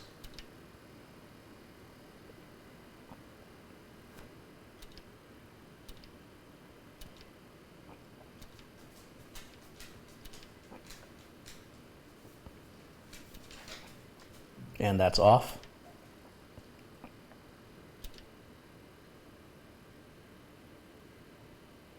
that's breathing.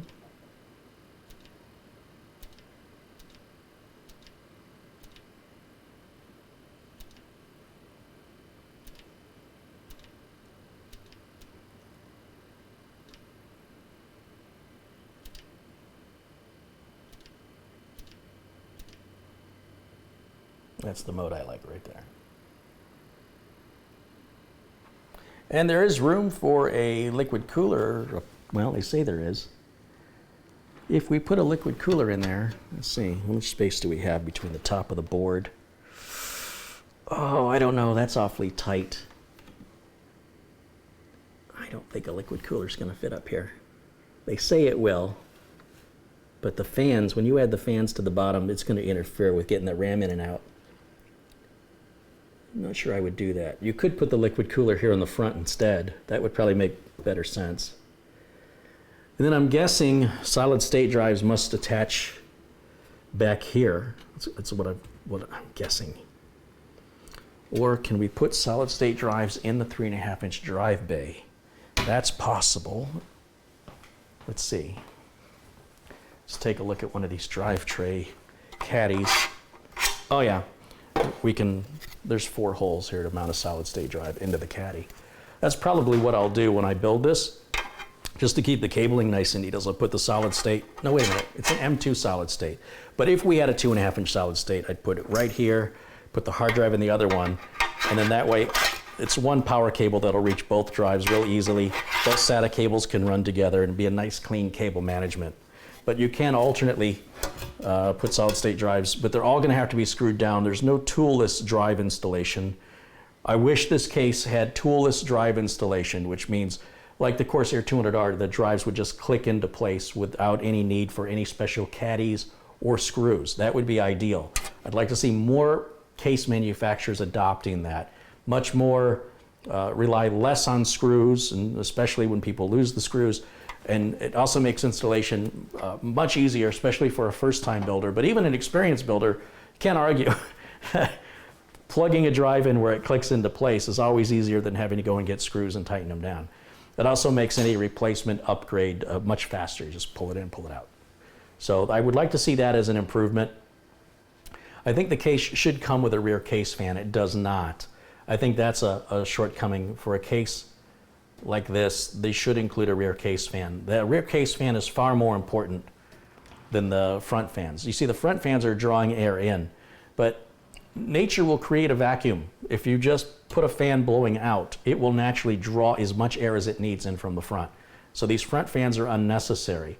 When we put a graphics card in, the front fan does help to blow air over it, but it's still not entirely necessary unless you're really overclocking. In general, I would really prefer a fan in the back versus a fan in the front. The 200R from Corsair comes with both, and you'll often see I don't hook up the front fan unless I'm putting a GPU in. One of the first parts that fail on a case here in Arizona is a fan. It's just any moving part is going to fail first, statistically speaking. So mechanical drives and fans, whether it's a power supply fan, a CPU fan, or a case fan. The case fans tend to be the cheapest made of all the fans, and they tend to go first. But be that as it may, I would definitely add a fan in the back, which I will do tomorrow. It won't be RGB, we'll just throw a fan back there. And I just realized this motherboard's got rainbow colors happening behind it. So I'm sure there's some RGB software from MSI you can download to configure all that as well. I didn't notice that till just now, those colors in the back coming off the motherboard.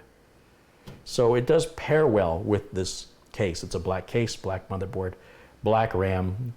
It's got rainbow colors on the board, rainbow colors on the RAM, rainbow colors on the power supply. And you can adjust those to a specific color if you want, whether you want it static or breathing.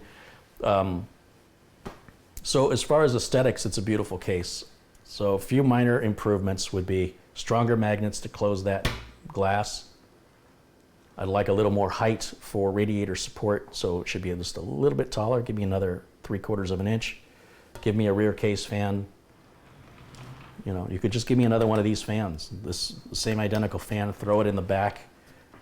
Clearly they've got a place for it to be wired up here on the fan controller. I'm not sure why they don't include it.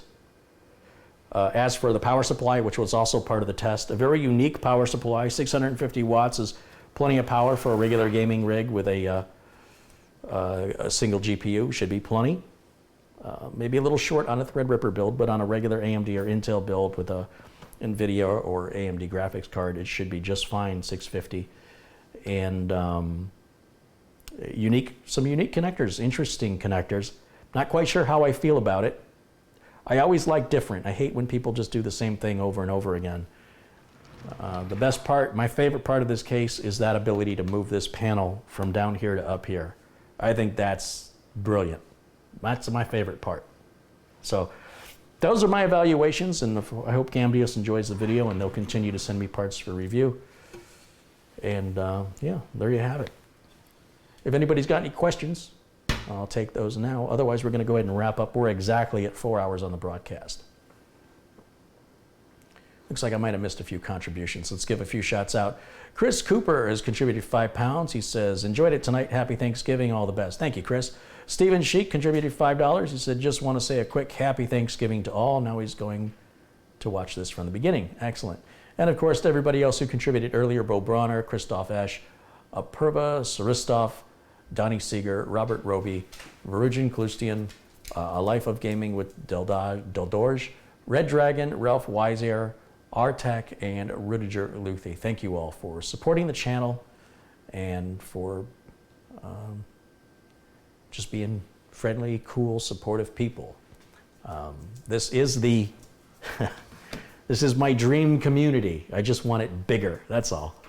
This is the exact community I dreamed of, only 1/10 of the size. So let's hope it continues to grow and expand and we get new, loyal, supportive viewers and add to this healthier community of people supporting one another and not insulting and challenging and trying to be smarter and trying to prove how smart they are and how much better they are. We don't need that here. We're going to like you whether or not you're a jerk or a friendly person. Nothing else matters. Nothing you buy, nothing you've achieved in overclock. We're just determining your personality. And if you're a friendly person with a great personality, that's the community I want to create. It seems like it's very competitive and childish in the gaming community. And I'm just so turned off by it. I would rather see people say, you know what? If you built your system and you're happy with it, I'm proud of you. You did it on your own. You know, you didn't build it for you. So if it doesn't meet your standards, whatever they are, don't put somebody down because of that. Come on. And that's what I love about you guys. Everybody here has been so supportive and not only of me, but to each other. And we certainly want to see more of that. So thank you for joining me on this holiday. I think this will probably be the only time in my life I will have this ability to do this. We're in a little bit of a unique situation. Our Thanksgiving was canceled this year due to my mother-in-law is in her final moments, and so we don't know when that's going to be. It could have been yesterday, it could have been tomorrow. We don't know, but it's close. And so for that, my wife is spending time with her today while she can. And that gave me the opportunity then to do this video. And that's why the kitchen's not being used, nobody's coming over, we're not having Thanksgiving dinner. And that's okay. You know what? It's a nice change, it's refreshing, and we've got more important turkeys to cook. All right. So thank you guys so much for joining. Thanks for all your contributions and thanks for your support. I will see you all again hopefully tomorrow. If the mail shows up early enough, I will start another video where I tear this partially down and upgrade it to a 2700X, 32 gigs of RAM, a 2 terabyte M.2 SATA, and a 6 terabyte mechanical hard drive. Install Windows, get the cable management done, and hopefully get it delivered to the customer who is really looking forward to it. Superman G just contributed $10 and he said, I just wanted to send a happy Thanksgiving shout out. Thank you, Superman. Thank you for your contribution. I will see you all. If not tomorrow, it'll be as soon as I can, which may not be till Monday. It just depends how things go here. So if you liked the video, please be sure and click that like button, the little thumbs up button that's down there. Just give that a little clicky clicky. And if you like my channel, hit the subscribe button and then hit the bell icon that appears and tell it that you want to be notified. If you don't tell it you want to be notified, you ain't getting notified when new videos come out. You have got to hit that subscribe button. If you've already hit it and you're not getting notifications, then go to the bell icon. You won't see the bell icon unless you're subscribed. It does not default to notifications, at least it wasn't, so you better check it. And with that, oh, and get the brackets out of the trash. Thank you for the reminder. All right, guys, I will see you all again very soon. Until then, wait a minute, I gotta get my intro ready. There it is. Okay, I'll see you all very soon. Until then, bye for now.